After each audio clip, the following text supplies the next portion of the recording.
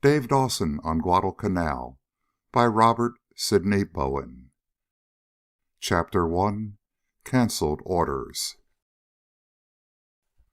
Stretching out comfortably as a gear-packed bomb compartment of the Flying Fortress would permit, Dave Dawson lazily unwrapped a bar of semi-sweet chocolate and bit off a man-sized hunk. "Ub, glub, dish, blub ice," he grunted, and winked at Freddy Farmer, who was sitting on a packing case of spare parts a few feet from him. "Definitely ice." The English-born air ace gave him a cold stare and a scowl. "Don't talk with your mouth full, little boy," he said. "In fact, don't talk at all." "And that from a guy I've often seen eat peas off of a knife," Dawson chuckled after he had swallowed. "But as I was saying, this is my idea of something nice. Definitely nice." "You think so?" Freddy snorted, and glanced out the port at the broad expanse of sun-flooded Indian Ocean beneath the wings of the B-17. "What's nice about it, I'd like to know? Nothing but water down there, and more water." "So what are you kicking about, pal?" Dave shot at him. "You're only seeing the top of it, you know. But I meant it's nice to be air chauffeured around once in a while. Just sit back and relax and enjoy yourself, while some other guy does all the work." "I always suspected that you were born lazy," Freddy said. "And every day, in every way, I'm becoming more and more convinced. I wouldn't relax too much, old thing, if I were you. In case you don't remember, there is still a world war going on, and particularly in this part of the world. Just over there, a couple of 100 miles or so, are some islands called the Dutch East Indies. Right now a mess of slant-eyed devils are in control, and they have quite a few airplanes too, for another thing." "Meaning?" Dawson grunted and frowned. "Meaning that we're expected to do something in return for this hitchhike hop from India to Australia," the English youth explained. "In other words, we're expected, like everybody else aboard, to keep an eye out for possible approaching enemy planes." Do tell," Dawson murmured, and pushed himself up to a half-sitting position. Turning his head slightly, he took a long look out the port nearest him. Then presently he shook his head, relaxed, and slumped back to his original position. "Nope," he grinned at Freddy. "No enemy planes approaching, sir. Now what?" Freddy made sounds in his throat and stabbed a finger at the bomb bay doors. "You could step down through there and neglect to take your parachute along," he snapped. "You know something, Dave? I'm just a little worried about you."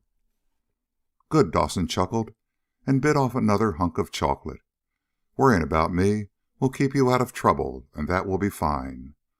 But seriously, what's on your mind, my good fellow? You do have a mind, don't you?" "I have a mind to toss you overboard and not even mention it to the others," Freddy came right back.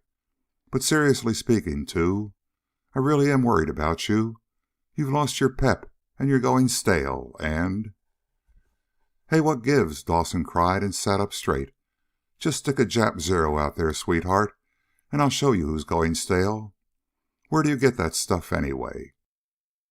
"Oh, I don't mean that," Freddy said with a faint gesture. "I imagine you could shoot down a Zero if the pilot would keep it still long enough. No, I meant about your pep. You're disinterested, Dave. Once you used to be all keyed up about what was going to happen next. But now, well, you just seem to slide along from day to day. Sort of take things as they come." "So?" Dawson mumbled and munched on his chocolate. "See what I mean?" Freddy cried angrily. "No interest at all in what's going to happen next. Take this flight we're making right now. A couple of weeks ago, we were pulled out of China to India, and now we're on our way to Australia. And from there to where or what? You haven't said a word about that. Yet once you used to comb your brain for the answers. Nowadays, though, you don't appear to give such things so much as a thought. Are you getting war-weary, Dave, or just naturally slipping?" Dawson didn't say anything for a while. He finished his chocolate and licked his fingers in frowning silence. "Well, I'll tell you, pal," he finally spoke. "Maybe it's because I'm getting old, and so are you, only you won't admit it. Yet maybe that's not right either.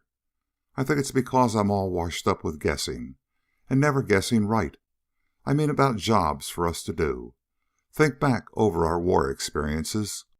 Freddy, think back and just name one time when we got orders to report someplace that we knew why and what it was all about. Go ahead, think hard, and try to come up with one example. Just try, brother, just try." Freddy Farmer concentrated hard for a moment or two, and then finally shook his head. "No, I'm afraid I can't think of a single time," he said, "but—" "Nuts to the buts," Dawson snapped. "That's the idea, see? Here today and someplace else tomorrow, and nobody ever tells us. So why get all steamed up wondering and guessing? I'm just tired of doing it, see? So I skip the wondering and guessing nowadays." Freddy Farmer stared at him, and then grunted and dragged down one corner of his mouth.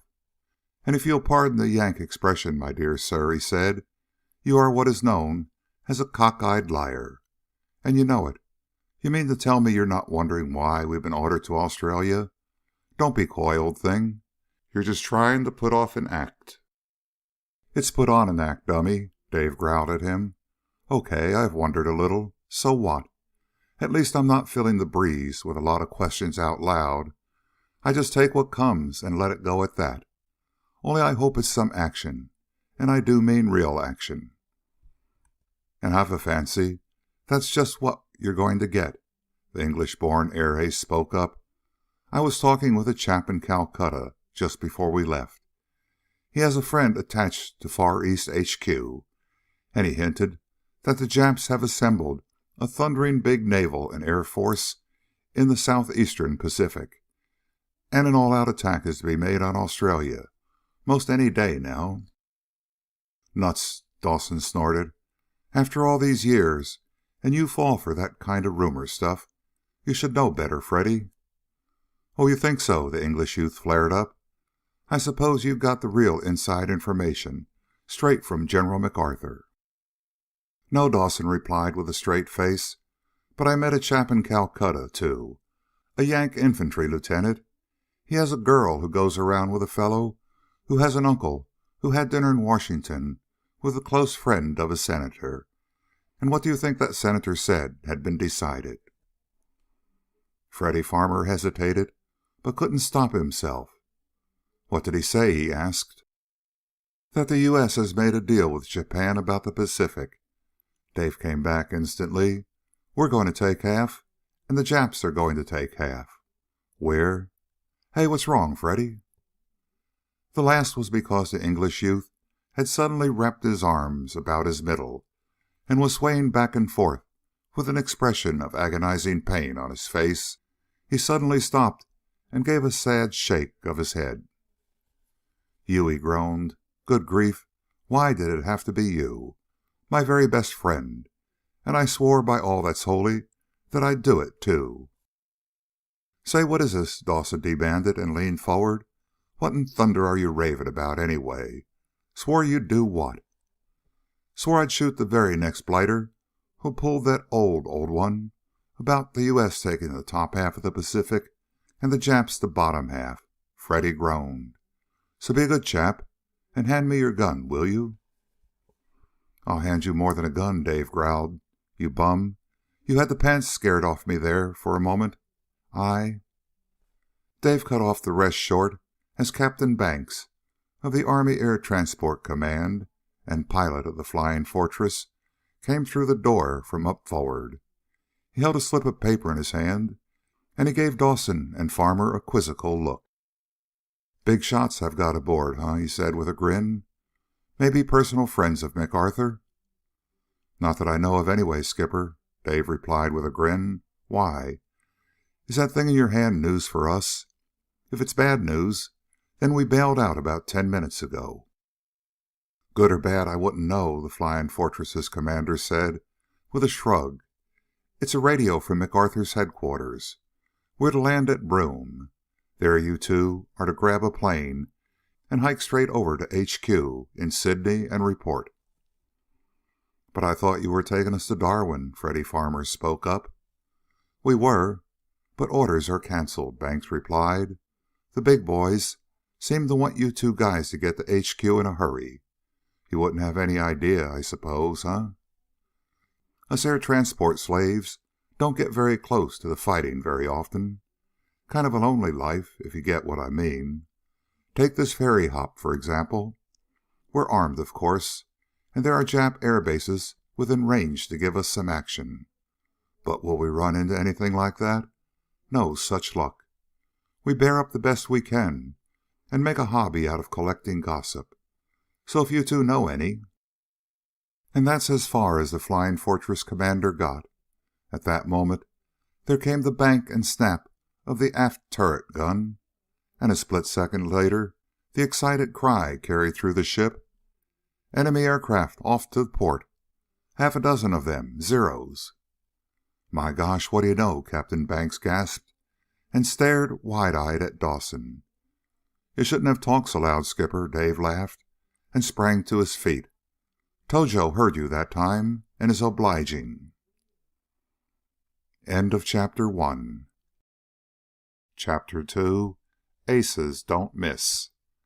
Maybe Tojo wasn't obliging the Flying Fortress's commander, but 6 Jap Zero pilots most certainly were.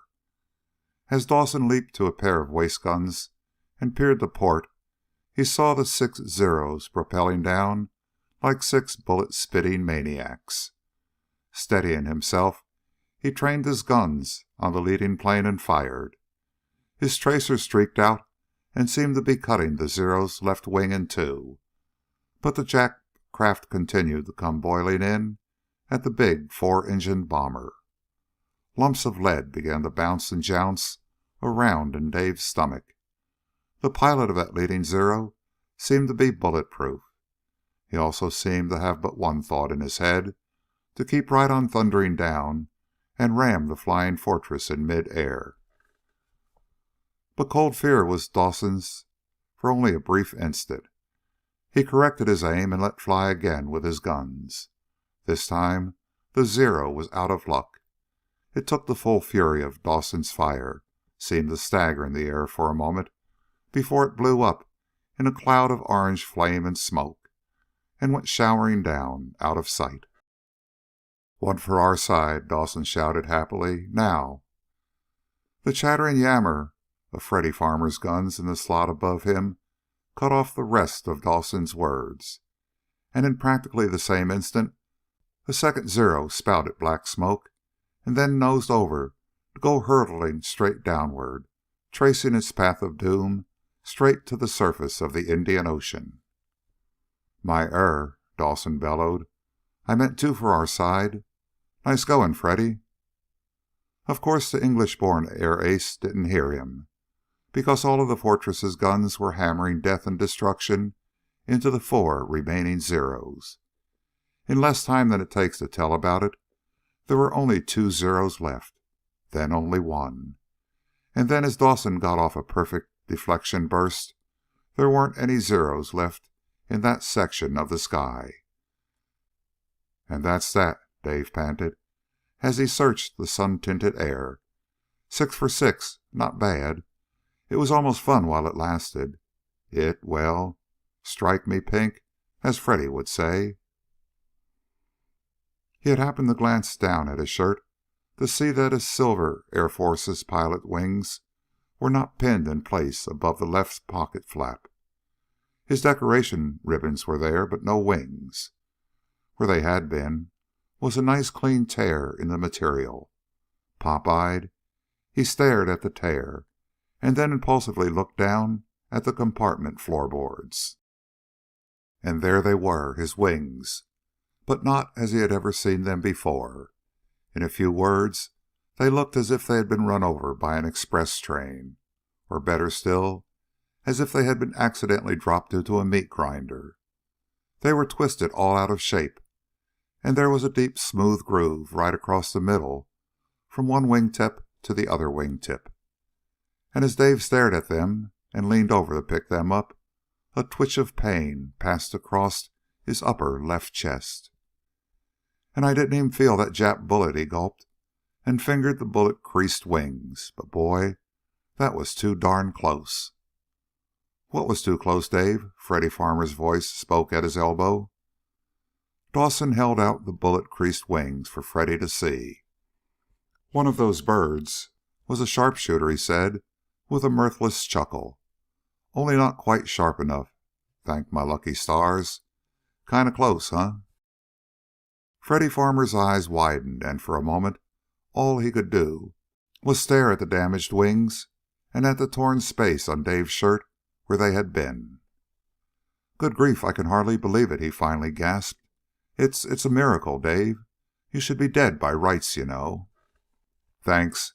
I like it better this way," Dawson replied grimly, and dropped the wings into his pocket. "If I believed in signs, I'd take this to mean that it was only the beginning of something. And now that I come to think of it, I wonder if it is." "Rubbish," Freddy Farmer snorted. "It's a sign, all right, but it's a sign of how blasted lucky you always are." "Sure," Dawson growled. "Also a sign that I've got to fork out dough for a new pair. And, no, by gosh, I won't. The pin on these is okay, so darned if I won't wear them for continued luck. He cut off the rest as Captain Banks came hurrying into the compartment. The worry on the bomber commander's face faded as soon as he laid eyes on the pair. "You two okay, huh? Thank God," he grunted. "Well, then I can bawl you out. What's the big idea, anyway? Didn't you stop to remember that there's 8 other guys on the sky wagon?"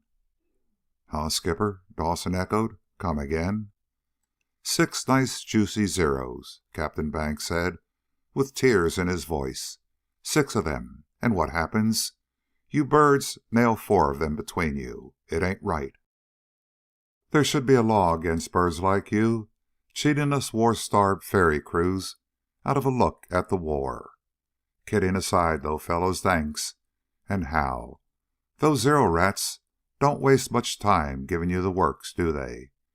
And my heart was choking me when I thought that one of them was going to ram us. Wonder I didn't put this old baby in a power spin. Hey, what happened to your wings, Dawson?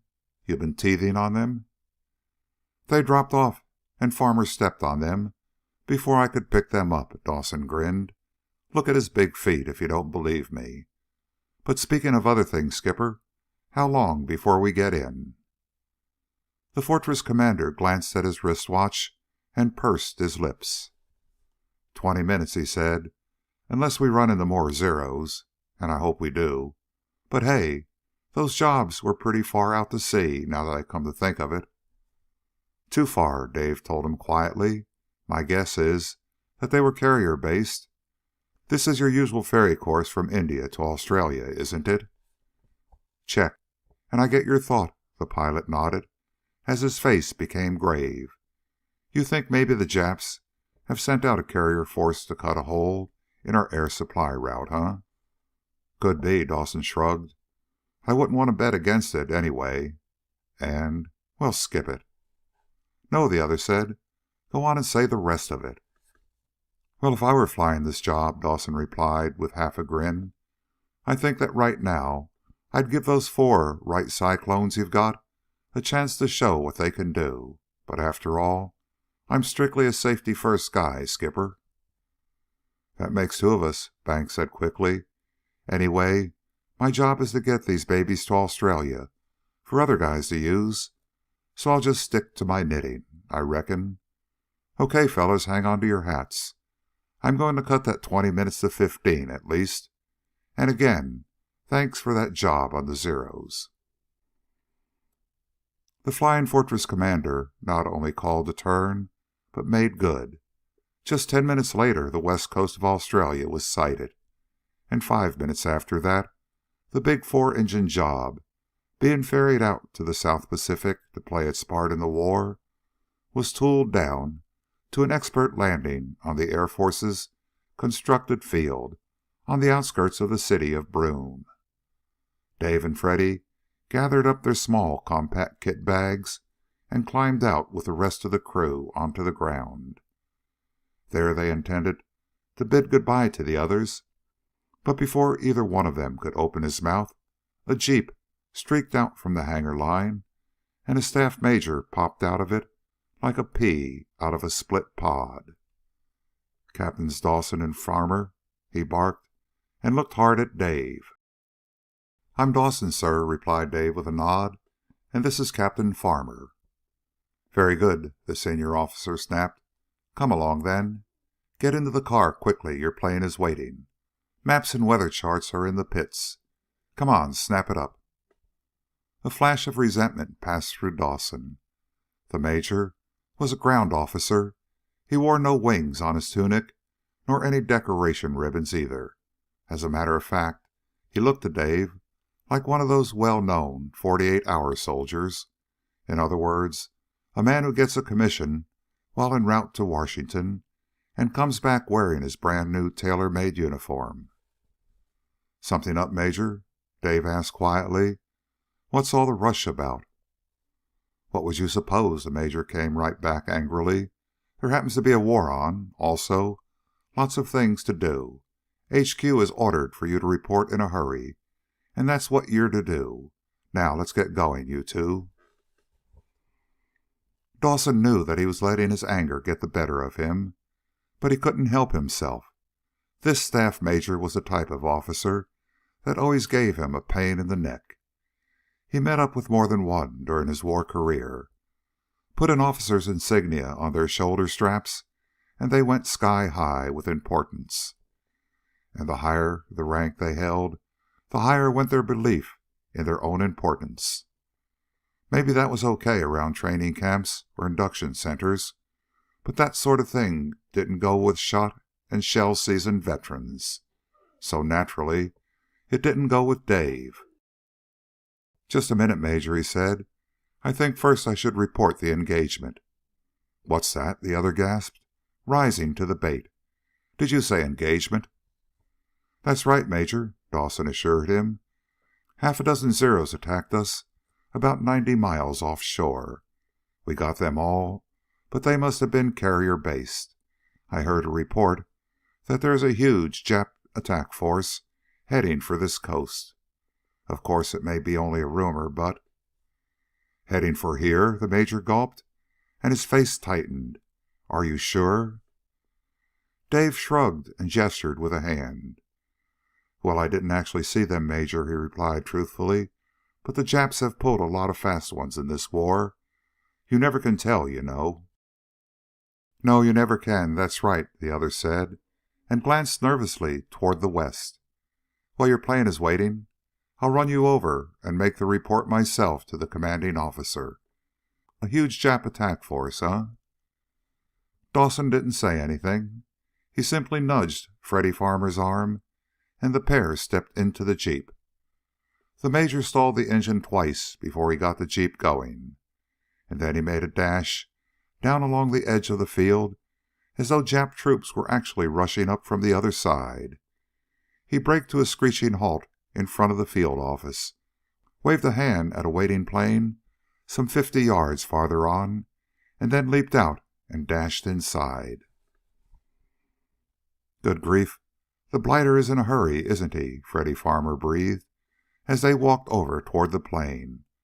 "A Wright-powered Vultee attack bomber. But why did you fill him with all that junk about a huge Jap attack force?" "Well, you said you heard it on good authority that there was one, didn't you?" Dawson chuckled. "And I just don't like efficient stuffed shirts like him. I like to see 'em get their whiskers burned. Anyway, I'm hoping the CO of this field is the kind of bird who'll do it. We'll know when Major Importance comes out. Well, anyway, we've got a nice job to fly, and we should see quite a bit of this down under continent by the time we hit Sydney." "You take the scenery," Freddy Farmer grunted, and stowed his kit in the Vultee's pit. "I'll take Sydney as fast as I can get it. Lord, Dave, do you suppose General MacArthur himself wants to see us?" "Nope," Dawson replied instantly, and tossed his kit aboard. If the orders had read for me to report alone, I'd say probably. But we are both to report, so meeting the General is definitely out, if you get what I mean." Freddy Farmer glared and stuck out his tongue. "Too bad you were wearing those wings at the wrong time," he snapped. "But pardon me, old thing, for stirring that brain of yours. You aren't wondering about the future any more, are you? Well, let's get on with it. Half a moment, though. As I recall, it's my turn to pilot, so get into the gunner's seat, young man. Up with you." Dave shook his head and grinned. "Let me sky steer her this time as a favor, Freddy," he pleaded.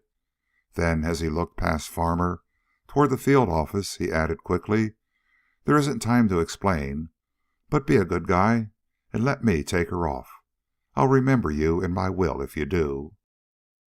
The English youth started to shake his head, but something he saw in Dawson's face suddenly caused him to change his mind. He let out a resigned sigh and shrugged. "Right you are, then," he grunted. "But I think I'm a fool to let you. You're up to something." "Me?" Dave murmured innocently, and strapped on his parachute pack. "Perish the thought, sweetheart. I just like to pilot." "Oh, oh. Somebody got choked off plenty, but is trying not to show it." That somebody was the staff major. He came over to the plane very flushed in the face and with an ugly look in his eye. "You reported that rumor to the commanding officer, sir?" Dave asked politely. "I did," the other snapped, and let it go at that. Then, suddenly pointing a stiff finger at Dawson, he barked, "And just what do you call that, Captain?" Dave didn't catch the meaning of the question for a couple of seconds. He was enjoying the mental picture of this bandbox officer rushing into a hard-bitten CO's office with a scare rumor that a huge Jap attack force was less than 100 miles off the Australian coast, and how he came out with his ears burning from the officer's words about what he could do with his crazy and utterly impossible tale. And then Dave realized that the major was stabbing a finger at his bullet-smacked wings. "Why, they're my pilot's wings, sir," he replied. "They met with a little accident." "And they certainly look it," the major rasped. "A fine thing to wear on a government uniform. A lot of you young officers certainly need to be taught a bit more respect for your uniforms and the insignia you wear. I'd advise you to obtain a new pair before you report to HQ in Sydney. Now go ahead and take off. You're late enough as it is. Get going."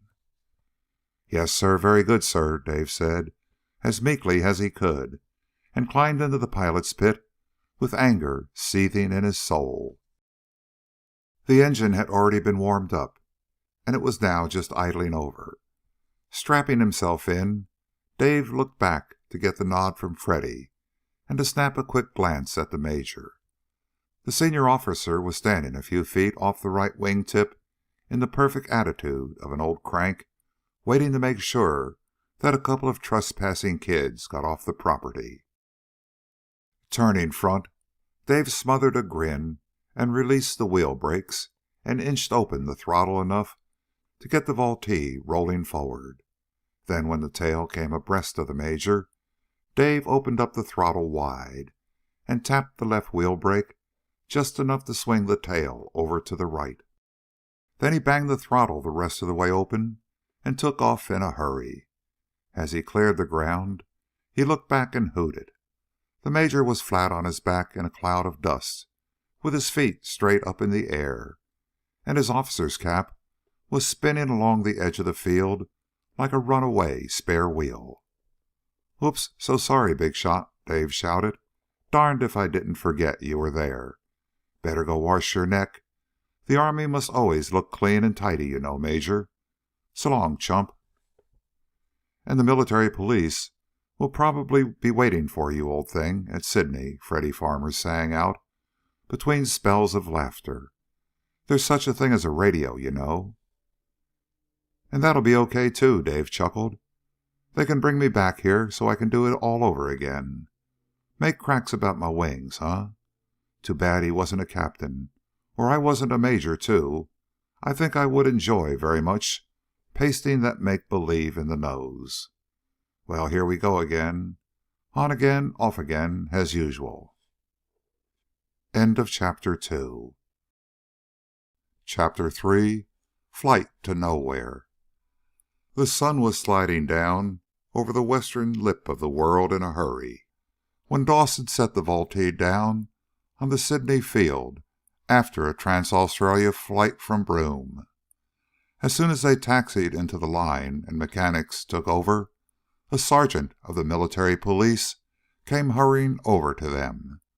For just a brief moment, Dave's heart floated up to the region of his throat.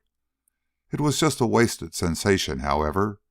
The MP was simply doing his duty of informing all pilots landing from other bases to report first to the operations office.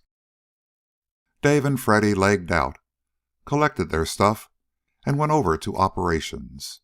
They were obviously expected, for the officer on duty greeted them with a grin and a nod, and jerked a thumb at the motor transport building next door. "A car and driver are waiting, captains," he said pleasantly. "Over there in front. He'll take you to headquarters at once. Have a nice trip out?" "It wasn't too bad," Dave replied. Then, after a moment's hesitation, he added, "I suppose I'd be shot if I asked questions." The operation officer chuckled and shook his head. "No," he said, "you wouldn't be shot, but you wouldn't get any answers either, because I don't know any. I can tell you this much, though, if it will help any. You two are the umpty-umph pilots since yesterday morning who have checked in through here in a hurry to get to headquarters. Looks like something big is in the wind, but I wouldn't know. Nobody tells us guys anything, anyway. Good luck, just the same. And, well, for the love of Mike, Dawson, did some sweet young thing in China try to steal your wings with her teeth? Man, those are chewed up, what I mean." "No, 0 teeth, if you get what I mean," Dawson grinned. "I'm a lucky guy, I guess." The operations officer's eyes widened, and he let out air slowly. "Did, huh?" he breathed. "Luck? And how? What I mean, man. What I wouldn't give for a war souvenir like that. You're the second chap I've met whose life was saved by a bullet ricocheting off his wings. I know one fellow, too, who got saved by a cigarette case. No fooling, Dawson. You've really got something there. Well, anyway, scram along, kids, and a million in luck." "Same to you, and in bunches, soldier," Dave grinned, and went outside with Farmer. "See what I mean, Freddy?" he said, as they walked toward the motor transport building. "There's nice guys and otherwise in every man's army. You can never tell a fellow by the rank insignia on his shoulders." "Quite, oh, quite," the English-born air ace muttered absently. "But I'm wondering why so many pilots have been ordered to headquarters. I wonder." Dawson shrugged and headed toward a war-painted staff car with a corporal driver lounging against the front fender. "Search me," he said. "Could be that they decided to wash out the Army Air Forces and make ditch diggers out of us all. Not a bad idea, after the flying I've seen some guys do." "Yes, definitely," Freddy Farmer replied instantly. "But how the deuce do you manage it, Dave? I should think the whirling prop tips would smash it." "Huh?" Dawson ejaculated. "Come again, Freddy. How do I manage what?" "To hold that mirror out in front of you so you can see yourself flying around," the English youth shot at him. "Quite a trick, isn't it?" "Bingo and out," Dawson laughed. "Okay, wise guy. That puts you up one for the day. But the sun hasn't set yet, so keep right up there on your toes, my lad. Well, this must be ours." As Dave spoke the last, he returned the salute of the corporal driver, who had straightened to attention. "This the HQ taxi, Corporal?" he asked. "I guess you could call it that, sir," the nomcom said with a chuckle. "Step right in, and it will take you there itself. It sure has made enough trips these last couple of days to be able to do it on its own. Really? Freddy Farmer murmured. All Air Force officers, Corporal? No, not at all, sir, the non-com replied. About 50-50 Army and Navy, sir, I'd say. Quite a bunch of them, too. I guess maybe something's being cooked up for Tojo and his boys. High time, I'm thinking, too. We're quite a few runs behind them tramps.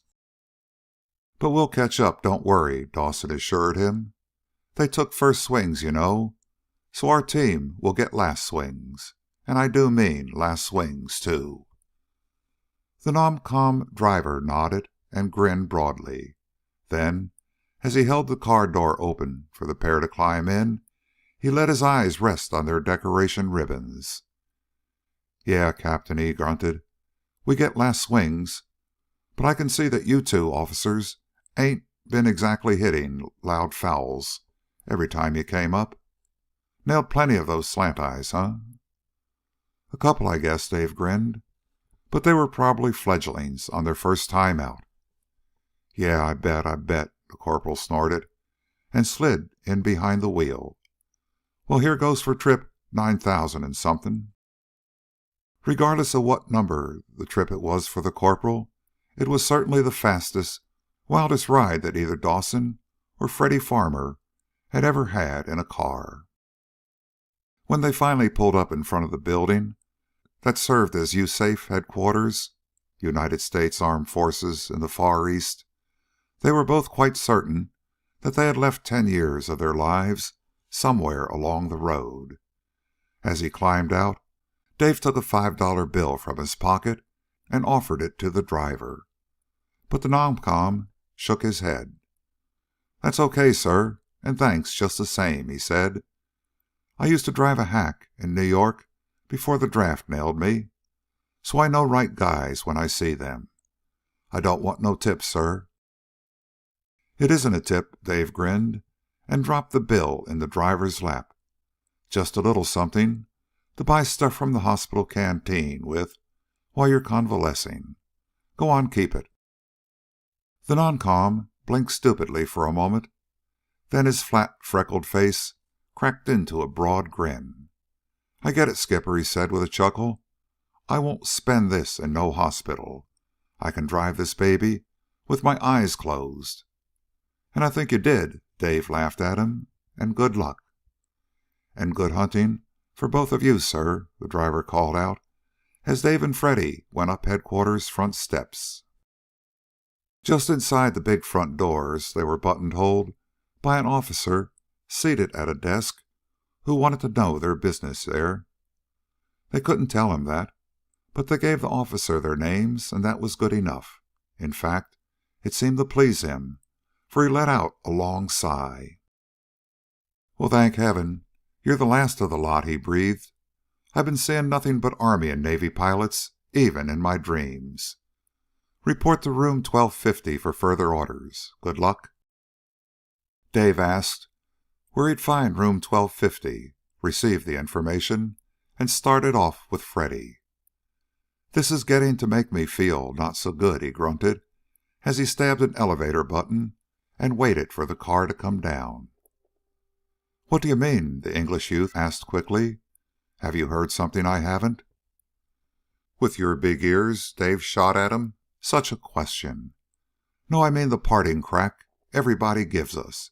Good luck, good hunting, and so forth. It makes me nervous when everybody keeps wishing me good luck. Makes me feel they really do know something bad is going to pop, and they're saying to themselves, and he seems such a nice guy, too. If they know you, they're not saying that, Freddy cracked back fast. But I get the idea of what you mean. Frankly, I'm getting to hate those two words, good luck. Half the time I fancy they're not really meant. Boy, are you going sour in your middle age, Dave chuckled. Cheer up, pal. And good luck. Freddy glared, and he might have started things right then and there, but for the fact that the elevator came down at that moment and the sliding doors parted open. A couple of minutes later, they were pushing through the door of room 1250. It wasn't a very big room, but it seemed jammed to the ceiling with Army, Navy, and Marine Corps pilots. Both Dave and Freddy spotted several pilots whom they knew. Then suddenly both came to a full stop and stared pop-eyed at the far end of the room. There was a desk there, manned by a couple of high-ranking officers. The pilots in the room were filing past the desk and obviously giving their names and so forth to the two officers. One of them was an infantry colonel, and the other was an Air Force major. It was the sight of the infantry colonel that caused both Dave and Freddy to stop dead and gape. In short, once again, they were meeting their old friend, Colonel Welsh, Chief of Combined U.S. Intelligence. "Uh-oh," Dave murmured. "Do you see what I see, Freddy?" "I most certainly do," the English youth replied. "Fact is, we might have guessed, what?" "Yeah, something like that," Dave grunted absently. "The colonel in the flesh, huh? Well, that means there isn't any clambake coming up, that's certain. But I guess we must have fallen down on the last job he gave us, Freddy, and he's very disappointed." Freddy gasped. "What do you mean, we must have fallen down on the job? Don't be silly." "Well, look at all these other pilots here," Dave replied. "Must be he doesn't think we're so hot any more, and is going to give us plenty of help on the next job, whatever it is." "Man, how some people hate themselves," Freddy Farmer snorted. "But I wonder what's up, what he has up his sleeve." "Well, there's one way to find out, I guess," Dave grunted, and started to move. "Get in the line here and ask him when it comes our turn." As Dave and Freddy were the last two to enter the room, and were therefore at the end of the line, the room was pretty well cleared of pilots when they reached the desk. Colonel Welsh was bent over a list of names and didn't look up.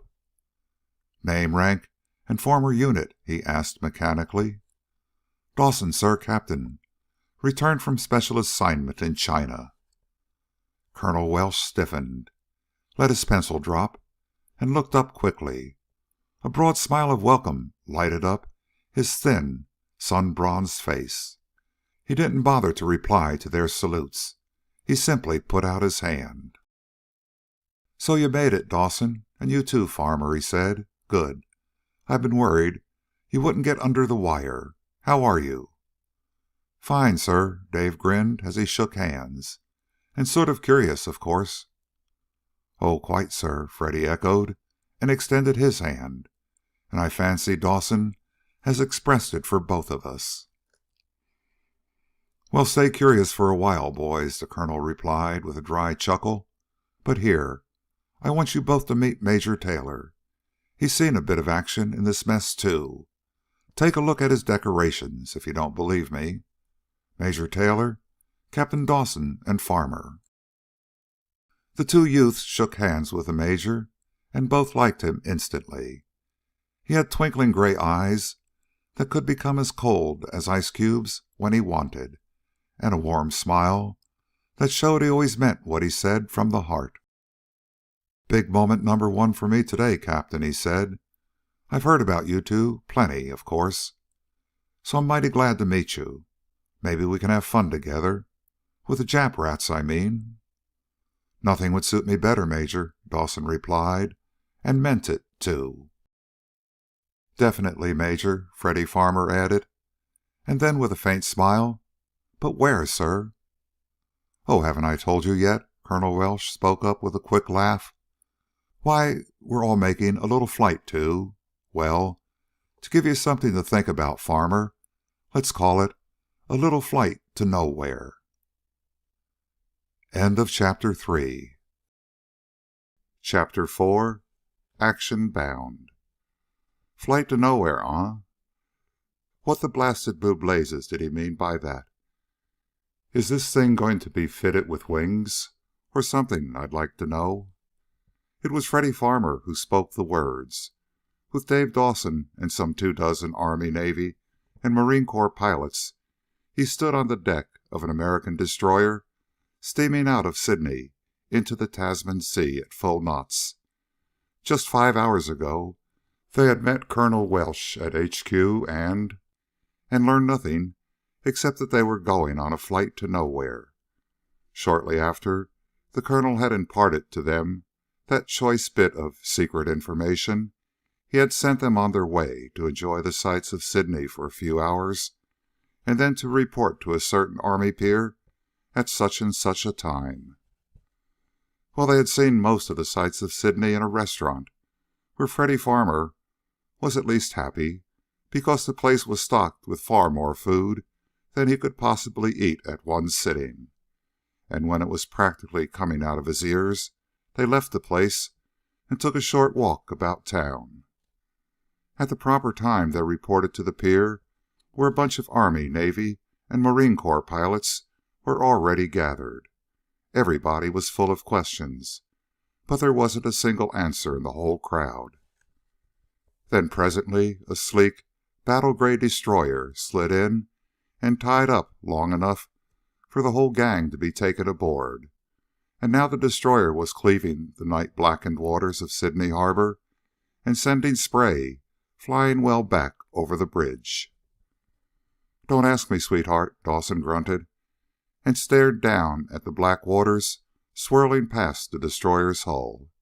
"Could be they're going to take us out and drown the lot of us. How do I know?" "Well, you could at least be helpful enough to make a sensible guess," Freddy snapped. "Confound you Yanks anyway. I never saw such mysterious business." "Listen to the guy," Dawson hooted. "You forget I've been to England and served in the RAF with you. For cat's sakes, it usually takes a ton of TNT to get an Englishman to open his mouth long enough to admit that the sun is shining. Us Yanks mysterious? Pal, we're blabbermouths compared to your British intelligence service. And don't argue with me, because I've had experience. I have." "Rot," the English youth growled. "But never mind anyway. The point is, where are we going?" Dawson said nothing. He just leaned a bit more over the chain railing and stared down at the water. "Well, can't you make a guess?" Freddy insisted. Dave started to shake his head, but on second thought checked himself. He turned and peered at Freddy in the gloom. "I don't have to guess, Freddy," he said quietly. Young Farmer stiffened, caught his breath in a gasp, and leaned close.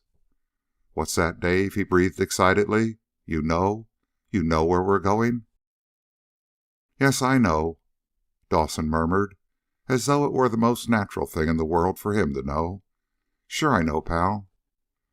Freddy Farmer waited just 2 split seconds before he practically exploded in a shower of small pieces. "Then for goodness sakes tell me, Dave," he choked out.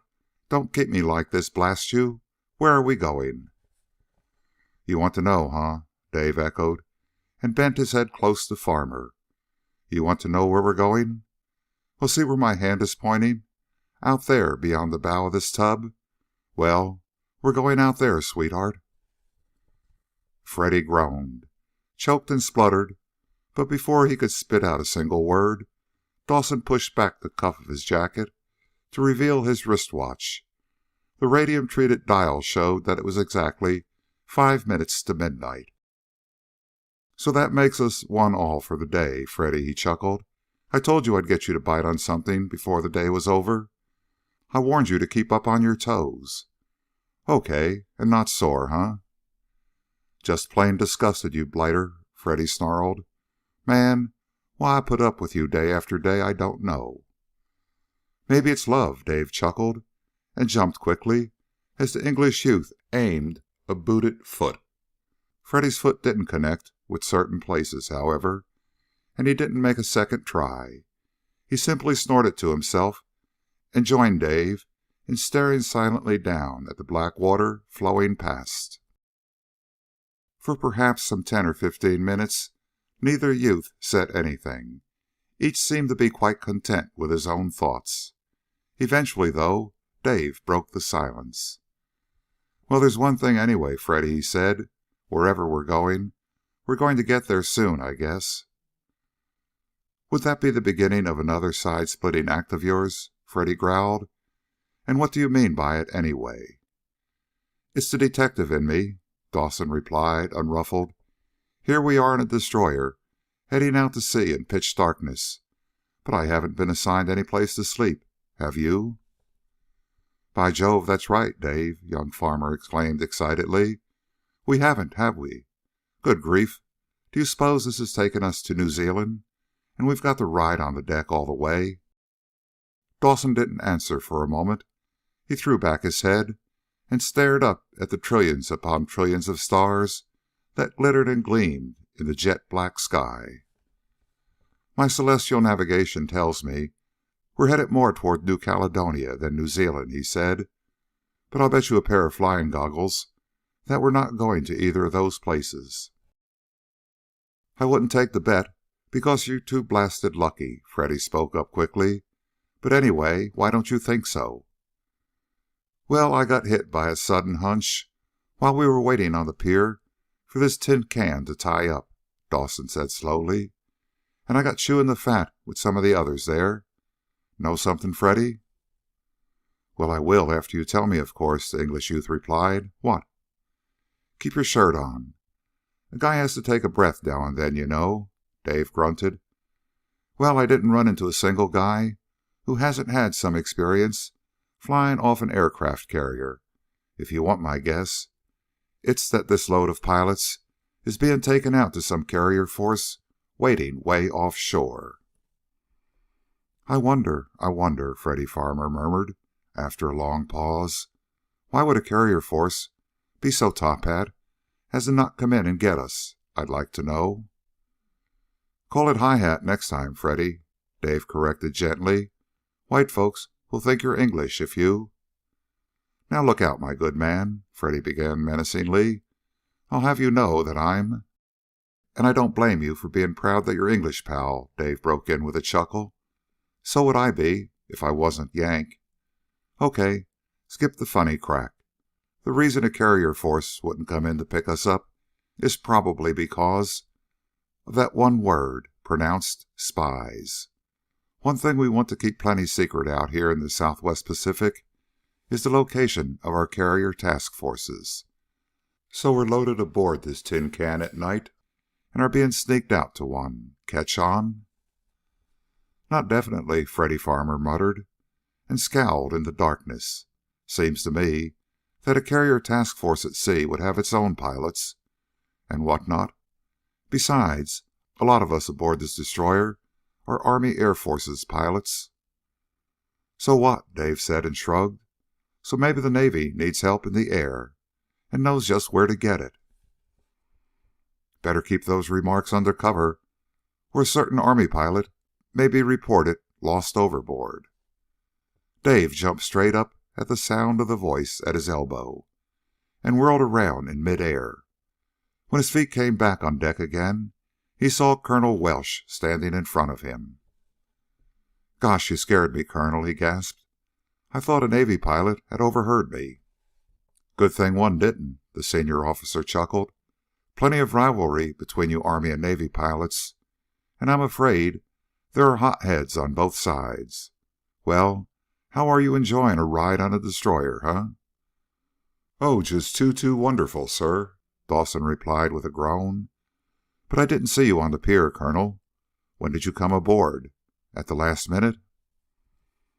"No, I came aboard much earlier," the Colonel replied. "I've been up in the commander's quarters." "Ah," Freddy Farmer began and faltered. "I mean," he began again, "I don't suppose he told you, sir, where we are headed?" The Colonel laughed and shook his head. "He didn't have to, Farmer," he replied. "You see, I already knew. But hold on with your questions, because I don't mind telling you, now that we've shoved off. We're making for a rendezvous with a carrier task force a couple of 100 miles out to sea. We should contact it just about dawn. You chaps, if you want to sleep, will have to do it on the deck, I'm afraid. I wouldn't advise it, though, the way the ship is smashing the swells, and the commander says that it will be even rougher outside." "Thanks. I think I'll stay awake," Dawson laughed. Then, in a serious tone, "And when we reach the carrier task force, sir?" Why, we go aboard, of course, the colonel replied. There are two carriers, the Hawk and the Carson. Half of you will go to one, and half to the other. And then, sir, Dave persisted. For military reasons, Dawson, I'm afraid I didn't hear you, the senior officer replied. Count on it for something interesting, though, and not easy by any manner of means. Fact is, all this may be simply the beginning of a very costly waste of time and effort. The Chief of Combined U.S. Intelligence spoke the last while staring flint-eyed out over the rail, and as though he were repeating his own thoughts aloud to himself. A million questions piled up on the tip of Dave's tongue, and it was the same with Freddy Farmer. However, neither of them spoke for fear it might stop the colonel from saying more. However, they were both out of luck. The senior officer grunted, shook himself a little, and turned to them with a smile that showed his even white teeth even in the gloomy light. Well, I wish I had time now to get a first-hand report from you boys of that trip to Chungking you made, he said, and your experiences with the Flying Tigers.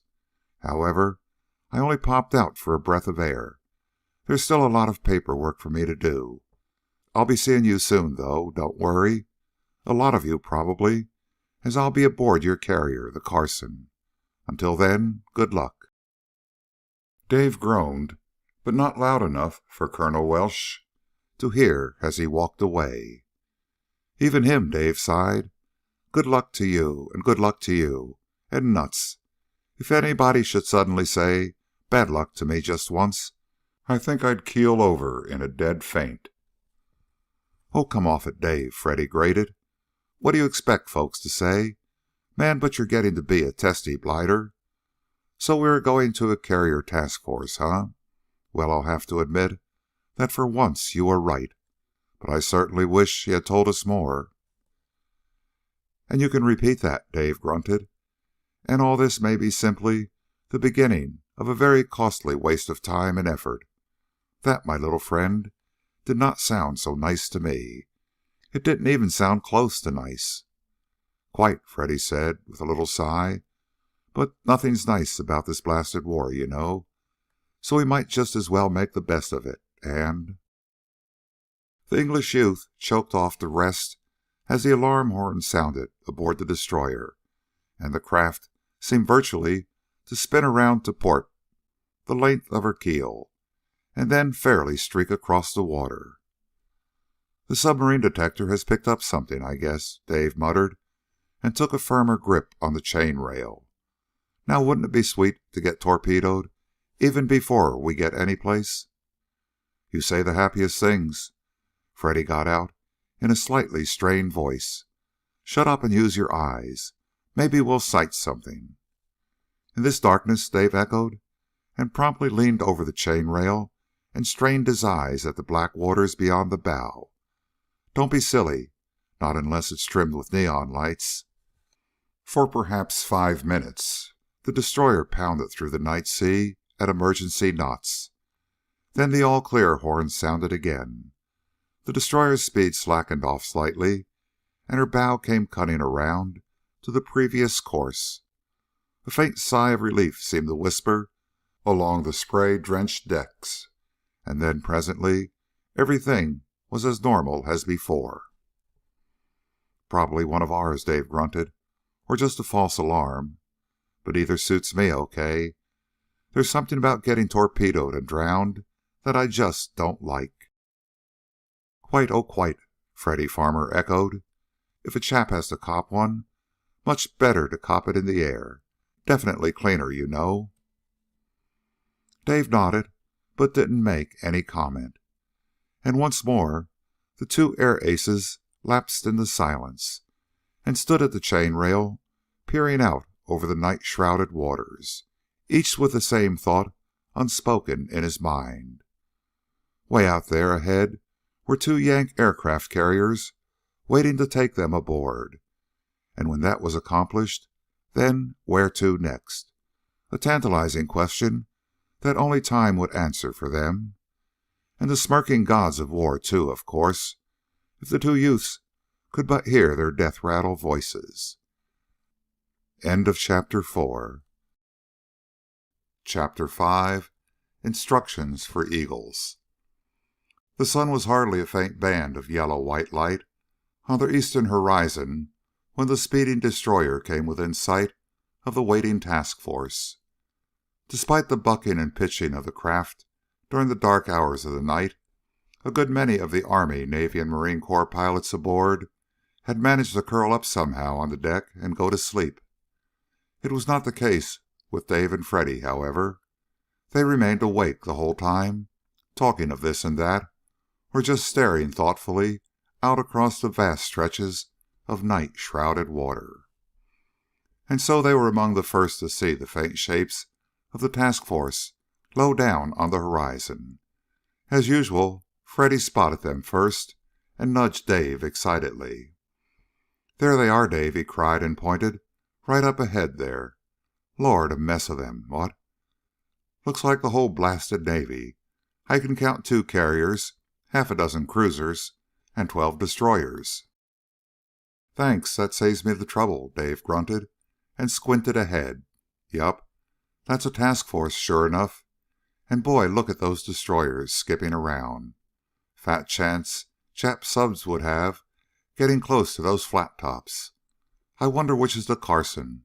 They both look the same to me." "I don't care which is which," Freddy replied, and kept his gaze riveted on the flotilla of battle craft drawing closer and closer. "I'd much rather know where they're headed. After we've been put aboard, I mean." "Well, keep your shirt on, sweetheart," Dave choked him off. "You'll find out soon enough. And oh yeah, there they are. I was wondering if either of those flat tops had any planes up. Didn't think they'd leave it all to the destroyers. The whole works is hardly making any headway." Freddy Farmer didn't make any comment. He had followed the direction of Dave's pointing hand with his eyes, and was watching the 3 sections of Navy Scout patrol planes circling about high in the air above the coasting task force. And a moment or two later, as though the task force commander had heard Dave's comment and decided to do something about it, every ship picked up speed and swung from a southeasterly course to one due south. "What the deuce now?" Freddy Farmer breathed to nobody in particular. "Why are they heading south? Have the Jap rats put a landing party ashore on Admiral Byrd's little America?" "Well, they've sure got a long way to go to reach it," Dave said, with a laugh. "But if you use your head and your eyes, little man, you'll soon catch on to the idea that the carriers are about to take their planes aboard. So they've headed into the wind, which happens to be from the south. Now, anything else you'd like explained?" If there was, the slightly red-faced Freddy Farmer didn't ask.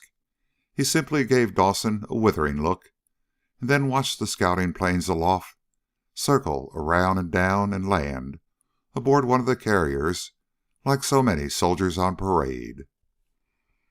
"Splendid," he breathed. "Darn good show.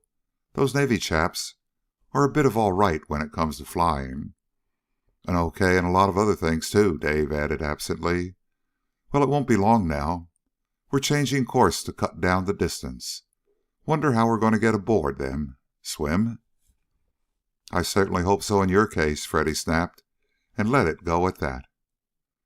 By now all of the sleeping pilots were fully awake, and were gathered at the chain rails to fill their eyes with the impressive sight.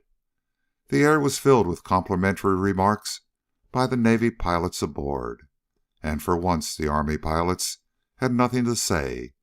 They were witnessing something being done in expert fashion, and there was no room for chiding wisecracks.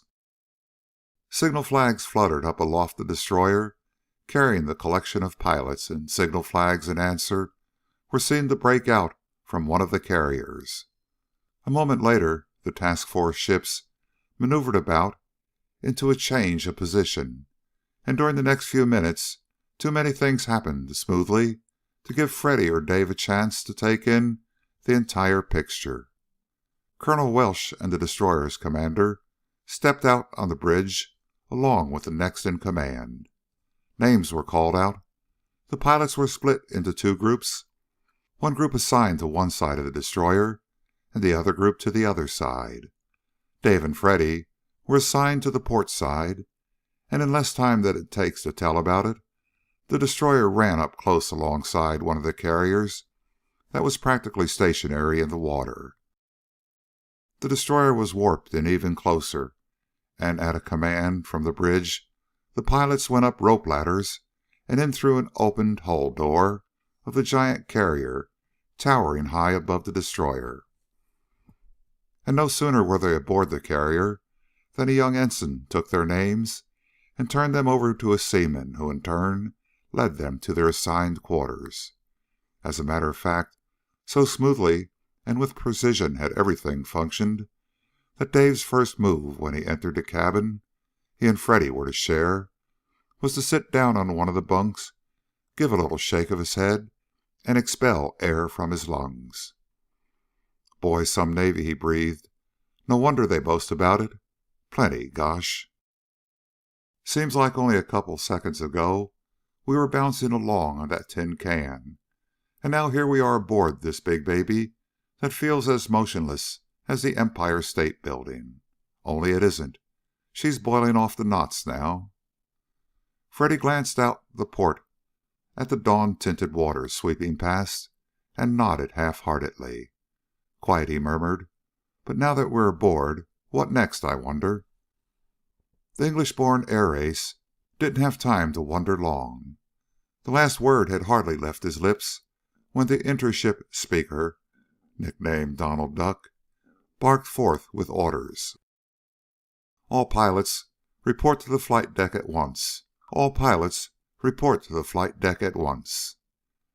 "That's us," Dawson grunted, and made a pass or two at his tunic to straighten out a few of the wrinkles that actually weren't there.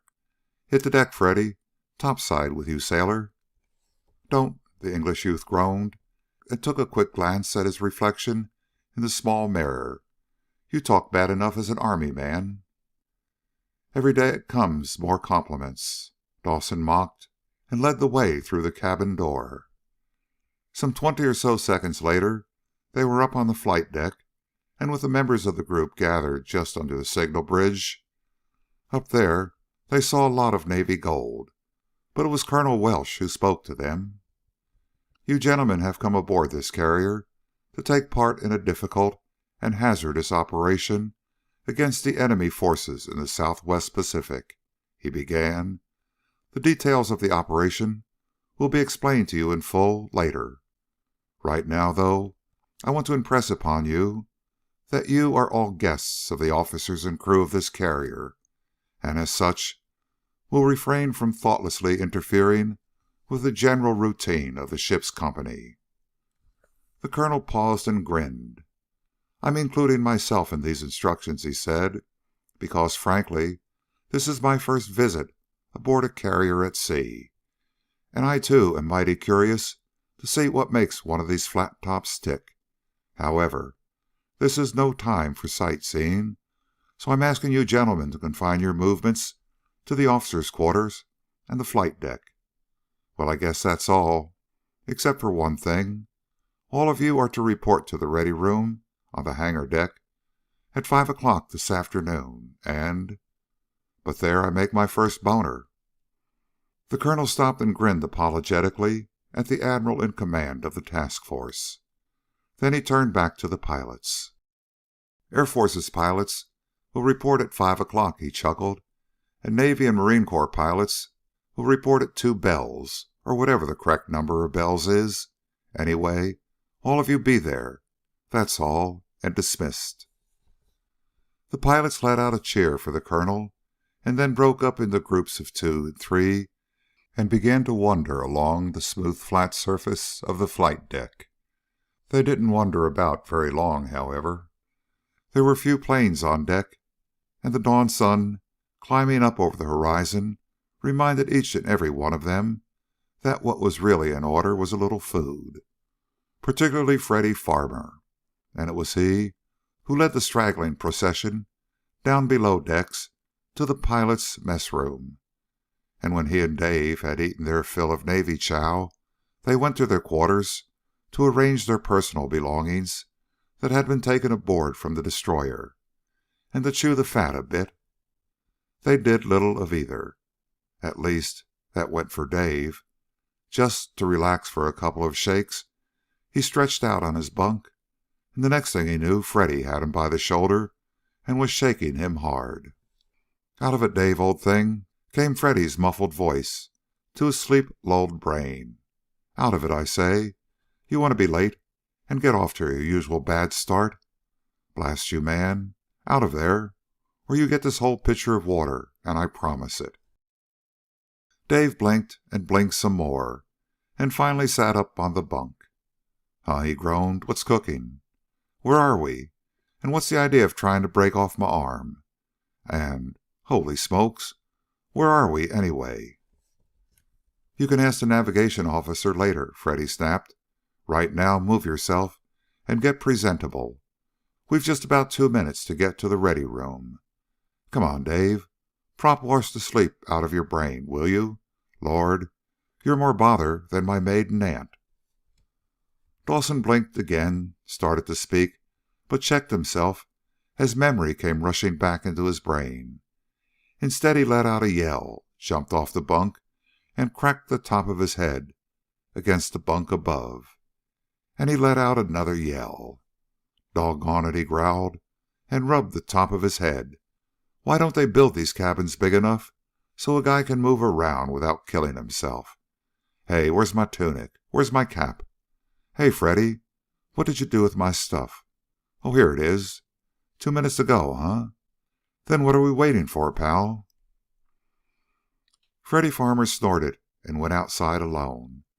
But in just about less time than it takes to tell about it, Dave went out and caught up with him, and together they made their way to the ready room on the hangar deck. It turned out that they were the last to show up, so when they entered, the door was closed and Colonel Welsh rose from where he was sitting with the task force's commander at the head end of the room. He waited a couple of minutes for feet to stop shuffling around. Then he grinned and made a little half salute with one hand. "Now it comes, gentlemen," he said with a chuckle. "Now you'll get the answer to the one question that has burned holes in the brain of each and every one of you since the moment you received word to report to HQ at Sydney. Or could I be wrong?" The short hooting laugh that spread from lip to lip of those present was proof enough that the colonel had hit the nail right smack on the head. Every last one of them had thought of little else but the reason he had been summoned to HQ at Sydney. "Well, here's the picture," Colonel Welsh continued, but there was no smile on his face now, nor any light note in his voice. "The Southwest Pacific Command is going to try and beat the Japs to the punch. In other words, we're pretty sure that the Jap is about set to let fly with another of his blows at us, so we're going to beat him to it. In brief, we're going to go after them in the Solomon Islands." The colonel paused for breath, and a mounting murmur of suppressed excitement ran its course about the ready room. Nobody said anything, though, not even a whispered word of comment to his friend sitting next to him. On the contrary, each man simply hitched forward a little more on the edge of his chair and kept his attention riveted 100% upon the Chief of Combined U.S. Intelligence. "The assault upon the Jap-occupied Solomons," he went on presently, "will be a two-part affair, with land, sea, and air forces cooperating throughout. The first part will be the capture and holding of an airport on Guadalcanal Island, and the second part, which will be carried out simultaneously with the first part, will be the capture of Tulagi on Florida Island, some 22 water miles north of Guadalcanal. That is what we have made plans and arrangements to carry out. However, a good part of whether we do it or not will depend upon you pilots." The senior intelligence officer paused again and for a moment let his keen eyes roam over the collection of faces before him. I doubt that any of you will be taking an active part in either of the two surprise attacks of which I've spoken." He suddenly hurled the thunderbolt at them. "Your job will be to find, checkmate, and stop cold Jap forces that could prevent us from carrying out either of these attacks successfully. To put it bluntly, we have information and data which indicates that a large Jap sea, land, and air force is forming at their Truk Island base in the Carolinas, preparatory to moving south against our position on New Guinea, if not directly against Australia itself. In fact, we believe that this huge Jap force is already on the move.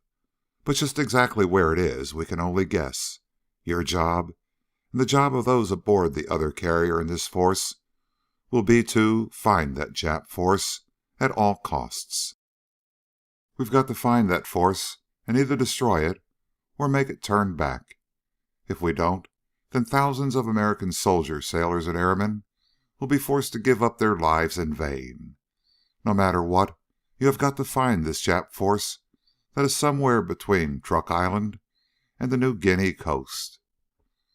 As the colonel paused again, not a man moved. Not a man hardly so much as breathed. Everyone sat motionless, eyes on the colonel's grave face, and thoughts fixed squarely upon the do-or-die order that had been issued. End of chapter 5. Chapter 6. Blind Eyes. The Chief of Combined U.S. Intelligence seemed purposely to allow 3 or 4 moments for the importance of his statement to have its effect upon his listeners, and then he made a little gesture with one hand and flashed them a brief smile once more. "And the reason you gentlemen have been selected for this job," he said, "is because your commanding officers consider you the best fitted and equipped to tackle it.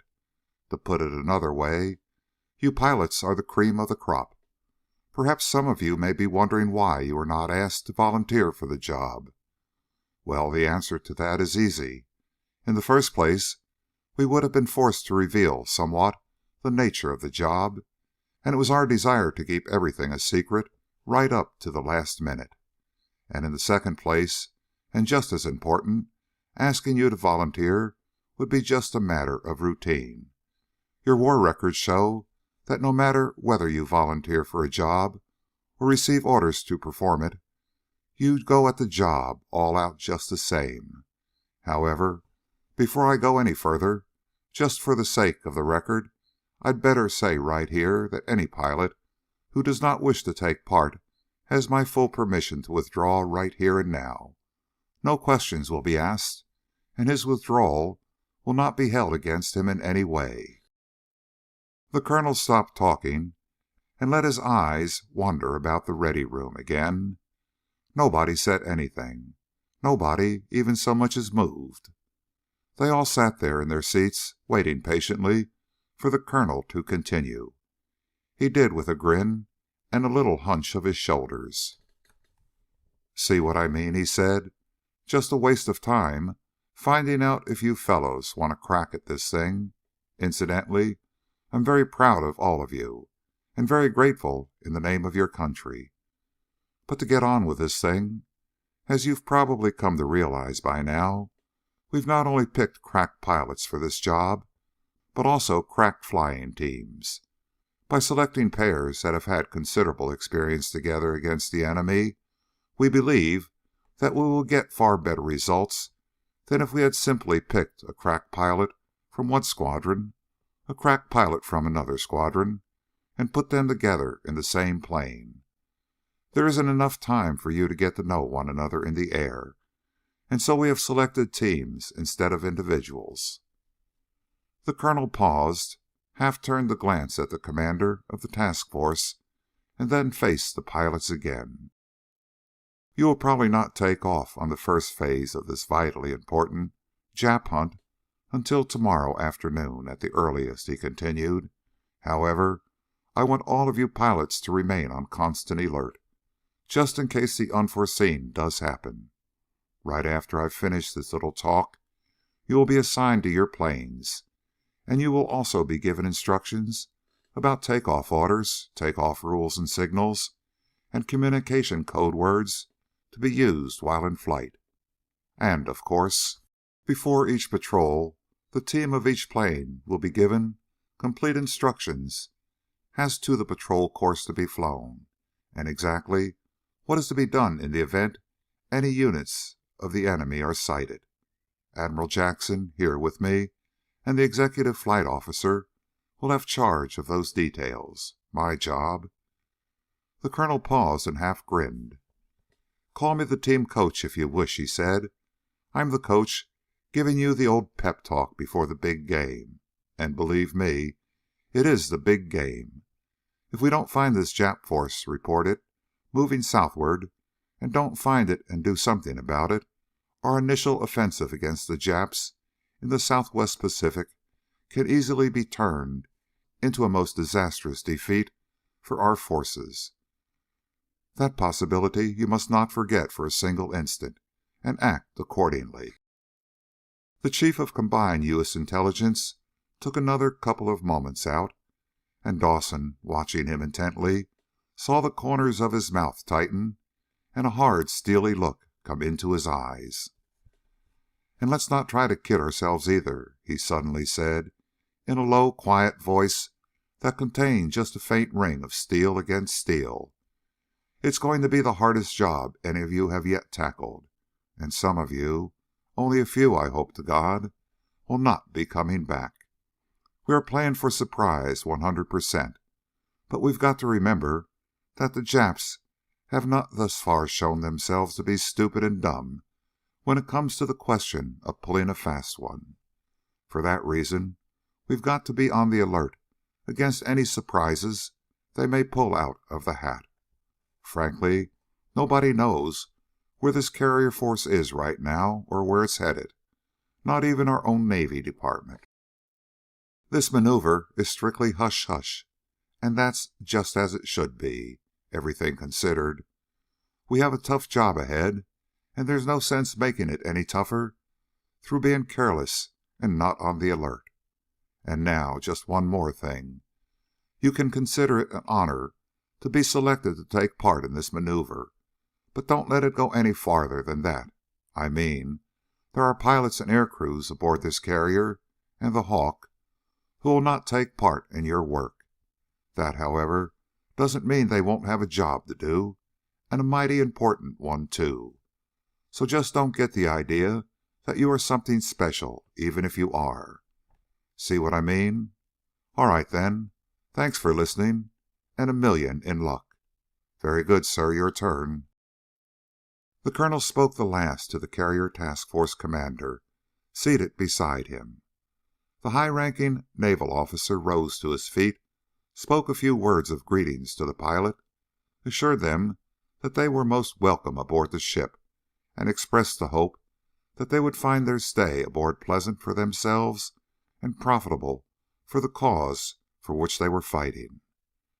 Then the naval officer turned them over to the executive flight officer. He in turn led them out into the deck hangar, and with the aid of a few junior officers, assigned the planes to be used on the Jap hunt. The plane given to Dawson and Farmer was a Wright Cyclone-powered Douglas Dauntless. That suited them both right down to the ground, or rather right down to the deck. It did because they both had flown that type of carrier-based plane quite often, and in their combined opinion, it was the very latest thing in long-range scout bombing planes. Nice, very nice, Dawson breathed happily as he ran his eyes over the sleek yet powerfully built aircraft. I was worrying a little bit about what they were going to give us to fly, but I'm not worrying any more. This baby is all that I'd ask for. Quite. Me too, Freddy Farmer echoed. It's got the range and the power. Also, it has what it takes in case we bump into Zeros and such, Dave reminded him. Gee, I wonder if they're going to let us try out the ships before they send us off on the hunt job. Naturally, Freddy Farmer replied, as though he considered such a question quite unnecessary. After all, you know, Even aircraft of the same type are different in lots of little things." "Yes, I know," Dawson grunted, "but—" And that's as far as he got. It was almost as though his question about test flying the Douglas Dauntless had been overheard, because at that moment a junior officer came up with the announcement that most of the aircraft were about to be taken up onto the flight deck so that they could be test flown before darkness set down for the night. And just 25 minutes later, by Dave's watch, he was seated in the pilot's pit of the Dauntless, buckling his safety harness and making the 101 last-minute preparations for flight. Seated in the pit in back of him was Freddy Farmer, making ready himself. The carrier Carson had turned slightly into the wind and was rushing through the Southwest Pacific at full knots to give the pilots every takeoff advantage possible. "Okay, Freddy," Dave called back. "All set?" "Been waiting for hours," the English youth shot back at him. "Right-o. Any time you get the signal." Dave grunted and fixed his eyes on the flight bridge. The officer there suddenly turned and pointed his flag at Dave. Dawson gunned his engine slightly, and with the aid of a crewman on each wing, he wheeled the Dauntless forward and into takeoff position. The flight officer raised the flag, looked at Dave, and then brought the flag down fast. Dawson's hand on the throttle shoved it forward. The right cyclone in the nose roared up in its song of power, and the Dauntless moved forward down the deck. It picked up speed with every rev of its three-bladed steel prop, and Dave had it clear of the deck in no time at all. He went cutting up and off to the left to make room for the next plane taking off. "Well, pal, how's it suit you?" he called back to Freddy when they were some 5,000 feet of air under the wings. "What suits me?" the English youth echoed back. "This plane, or your flying, or what? Of course, if you mean your flying, why—" "Save it, sweetheart, save it," Dave growled. "No, this pip of a plane and my expert flying go without saying. What I meant was, how does this Jap hunt shape up to you?" "Could be worse, I fancy," Freddy replied.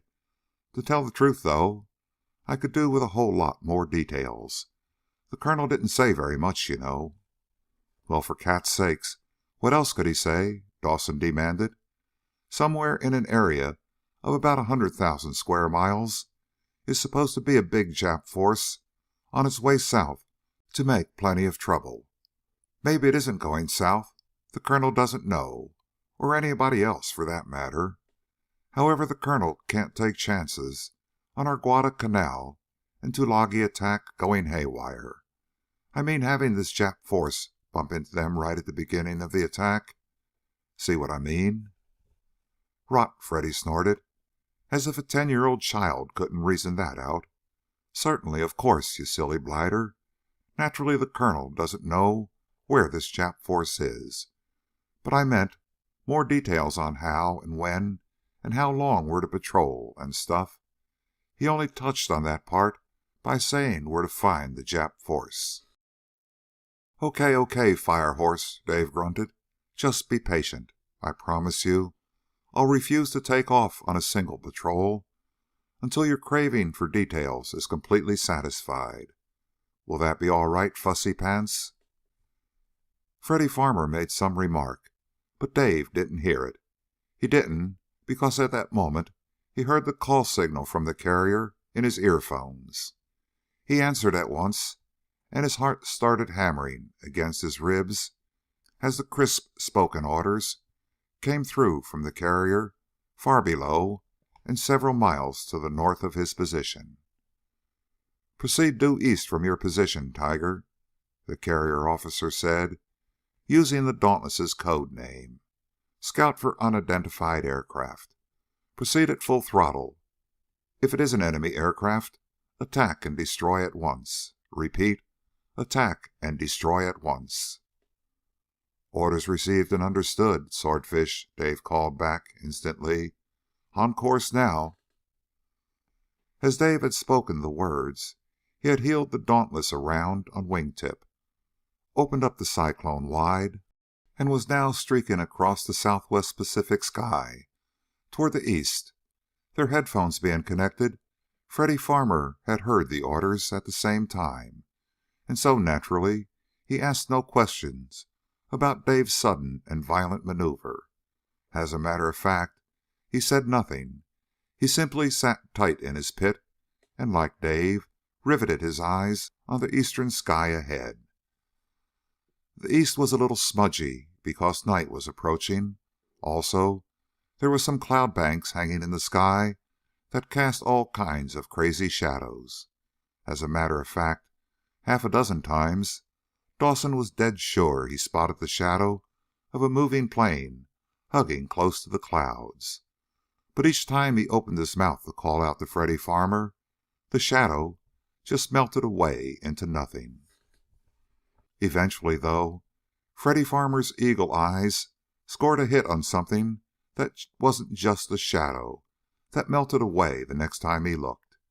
He called out sharply to Dave and pointed with his hand. "A lone aircraft ahead and about 10 degrees to starboard, Dave," he announced. "See it? Just under that cloud that's shaped like a pear. See it?" "See, by Jove, Dave. Get us more speed. That's a blasted Jap snooper. Good grief, and this far south. Wait, yes. Dave, yes. It's one of their 4-engine Kawanishi flying boats. Just as sure as you're a foot high. Blast them. Way down here snooping on us." For some 4 or 5 seconds Dawson didn't make any reply. He leaned forward in the seat as though that would aid his vision, and stared hard at the heavens ahead and 10 degrees to starboard. But for those number of seconds he couldn't see a single thing that increased his heartbeat. Then suddenly he did see it. He saw the huge 4-engined, long-range flying boat type of aircraft that the Japs had copied from the type of flying boat that the French had used before the war on the mail and passenger run between Dakar and Brazil. Now that he could see it, he was amazed that he hadn't seen it much sooner because of its tremendous size. The wingspan was a good 132 feet, and the hull made him think of a good-sized destroyer. And as he peered at it and impulsively tried to force the Dauntless onto even greater speed by pressing the heel of one palm hard against the already wide-open throttle, he realized, without getting any closer, that the huge flying boat was well armed. "Don't you see it yet, Dave?" Freddy Farmer's voice cut into his thoughts. "It's just under—" "Don't worry, I spotted, Eagle Eyes," Dawson cut him off. "I'm just selecting which part of it to smack first. Come snooping down here on us, huh? Not today, my little Jap rats. At least not any more. Just another couple of shakes, now, and you're going to only have eyes that are blind. And how?" End of chapter 6. Chapter 7. Discovered. As Dawson graded out the words, he automatically checked to make sure that his guns were ready for action. They were, but in the next split second, the fear was his that he might not be able to use them. Those aboard the Kawanishi flying boat had obviously spotted his approach, because the huge craft had suddenly changed course and was racing upward and eastward toward the safety of a towering bank of clouds. Dave instantly nosed the Dauntless up for altitude and shook his head savagely. "No, not even that way," he shouted aloud into the thunder of his own engine. "We'll smoke you out of there, even if it takes all night. Nope. You rats are all washed up, and I don't mean maybe." With a vigorous nod for emphasis, Dawson hunched forward even more on the seat and let fly with a short burst from his guns to warm them up. Perhaps the Jap heard his firing and accepted it as a challenge. Or maybe the slant-eyed killer at the controls saw that he wouldn't be able to make the safety of the clouds in time, and was veering around to present less of a target to the oncoming Dauntless. At any rate, the huge craft came curving around in the air, and its blunt nose started spewing out a jetting ribbon of red flame. Dave grinned and inched his plane up a little more. "Thanks for saving me the trouble of hunting you out," he shouted. "But you'd be a flock of dead ducks no matter what you tried. Me and Freddy have been around slobs, see? We sort of know most of the answers now when it comes to you baby killers. Okay, try this one on your rice bowl." As the last left Dave's lips, he pulled the nose of the Douglas Dauntless straight up toward heaven. He let the plane prop claw upward until it was just this side of the stalling point. Then, with a kick on the rudder pedal and a swift pass at the controls, he whipped the scout bomber over and down at practically the vertical. As he had been going straight up, the Kawanishi had been rushing straight forward, and so as a result, the big craft was almost directly below when Dawson came rushing down again. He had only to ease just a little out of his dive to catch the top of the flying boat in his sights. And the instant he had it pinned in his sights, he let go with his forward guns. For one brief instant, nothing seemed to happen. Then suddenly the huge Kawanishi appeared to stand still in the air. Stand still and spew out jetting ribbons of red flame from a dozen different points from the nose of the hull, clear back to the tail. The jetting ribbons of flame marked the efforts of the Jap gunners aboard to get the diving Dauntless in their sights. However, they might just as well have tried to pick off a haywire comet rushing down at them. And then, as the flying boat seemed to come to a dead halt in the air, the efforts of the Jap gunners came to a swift and abrupt halt. A tiny tongue of flame shot up from the forward end. Then, as though by magic, it spread out fan-shaped and went sweeping backward to engulf everything in a raging inferno of flame. Eyes popping and heart practically standing still, Dawson stared in awe at the horrible sight. And then, in the nick of time, he snapped out of his trance and hauled the plunging Dauntless off to the side and into the clear. "About time, little man," he heard Freddy Farmer shout. "I thought you were going to run into the beggar and tell him you were sorry. But you know you're very hoggish, don't you? A very greedy beggar, if there ever was one." Dawson didn't make any reply at once. He brought the Dauntless back onto even keel, and then turned in the seat to look back at the Kawanishi. That is, he turned in the seat to look back at what was left of the huge flying boat, and that was just a great ball of flame and smoke that hovered in midair for a moment or two before it started dropping earthward, trailing behind a long column of fluffy black. Dave followed it all the way down until it smacked into the Southwest Pacific with a mighty splash. "What was that you were babbling about, pal?" he demanded of his flying mate. "I was remarking that you are a rotter," Freddy Farmer snapped. "Very definitely so. And twice as greedy, too. What do you think I'm back here for? With guns of my own, huh?" "I sure could answer that one, but skip it, pal," Dave laughed at him. "But it was just one of those things, Freddy, so help me. I must have nailed the pilot and one of the tanks first burst. Boy, did he burn up and go down quick. Talk about shooting clay pigeons. That was certainly the cinchiest thing I ever tackled. Holy smoke! Hold it a moment, Freddy. I should be reporting to the carrier." Forgetting Freddy Farmer for the moment, Dave concentrated on raising the carrier on the radio and made his report. His report was acknowledged, and he was given orders to return to the surface vessel at once. The orders had been short and sweet, and Dave broke off contact with a faint frown. "Now I wonder," he grunted absently. "They didn't seem to be very pleased about it. What did they expect, anyway?" "Good grief, what did you expect?" Freddy Farmer snapped at him. "A citation for a medal while you're still in the air? Use your head, old thing. The carrier task force commander is pleased right enough, I fancy, but undoubtedly quite worried, too.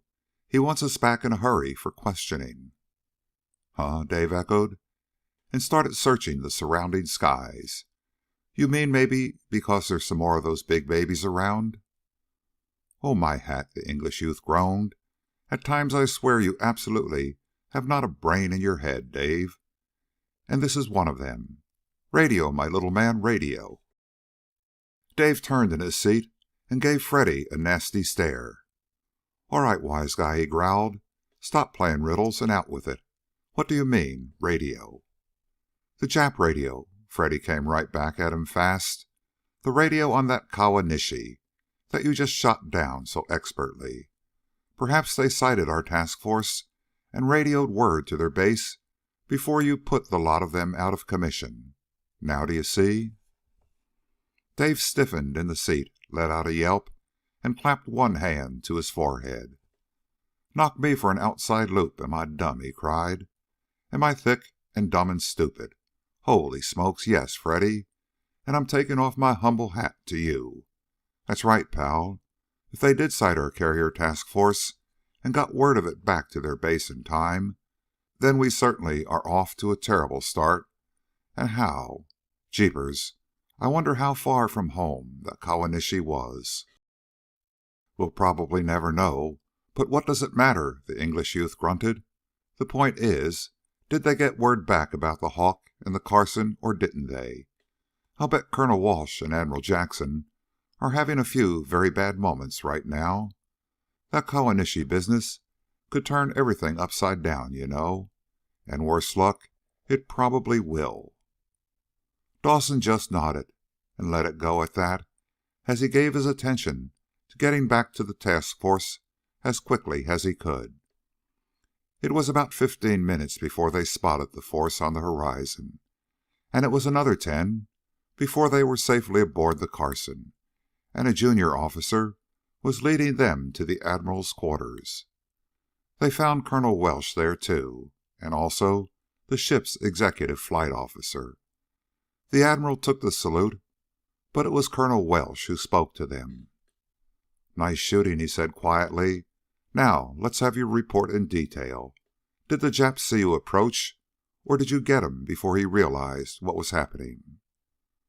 Dave glanced at Freddy, got the sign to do the talking, and made a little gesture with one hand.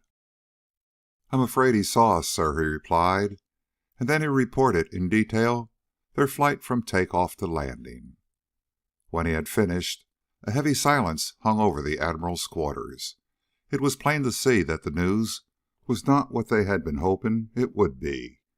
And after a few moments, Admiral Jackson looked at Colonel Welsh and sighed heavily. "Well, that changes our plans, I guess, Colonel," he said. "The Japs must certainly know where we are now, even though they don't know where we're heading. And by morning they're bound to have flocks of their long-range planes out looking for us. That makes it not so good." Colonel Welsh nodded in unhappy agreement and chewed on his lower lip. "Not good at all," he murmured.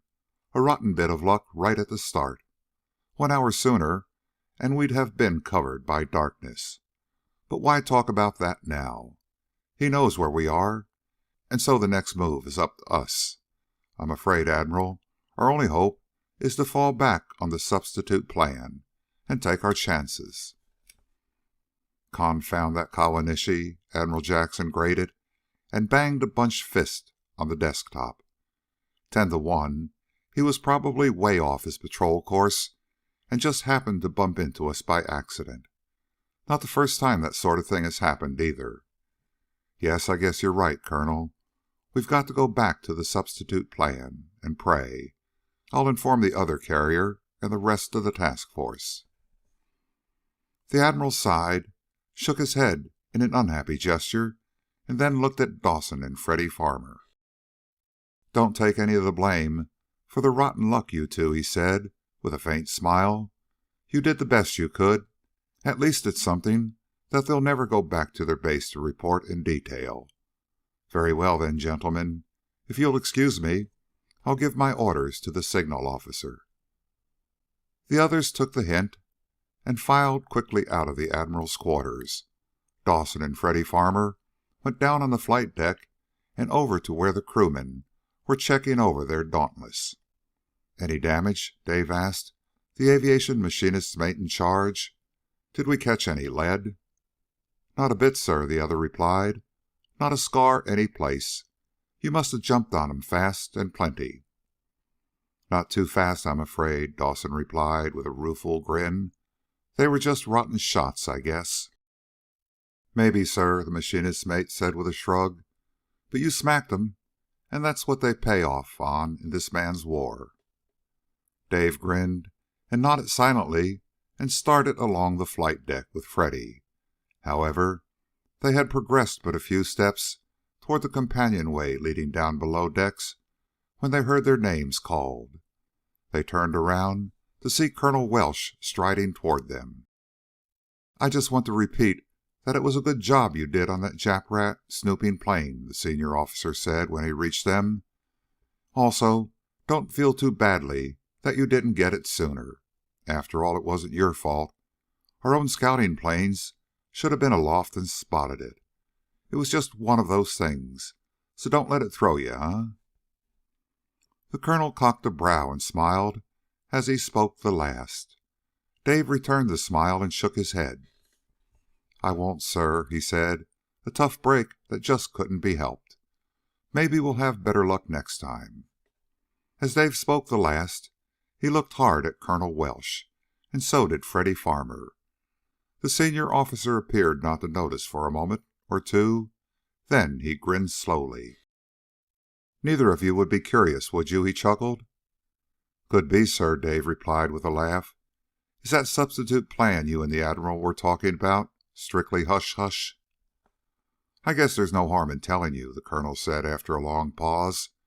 "Because of the size of this task force, we were going to follow a roundabout route to the searching area.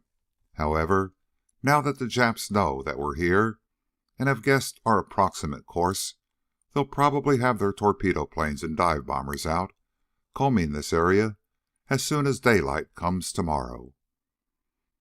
"And a jolly lot of good it would do them," Freddy Farmer said grimly. "Probably true," the colonel said with a faint smile. "No doubt the chaps here on the Carson and those over on the Hawk could make it quite a disastrous affair for the Japs. But that isn't the point. Our advantage of surprise on this maneuver would be completely lost. We might even sustain some damage and be forced to put back to port. And that, of course, is the one thing we can't afford to do. There isn't too much time on our side as it is. So the only thing we can do now is to carry out our substitute plan. Just as soon as darkness settles down, we're going to change course to due north and sneak right up by the Solomons to the searching area. By light tomorrow, we hope to be well north of the islands and out of sight of their patrol planes based there." As the colonel stopped, Dawson whistled softly. "That'll be cutting it close," he said. "Here's hoping we don't bump into a couple of their destroyers on the prowl and get our hand tipped." "Yes, here's hoping," the colonel said almost fervently. "If they spot us sneaking by the islands, our whole maneuver will go higher than a kite. But we've got to take that chance and pray as none of us has ever prayed before." "Amen," Freddy Farmer breathed softly. End of chapter 7. Chapter 8. Eagle's Eyes. When darkness settled down, the two carrier task force changed course to due north, spread out considerably, and went churning forward at full knots, with not so much as a speck of light showing any place. For a couple of hours after evening mess, Dawson and Farmer loafed around on deck, as did almost everybody else who was not on duty. Little was spoken, though, in the way of conversation, and then only in low tones. From bow to stern, and from keel to signal bridge, there prevailed an atmosphere of tense, silent excitement. Everybody aboard knew that the task force would pass almost within a stone's throw of the Jack-occupied Solomons sometime during the night, and every other split second at least 100 pair of eyes peered out over the port rail at the wall of night to the west. Eventually, though, the desire for sleep was stronger than the desire to remain awake just in case, and so one by one the pilots went below, and Dave and Freddy were among the first in the parade. "This isn't any pleasure cruise, so we might as well catch all the shut-eye we can," Dave summed it up as he stretched out in his bunk. "It's a cinch the Admiral isn't going to send word around when we reach the closest point to the Solomons, so why stay up on deck staring at nothing but darkness?" "Quite," Freddy murmured. "And if the force is sighted, we'll know about it soon enough." "Now, isn't that a sweet thought to go to sleep on?" Dave growled, and rolled over on his side. "See you in the morning, sweetheart. Stay up and worry if you want to, but not me." "Who said who was worrying?" the English youth snapped. "I was only remarking that." Freddy cut himself off short and glared at Dawson's bunk. A faint snore told him that he was addressing an audience that consisted of only himself. He made a face, snapped off the light, and pulled aside the blackout curtains over the ports to let in the night air, and then stretched out himself and thought of his homeland many thousands of miles away. However, he didn't think of England for very long. Sleep soon pulled down his eyelids, and off he drifted. The next thing either of them knew was the blaring of the intership alarm siren and the hubbub and scuffle of activity on the deck above. Instantly, both were wide awake and leaping out of their bunks. "Trouble," Dave snapped. "Let's go. Hey, it's light. We must be past the Solomons." "There's one way to find out," Freddy shot back at him, and grabbed up his helmet and goggles. Dawson, also, had slept in his clothes so as to be ready for any emergency, so he grabbed his helmet and goggles and followed Freddy out of the cabin. When they reached the flight deck, it was to find that all the commotion was caused by the carrier's early patrol getting off for a quick look-see ahead. There was no sign of enemy planes in the dawn-tinted heavens. In fact, as Dawson took a good look toward all 4 points of the compass, he realized that there was no sign of anything save the flock of ships that made up the task force, and countless square miles of rolling blue-green ocean. He turned to Freddy to make some remark about the situation, but checked the words as Donald Duck blared out an announcement. "All pilots assigned to special duty will go below for breakfast, and then report to the ready room for briefing." "That's us, Freddy, old," Dave began, and stopped short. The English youth was already on his way down to eat. Dave chuckled, gave a little shake of his head, and followed his pal. And just 30 minutes later, all of the special assignment pilots were gathered in the ready room. Colonel Welsh and the executive flight officer were there, and the colonel started talking as soon as the last pilot to arrive had seated himself. "Well, we made it, we think," he began. "Nothing was sighted last night, and right now we're on the edge of the area to be searched. The searching patrols are to be made in relays. That is, all of you will go out and fly your patrols, and as soon as you are returning to refuel, the Hawk will launch her planes to take up where you left off. Here on the table in front of me are envelopes containing patrol courses and instructions for every flying team. Your names are printed on the outside, so before you leave, come up and get your envelope. Well, I guess that's all, except this. We feel, now, that the Jap snooper business late yesterday afternoon didn't do us any harm. At least we hope and pray that it is like that. However, there is just a chance that the Japs have managed to trail us somehow, and will attempt to cross us up by launching a land-based attack. For that reason, keep your radios open all the time you are in the air. You may get the call to come back here in a hurry." The colonel paused, started to make a gesture of dismissal, but checked himself. Now, there's one more thing I'd better mention, though you'll find it included in your sealed orders," he said, "and it is this. The safety of this task force is of prime importance, at least until we have found this unknown Jap force and are engaging it. I mean by that, if any of you get into any personal trouble, such as being jumped by surprise by Jap planes, or something goes wrong that forces you down into the drink, don't count on any help from this task force. You will be strictly on your own. In short, as you will learn when you read your individual orders, you are not to make radio contact with this task force unless you sight Jap surface units of 3 or more ships in number. One reason for that is to prevent any Japs from listening in on your wavelengths and learning of the force's existence in these waters by taking a bearing to locate our position. And the reason it must be 3 or more Jap ships that you sight is because the Japs might possibly try to decoy us into a favorable position for them. Well, that is all now. Good luck and Godspeed to all of you. We have 2 days and 1 night in which to accomplish this mighty difficult job. If we don't sight that Jap force today, then we've absolutely got to do it tomorrow. The attack on Guadalcanal and Tulagi will begin on the morning of the 3rd day, whether we succeed or fail. And so it's up to you pilots, and I know you'll make the grade. Good luck again." As the colonel stopped talking, there was no burst of applause or anything like that from the pilots. Each man simply nodded gravely and then went up to the table to collect his sealed orders. Dave got the envelope for Freddy and himself, and without stopping to open it, the pair hurried topside to where their aircraft was waiting with prop already ticking over.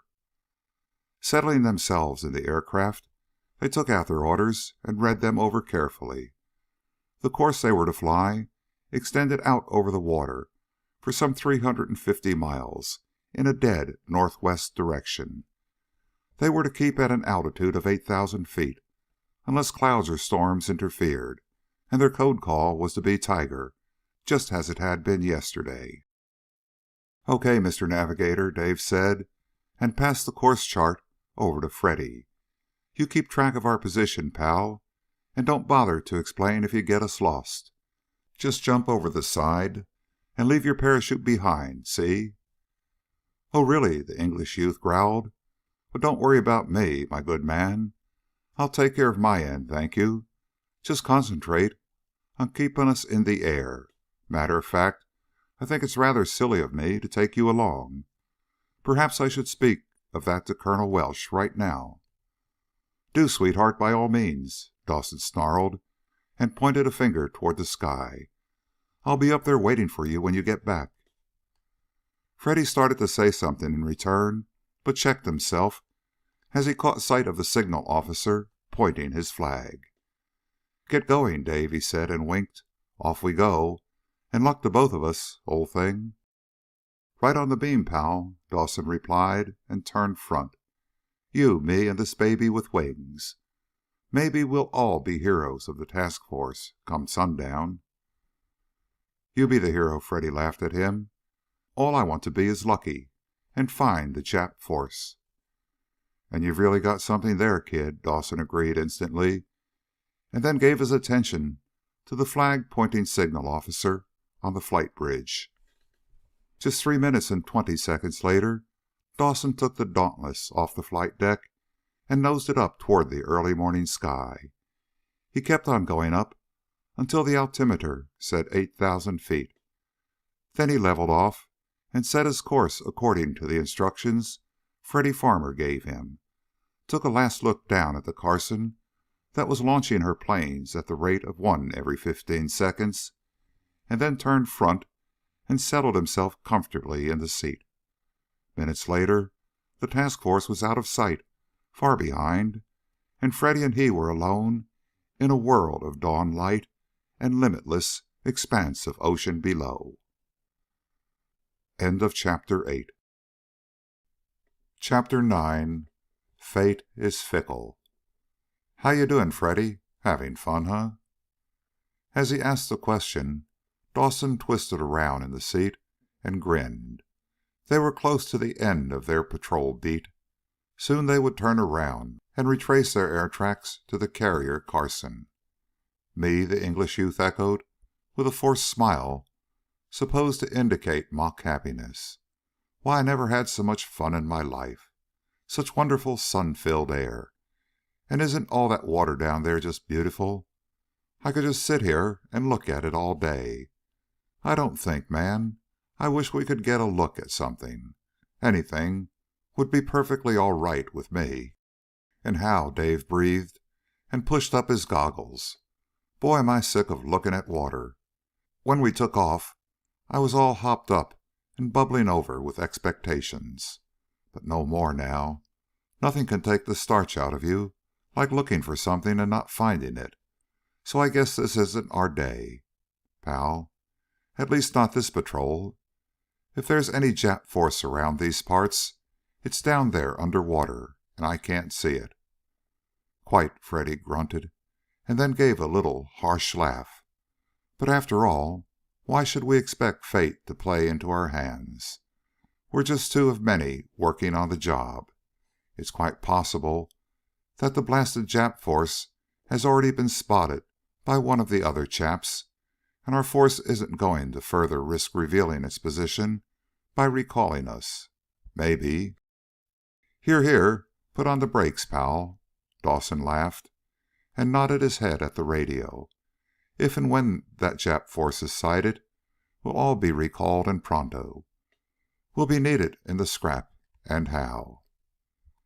Yes, of course you're right, Freddy said, with a slightly sheepish grin. Still... The English youth cut himself off short, stiffened slightly, and blinked toward the east. What's the matter, kid? Dave asked, and turned his own head that way. Don't tell me you see something. I'm not sure. I can't say, Freddy replied, and continued to stare hard. Thought I saw a flash of something out there away, like the sun on wings of a plane. Or maybe it was just the sun on a wave. Probably, Dave grunted, and strained his own eyes. But maybe the team to our right has gotten off course and swung closer to us. You... There it is again, Freddy broke in excitedly and pointed. Right out there, and it is a plane, though I can't tell what kind. Dawson hesitated for a split second, and then, as he too caught sight of sunlight flashing off the wings of a moving plane, he made up his mind and banked the plane around. Maybe we'd better take a look just in case, Freddy, he said. Maybe it's one of ours, way off course. And then again, maybe it isn't. So we'll go look-see. Freddy Farmer simply nodded and made no comment as Dawson brought the Dauntless all the way around and gave the Cyclone in the nose full throttle. And during the next couple of minutes, neither of them spoke. Both were too busy trying to keep the distant plane in sight. It was more or less between them and the sun, climbing up toward the zenith, and for that reason they kept losing sight of the other plane in the sun's brilliance. They quickly picked it out again, and presently they were close enough to get a good look. Hey, what do you know? Dave cried in astonishment. That's not one of ours, but whose is it? I never saw a job like that before. Did you ever, Freddy? The English youth shook his head and frowned at the other plane. It was a double-pontooned seaplane with short, stubby-tipped biplane wings. It was painted a light gray, but carried no markings or insignia of any sort. No, I never have, Freddy Farmer finally replied to Dave's question. Rather a queer-looking thing, isn't it? A two-placed aircraft, too. And what in the world is it doing way out here, I'd like to know? A thing that small certainly can't carry much gas. Just what I'm thinking, too, Dawson grunted, and took his eyes off the other plane to sweep the surrounding waters carefully. I'll bet it isn't a land-based job. Must be from some surface ship. And doggone it, don't they see us coming over? Why don't they give some sign whether they're foe or friend? Maybe I should let them have a burst to wake them up." "Not a bad idea, Dave. Go ahead," Freddy said. "They No, wait a bit. They've spotted us and are coming over, see?" Freddy's exclamation was a waste of breath as far as Dawson was concerned. He had already seen the seaplane bank around toward them and came prop clawing across the sky. For some unknown reason, which he didn't bother to fathom at the moment, the old familiar warning of impending danger rippled across the back of his neck, and he impulsively slid the guard off the electric firing button of his forward guns, and got set to catch the oncoming seaplane in his sights at an instant's alarm. There seemed no need to be on the alert for danger, however. The figure in the rear pit of the strange-looking seaplane stood up in the slipstream and waved both hands in greeting. Because of the helmet and goggles the figure was wearing, neither Dave nor Freddy could get a look at his face, and a flying jacket covered up whatever kind of uniform he was wearing. In short, the waving figure could well have been a daredevil ace from Timbuktu as far as Dave Dawson and Freddy Farmer were concerned. "Who the heck are you?" Dave shouted, just to let off steam. "Friend or foe? And where in the world did you dig up that crate, anyway?" Of course, the thunder of the Dauntless's cyclone drowned out Dave's words, but a split second later it was almost as though the two unknowns in the other plane had heard and understood. This time the figure in the pilot's pit stood up and waved. Then he stopped waving and pointed past the Dauntless. Dawson frowned, then instinctively twisted around in the pit to stare back. He saw Freddy start to twist around, and then violently check himself as wild alarm lighted up his face. "Dave, look out! The blasted beggars are..."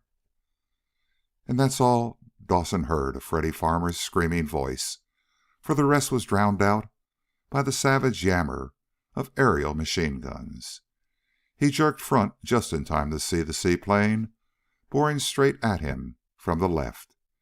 It was headed dead for the nose of the Dauntless, and in the infinitesimal period of frozen astonishment Dawson saw the bullets from the gun of the other plane hammer and chew their way through the cyclone's cowling. And then before he could move the control stick or jump on a rudder pedal, the seaplane had flashed by him, and his cyclone was starting to cough raspingly and spew black smoke out of his exhaust. "Why, you dirty, low-down rat," Dave roared, and dropped the nose of the Dauntless. You double-crossing, cheating bum. I'll teach you to pull a dirty one like that. Come back here and take..." But Dawson was simply exploding words, and he ended them with a bitter groan as more smoke poured back from the bullet-damaged engine, and the power plant quit altogether. He and Freddy had been tricked as neatly as could be. There was no doubt now as to whether the occupants of the strange-looking seaplane were friend or foe. They were Jap rats, and true to their rotten race, they had struck their blow under false colors. And a blow they had struck, too. No doubt about that, either. Their well-placed bullets had finished the right cyclone, and the Dauntless was nosing down toward the waters of the Southwest Pacific below. And the danger wasn't past, either. With a dead engine, the plane was just a gliding target for those two Japs in the seaplane. They had only to sneak up under and out of reach of Freddy Farmer's rear pit guns, and drill the scout bomber like a setting hen on a fence. And as thoughts crashed through his brain, Dawson twisted around quickly to be ready to do what little he could when the seaplane came winging back. Freddy Farmer had swung his guns around and was waiting to catch the seaplane in his sights if he got the chance. Not a word had he spoken since his cry of alarm to Dave, but the look of raging anger on his flushed face indicated that he was thinking plenty. Dave caught that look in one flashing glance, and then whipped his gaze out across the airspace to where the strange-looking seaplane was circling about slowly just out of range of Freddy's guns. "What the heck?" Dave gasped impulsively and scowled. "What's wrong with those rats? Afraid to come in for the kill? Holy smokes, they've got us cold. Darn their rotten hides." "That's what I'm wondering too," Freddy Farmer said in a tight voice as he spoke for the first time since the sudden attack. "They're either afraid or else they aren't Japs." "Huh?" Dawson gulped. "What do you mean by that, Freddy?" "Just crippling a chap's engine wouldn't suit Japs," the English youth replied. "They have to slaughter, too. That's half the enjoyment for them, blast their black hearts. So they must be afraid that I'll pick them off if they come in closer. Or maybe they're hoping we'll bail out. Then it would be more fun for them." "Yeah," Dawson grunted, and took a quick look down at the surface of the water, now less than 2,000 feet below the wings of the helpless Dauntless. "Yeah, or maybe they want to play target practice after we land in the water. Maybe that would be even more fun for the dirty killers. Gosh, I'm sorry, Freddy. I'm a sap, a dope, and I should be..." "Don't be silly," young Farmer snapped at him. "Cut it out, Dave. We're both equally at fault for letting them slip in on us, and falling for that fake pointing business. But good grief, what else would anybody have done in our shoes? Nothing. At least nothing, and have been human. Man, if only they'd come in just a little closer. I'd give them something they'd not forget, the dirty blighters." But Freddy was simply shooting the breeze, to let off steam, too. The Japs were sticking to their distance, and even if they suddenly should come ripping in, it was questionable whether Freddy would be able to stop them from cutting the helpless Dauntless to pieces, to say nothing of bullet-riddling its two occupants. However, the strange-looking seaplane did stay well clear, and a couple of moments later Dave's stall landed the dead engine plane in the water. As soon as the plane stopped mushing forward and began to settle slowly by the nose, Dawson unsnapped his safety harness, twisted the little valve knob that automatically inflated his Mae West, and then gave Freddy Farmer a hand in getting the collapsible rubber life raft over the side. Into it they tossed the few things they could take with them, and then climbed in and shoved off from the sinking plane. Neither of them spoke.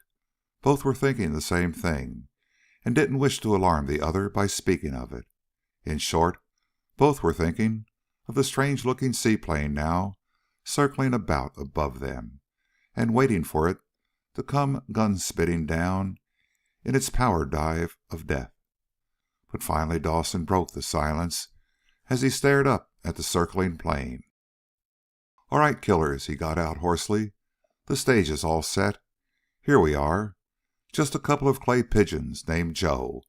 Come on down and do your dirty work. We've got a few million pals who will even it up for us someday. So come on down, darn you. We can take it, see? You're darn right we can." "Easy, Dave, old man," Freddy soothed, and placed a hand on Dawson's knee. "It isn't going to help any to rave at the beggars." "Who says it isn't?" Dave rasped, and kept his gaze fixed on the circling plane. "It makes me feel better anyway." "Oh, don't worry, kid. I'm not blowing my top or going off the beam. I just figure it's curtains. And by gosh, I've got a few things I want to get off my chest. I hate those rotten... Well, for the love of Mike, maybe I am going nuts and seeing things. Do you see what I see, Freddy? Or am I just looking at a sky mirage? That doggone plane is flying away." And that was the truth. The strange-looking seaplane had circled down to some 500 feet above the floating life raft, and then suddenly flattened out, and was now making tracks toward the northeast. "No, it's no mirage, Dave," Freddy said in an awed voice. "The blighters are certainly leaving us. But why, I wonder? Dave, maybe they've sighted one of our planes, or one of our ships, or something." Dawson didn't make any reply, Wild hope choked up in his throat, and he eagerly searched both sky and water. However, that's all he saw. Just sky and water, save for the seaplane that was fast becoming a disappearing dot in the northeast. Freddy helped him look, and for 10 minutes neither of them spoke. Then Dave groaned and gave a little shake of his head. "Well, if it was a ship or a plane, it's gone now," he grunted. "So it looks like we'll have to keep each other company for a spell longer, pal." "Oh, yes, quite," Freddy Farmer murmured, and nodded absently. "A blasted funny business, this, though. I still can't make up my mind if those seaplane beggars were Japs. Why did they just force us down and then let us alone? That's definitely not Jap style. And to say that seaplane was... But man, that's impossible, definitely." "What is?" Dave wanted to know. "That it was one of our planes, and they shot us down by mistake," Freddy said. "But that couldn't be. Our markings were as plain as day for anybody to see." "Yeah," Dave said and sighed. "But maybe we look like Japs, and they figured we swiped the Dauntless." Freddy Farmer's comment on Dave's wisecrack was a pronounced snort. Then both lapsed into brooding silence and stared more or less unseeingly out across the limitless expanse of ocean. End of chapter 9. Chapter 10. Steel Sharks. The sun was a shimmering ball of brass that seemed to hang motionless in the high heavens forever and ever. At least it seemed forever to Dawson and Farmer, huddled down in the small rubber life raft that rose and fell with maddening, monotonous regularity under the urging of the long rolling swells of the Southwest Pacific. Brassy sun on high, all about them, and even dancing up off the waters straight into their eyes. "Oh, for a shack about 6 miles this side of the North Pole," Dave groaned, and licked his cracked lips. "What I wouldn't give for a spot like that right now." "Yes, quite," Freddy answered listlessly.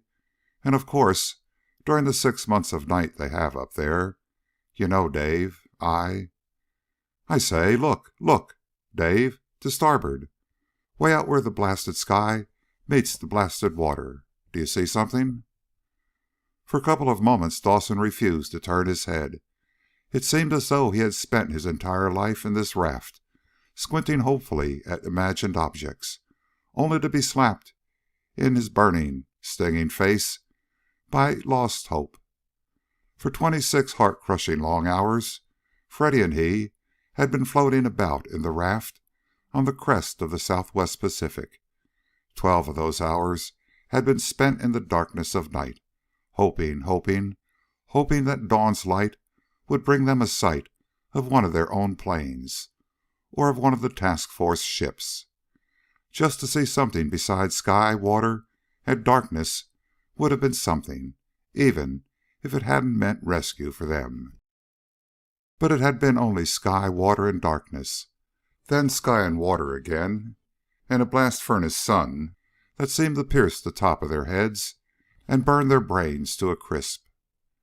Presently Dawson did turn his head, cup his hands to his tired eyes, and peer in the direction Freddy Farmer was pointing. At first he saw absolutely nothing. Then suddenly his heart leaped high in his chest.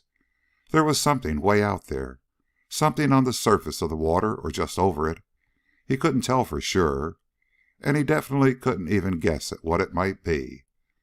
The dazzling rays of the sun, dancing up off the surface of the water, were like hot needle points that drew blood in his eyes. But there was something way out there on the horizon. Yes, definitely something. But did it mean life or death? That last question pounded around and around inside Dave's head as he strained his eyes at the distant horizon. "Do you see it, Dave?" Freddy Farmer's voice broke into his thoughts. "Yes, I see it. But what?" he replied. "A ship, a plane, or maybe just some kind of bird?" "My guess is a submarine," Freddy said. Then, an instant later, he exclaimed, "Yes, I'm sure of it. I could make out the conning tower. Good grief, Dave. It's a Nazi U-boat. Huh? Dave gasped, and sat up so violently that he rocked the raft. You're nuts, Freddy. This is the Pacific, not the Atlantic.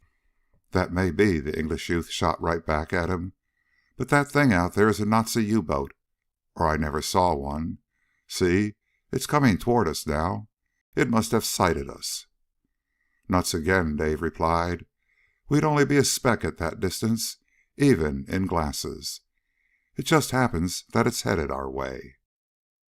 Freddy shrugged and made a little gesture with one hand. Have it your own way, old thing, he said. It's heading right for us just the same. And if they haven't sighted us, they certainly will soon. There, see, Dave? Men are climbing out of the conning tower hatch onto the deck. Yes, I see, Dave replied gloomily, which means they must be pretty sure they've got this neck of the woods all to themselves. I wonder just how far we've drifted in 26 hours. I wonder where the Carson is, and how the others made out.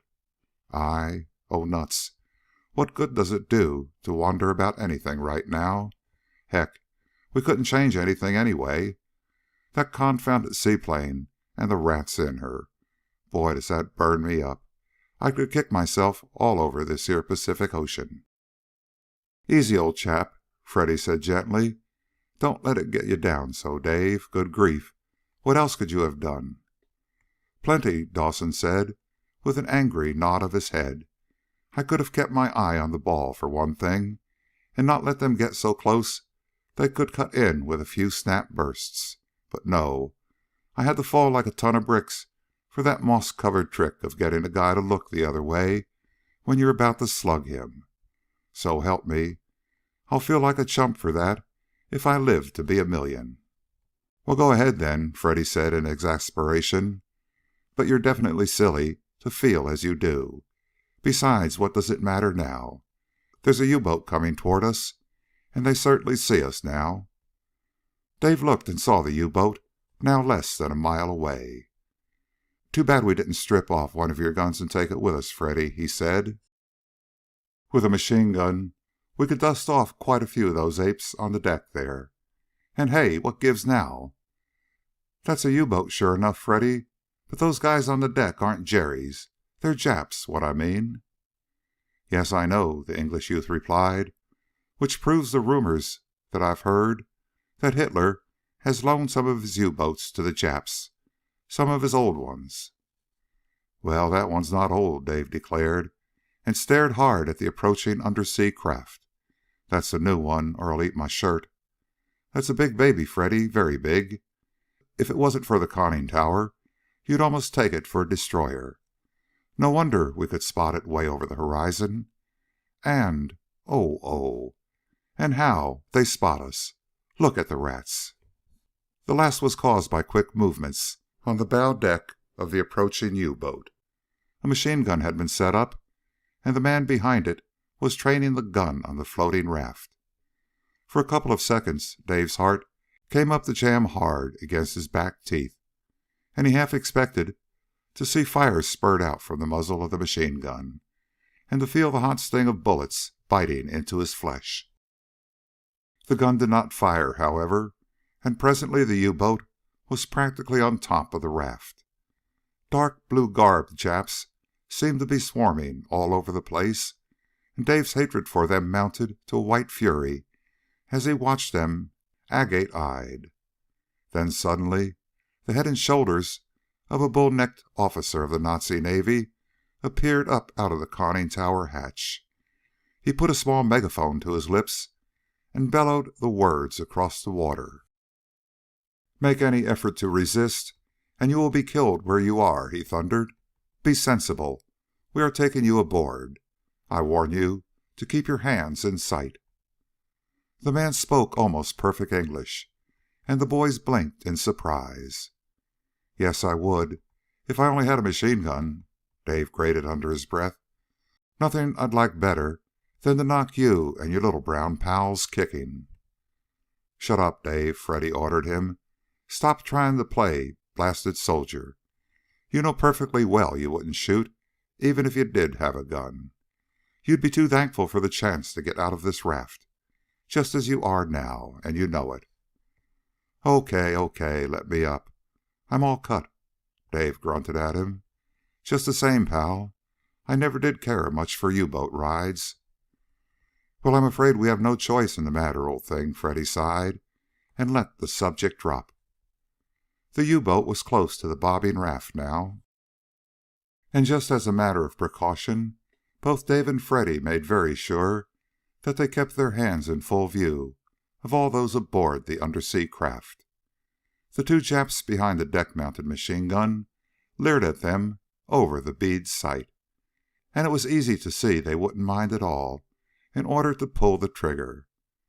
No such order was given, however, and a couple of moments later one of the Jap sailors caught hold of the raft with a boat hook, pulled it close, and the two youths clambered up onto the wet deck of the U-boat.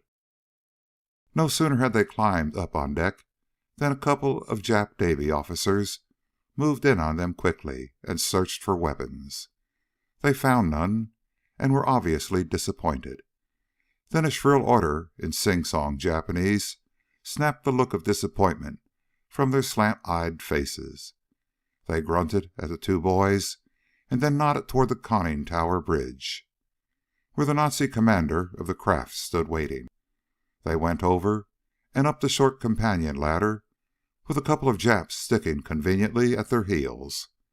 They halted in front of the bull-necked German, who eyed them as though he had never seen a couple of white men in his life, which of course was quite possible in view of the fact that he was of German birth. Then suddenly he exploded in a booming voice that almost blew the boys over. "What's the name of your carrier?" he thundered. "And how long ago were you shot down?" Dawson hesitated a moment and then let him have it, in a very meek and humble voice, too. "We weren't assigned to any special carrier, sir," he said. "We flew off any one of the 5 of them, and we've been in the water for about a week now. No, call it an even 8 days." The Nazi's eyes widened, and he blinked them hard. "What's this?" he cried.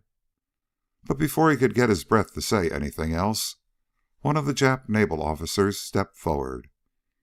"He lies, Commandant," he said in perfect German. "All American pigs lie. The United States have not 5 carriers left in all their navy. Besides, we know these 2 were shot down by our plane yesterday." The 2 words, "our plane," had all the effect on Dawson of a swift punch in the jaw. Impulsively, he raced his eyes along the length of the U-boat, and particularly the forward end. It was then that he spotted telltale objects that told him the truth, and cleared up a little of the mystery of yesterday's meeting in the air with that strange seaplane. In short, he saw a plane hoist secured to the port side of the forward deck. It was fastened down in a horizontal position, but it could be raised upright at a moment's notice. He also saw that just about the entire forward deck consisted of 2 hatch covers that could be folded back to make a good-sized opening in the deck. And although he could not look down through the steel plates to what was below, he had the very definite feeling that stowed neatly in the forward hold of the U-boat was that strange type of seaplane with its wings folded back. Airplane-carrying submarines were nothing new to Dawson, or to Freddy Farmer either, but it was a bit of a shock to realize that they had been shot down by such a craft, and also that they had been rescued by the mother U-boat of the plane. "Yes, yes, I know," Dawson heard the Nazi commander grunt impatiently at the Jap. "Of course our plane shot them down. But you do not know these American dogs as I do. Let them lie long enough, and before they realize it, they are telling you the truth. You will see what I mean. We'll take them to my quarters and wait. This is a bad hour to remain on the surface too long. We will submerge at once." The Nazi had spoken in German, and both Dawson and Freddy Farmer understood him perfectly. However, they were very careful not to let that fact show in their faces. As a matter of fact, They stared puzzle-eyed at the Nazi, and then looked inquiringly at each other. The Nazi saw them do that and laughed harshly. "Do not worry, swine," he spoke in harsh English. "When the Führer is in your White House, all you American dogs will be taught to speak German. There will be but one language then, German." The Nazi nodded violently and then snapped a glittering eye at the Jap naval officer as though inviting him to take issue with his words. The Jap, however, refused to take issue. He simply smiled politely and then motioned for Dave and Freddy to climb up over the lip of the conning tower hatch and start down inside the boat. When they reached the bottom of the conning tower ladder, which ended in the central control room and nerve center of the U-boat, the Jap did not give them so much as half a chance to look around.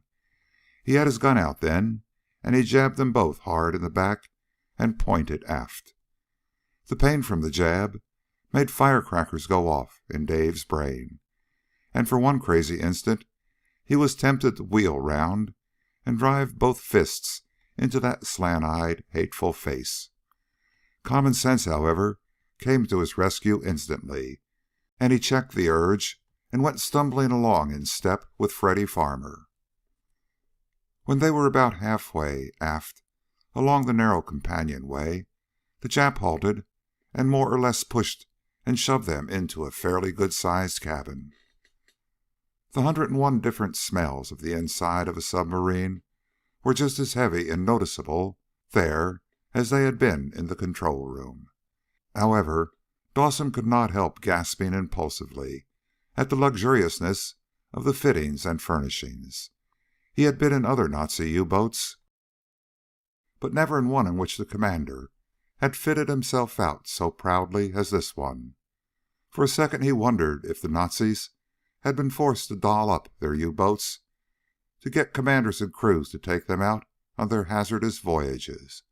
On second thought, though, he decided that all this was simply a Nazi touch to impress their comrades in cold murder, the Japanese. Just the same, the cabin was certainly well appointed, and Dave secretly hoped the Nazi would question them for quite some time, so that he would have a good chance to relax and get a lot of the salt water and sun stiffness out of his joints. But he experienced a very rude awakening even as he was expressing that hope to himself and starting to sit down in one of the fancy chairs. The Jap's gun came out fast and cracked him hard on the side of the head. "Dog," the slant-eyed one screamed, "how dare you seat yourself in the presence of an officer of the Imperial Japanese Navy? Stand on your feet, over there by the door. Move a muscle, and I will take greatest pleasure in shooting you." With a tremendous effort, Dawson forced back the surging, blazing anger that rose up in his throat to choke him. Then he joined Freddy by the door and stood there, with his gaze fixed hard and unwinking on the Jap. The little brown rat sneered and leered and tried to stare Dawson down. He didn't even get to first base, though, and presently it was he who lowered his eyes. And so that was the picture as there came clanking sounds and roared out orders from various directions inside the U-boat. A moment later, the craft trembled and shook from end to end, and Dave felt the deck under his feet slant as the craft dived and went under water. 3, 4, 5 minutes ticked by, and then the Nazi commander pushed through the door inside. He seemed surprised to see Dawson and Farmer standing stiff as a couple of wooden Indians by the door. He glanced sharply at the Jap and made sounds under his breath. Then he went over and dropped his big frame into a chair and sat regarding the two youths out of wide-set eyes that held nothing but the look of death in them. End of chapter 10. Chapter 11. Give and Take. Well, my little fool friends, you don't seem to realize that I have saved your useless lives, do you? Well, I have, and you should be grateful and thankful. None of your swine comrades would have come into these waters to pick you up. The Nazi had stared so long and been silent for so long that the sudden explosion of his voice made both youths start a little. Dawson quickly got control of himself and shrugged. "We're very glad to be rescued," he said in a flat voice. "But in another couple of days the fleet would have been back from up north, and we would probably have been sighted." The Nazi arched his eyebrows and looked politely impressed. That is, save for his eyes. In their depths flickered pinpoints of polished steel. "From up north, huh?" he murmured. "All the 5 carriers are returning in 2 days, yes?" "That was the plan of operation, and..." Dave said, and then stopped himself and bit his lip. Freddy Farmer had, of course, been waiting for just an opening, and he quickly took advantage of it. "Keep your mouth shut, Dave," he cried in an expert burst of anger. "Besides, it all depends upon their rendezvous with Task Forces 7 and 10. "Now who's blabbing?" Dave snarled and whirled on him. "Why don't you keep your big mouth shut, too?" Freddy started to make a blistering retort, but simply went through the facial motions of being about to say it. "Oh, what does it matter anyway?" he finally said sullenly. "If they've been patrolling these waters, they know as much about these things as we do. Quite a bit more, I fancy." "Ah," the Nazi breathed hard. "So you are English, yes? Now I understand your words. The English always quit before the battle is completely lost. Look at Dunkirk. They ran from us there. And Greece and Crete, and even at Singapore and Malaya, you ran from the brave Japanese. Yes, yes. What does it matter now? You English know in your dirty hearts that you can never win." Real, honest-to-goodness anger blazed up in Freddy's face, and for one terrible moment Dawson feared that his English pal was going to hurl himself barehanded at the Nazi. Freddy, however, managed to keep a firm grip on himself, and he eyed the German coldly. "The opinion of a Nazi is unimportant," he said in a scathing voice. "It always has been among the peoples of the civilized world." The U-boat commander, however, was not to be excited into anything. Perhaps he was too comfortable in his chair. Perhaps, for once in his baby-killing life, he decided that brute violence wouldn't gain him what he wanted. So instead he laughed at Freddy as one might laugh at a little boy who has suddenly flown into a childish tantrum. "Even saved the life of an Englishman, and he is still an ungrateful dog," he finally sneered. "But all this does not interest me. So you have 5 carriers, huh? And they are up north meeting 2 other task forces, huh? That is interesting. What are they doing up there?" Dave looked at the scowling Jap naval officer, grinned, and then returned his gaze to the Nazi's face. He shrugged and gave a little shake of his head. "I don't know," he said. "Maybe it's Tokyo, and for keeps this time. We were to get our orders later." The Jap made a sound like air coming out of a punctured tire, and wild hatred seemed to come out all over him in lumps. "Lies, all lies," he screamed. "Never again will Tokyo be bombed by you American dogs. We have seen to it, yes. You will all be dead in the water before you even sight our shores." Dawson shrugged again, but kept his gaze on the German's face. "Were you on the surface for very long last night?" he suddenly asked. The Nazi started and blinked. "What?" he demanded. "What's that?" "I asked you if you were on the surface much last night," Dave repeated. "Was your radio open all the time?" The German hesitated, as though reluctant to reveal even that bit of utterly useless information. Then he made up his mind and nodded curtly. "Yes, we were," he said. "And the radio was open. Why?" "You didn't hear the Tokyo station, did you, by any chance?" Dave asked softly, and leaned forward slightly. "Did you hear any Tokyo broadcast? Say from midnight on?" The Jap hissed some more, but Dawson didn't so much as look at him. He kept staring at the Nazi, who was all scowls now, and there was a queer, unfathomable look in his eyes. Then suddenly he blurted out the question. "You mean that Tokyo was bombed last night?" Dawson calmly hunched one shoulder and gestured with his two hands, palms upward. "Maybe it wasn't Tokyo," he said quietly. "We didn't have a radio in our raft. Maybe other objectives were selected at the last minute. I just thought that maybe you had heard or could tell me. Then you didn't hear the Tokyo radio last night, huh? And maybe it was off the air." "Lies, all lies," the Jap screamed again, and actually jumped up and down in his fury. "No one enemy bomber will ever get within sight of our shores." Dave was tempted to turn and snap, "Quiet, small fry." But instead, he kept looking at the Nazi commander. He could tell that the German had a head full of thoughts, all bad.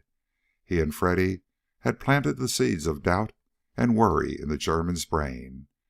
And if they played it very carefully, they might do more to help the Guadalcanal attack from right here in the U-boat than they would have if they had been able to make 100 scouting patrols off the flight deck of the carrier Carson.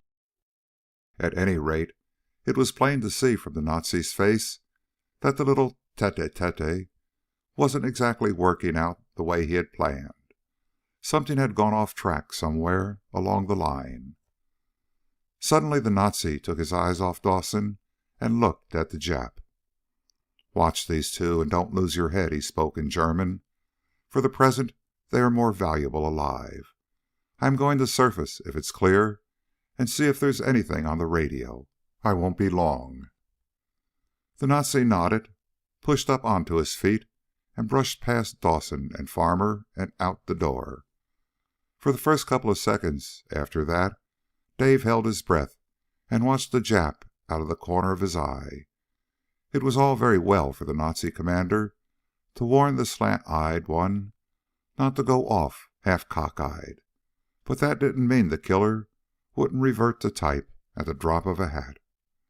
As it was, he was still trembling with savage anger, and there was definitely cold, ruthless slaughter in his glittering eyes. However, the first few moments ticked by, and nothing happened.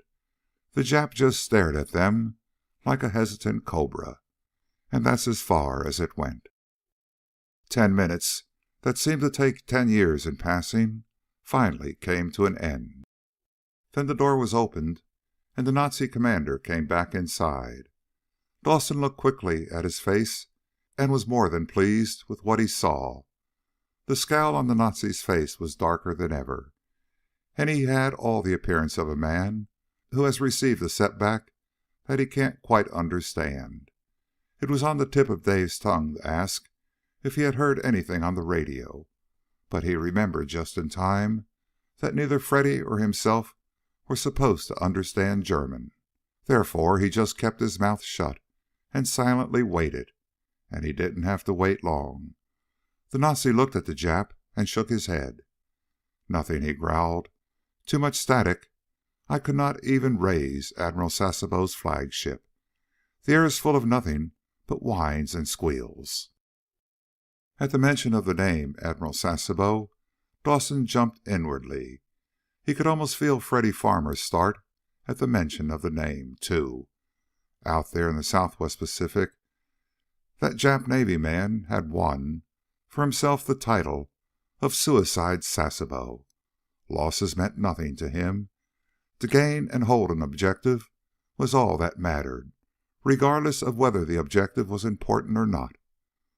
Once on a Tokyo scare broadcast to the world, Sasebo had stated, "We will win because we are prepared to lose 10 million soldiers if we have to." And that was exactly the way Admiral Sasebo fought his part of the war. He was a madman who never stopped to count the cost in troops and ships and planes and equipment. In time, if he still held his high office, he would lose the war for Japan by simply bleeding his country white. But though he constantly sacrificed thousands of his own forces, that did not mean he didn't inflict damage. He did. And so, if Admiral Sasebo was at sea and on the loose again, it could well mean a lot of trouble, and then some. "Perhaps you can make contact later, Herr Kommandant," the Jap's voice cut through Dawson's thoughts. "But what about these two dogs? They speak nothing but lies. That's all they know, nothing but lies. All Americans are stupid fools. I should have killed them yesterday when they were in the water." Once again, Dawson started inwardly, and in spite of himself, he shot the Jap an agate-eyed stare. Fortunately, the so-called Son of Heaven's follower was not looking at him, and so did not see that Dawson understood the words he spoke in German. Just the same, the realization that this slant-eyed, pint-sized rat had been in that tricky seaplane yesterday was a shock to Dawson. He recovered from his shock instantly, though, and longed for about 5 minutes with that double-crossing Jap in a locked room. He had a score to pay off, and he would have liked nothing better than the opportunity to do just that. However, for the present, it was just so much wistful thinking, as far as Dawson was concerned. Also, there were other things of far more importance than the item of knocking that Jap for a flock of outside loops. As a matter of fact, when the Nazi commander spoke again, Dawson completely forgot about his private war with the Jap naval officer. "That may be as you say," the Nazi said, addressing himself to the Jap. "These two may be young fools like their countrymen. However, even fools can be useful. That's why I ordered you to trick them down into the water yesterday. Their plane was of the type used on American carriers. That proves that an American carrier force was not more than a few hundred miles distant from the point where you shot them down. But just exactly where? Is that force south of here and advancing through waters we control? Or have they spoken the truth and it is north on some mission we know nothing about? We must obtain the answer to one or both of those questions. Honorable comrade, you see?" The Jap made a face and waved one hand in a careless gesture. "I speak as a Japanese and laugh in their faces," he replied, with a hissing note in his voice. "Where they are, or what they plan to do, is of no matter. They are doomed. The mighty forces of the Emperor will crush them. If they have a force moving north, Admiral Sasebo will trap them and cut them to pieces. And if their force is already north of us, then Admiral Kushiro will shoot their planes into the sea and sink all of their ships. Japan is too strong for her enemies. We have already proved that many times." "Yes, true, of course," the Nazi commander said, as though he were trying to soothe an upstart brat. "But unless we know everything, it may make it difficult for Admiral Sasebo's force. The American attack on Guadalcanal is to start soon. Perhaps it has already begun. And if Admiral Sasebo is to wipe out any successes the Americans might gain, and annihilate their forces, and cut off all reinforcements, he must have knowledge of what is going on elsewhere. For him to run into an unknown enemy task force might complicate things a lot. At least, it would bring about a serious delay in his own operations. If we can aid him in any way, we must. That was what I was thinking of yesterday when we surfaced and sighted their plane on the scout patrol." The Jap nodded reluctantly and spoke something in reply, but it was lost on Dawson's ears for the simple reason that his brain was spinning and his head filled with a roaring sound. The Japs knew of the American plans to attack Guadalcanal. That bit of news just about knocked him off his feet, and for a few seconds he could hardly breathe, much less think. And when his brain started functioning again, every thought was like a twisting knife buried deep in his heart. The Japs knew of the American plan to attack Guadalcanal. Admiral Suicide Sasebo was obviously on his way with a huge task force to catch the Americans by surprise and wipe them out completely before sufficient reinforcements could be rushed to the Solomons. Sasebo's force was headed southward, and Admiral Jackson's task force was coming up from the south to intercept. Maybe they wouldn't meet. Maybe the Japs would pass right on by and leave Jackson's ships and planes searching an empty ocean. It might be a case of check and double check, but the breaks were mostly on Suicide Sasebo's side. He knew what the Americans were up to, and the Yanks didn't know Sasebo's reason for moving southward from Truk. In fact, they didn't know for sure that Sasebo was moving south, to say nothing of smashing the American attack on Guadalcanal and Tulagi. 101 thunderbolts were crashing through Dawson's brain. He didn't even dare glance sideways at Freddy Farmer's face, for fear he would see there the expression of wild alarm he was struggling to keep from showing on his own face. And then suddenly he became conscious of the U-boat commander speaking to the Jap again. "And we Germans have ways to make our prisoners talk too," he was saying. "But I do not think that is best right now. Tonight we will make a rendezvous with Admiral Sasebo's force. However, it is several hours until night. Also, even though we should get them to tell us what we should know, the radio might still be jammed with static. And so I think it is best for you to take them to Admiral Sasebo. Then he can do as he wishes. Meanwhile, I will continue to patrol this area, and perhaps at the rendezvous I will have something interesting to report. Yes, I think the best plan is to surface and launch the seaplane and fly them direct to Admiral Sasebo's ship." End of Chapter 11. Chapter 12. Helpless Heroes. A brief moment of tingling silence seemed to hover in the air right after the Nazi U-boat commander stopped speaking. Then the Jap made more of his punctured tire hissing sound and bobbed his head violently. "Yes, a very good plan, Herr Kommandant," he said in the other's tongue.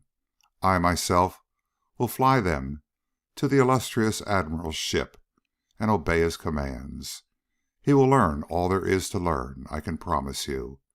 There is no one in all Japan so clever as the Honorable Admiral, and tonight he will receive you with praise. That I can promise too. I often heard it said that he admires you most of all your countrymen your Honorable Führer has sent to assist us." This last statement was proof that the slant-eyed Jap was no dope. He knew how to soft-soap the Nazi squarehead type, and the feeling of uneasiness in Dawson increased considerably.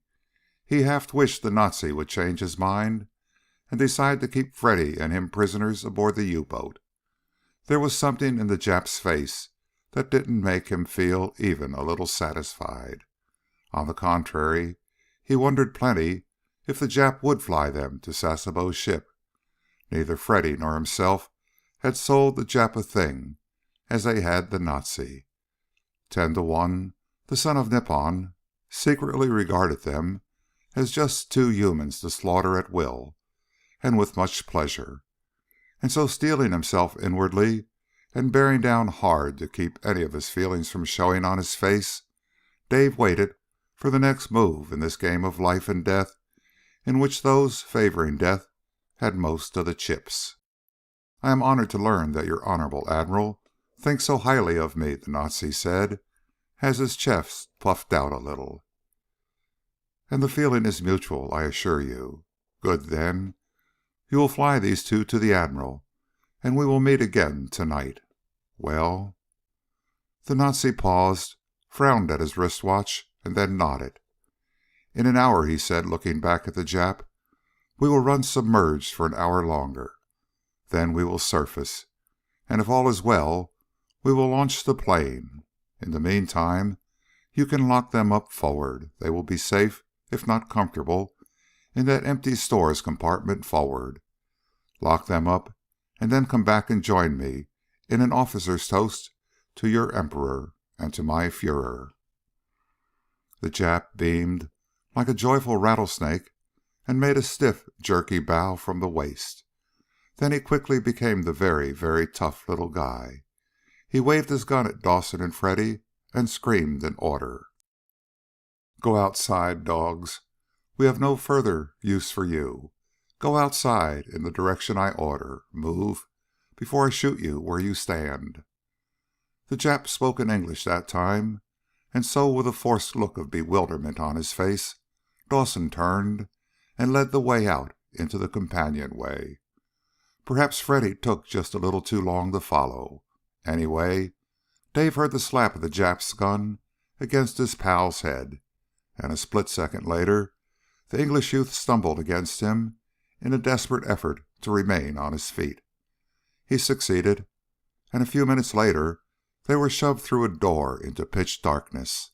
The door was clanged shut behind, and the rasping sound of the twisting lock key grated on their ears. "You hurt bad, Freddy?" Dave asked anxiously, as he stood motionless in the dark. "Fancy I'll survive," Freddy replied bitterly. "That dirty beggar, man. I never thought I'd be able to enjoy killing a man. But I'm sure I'd enjoy killing that filthy swine."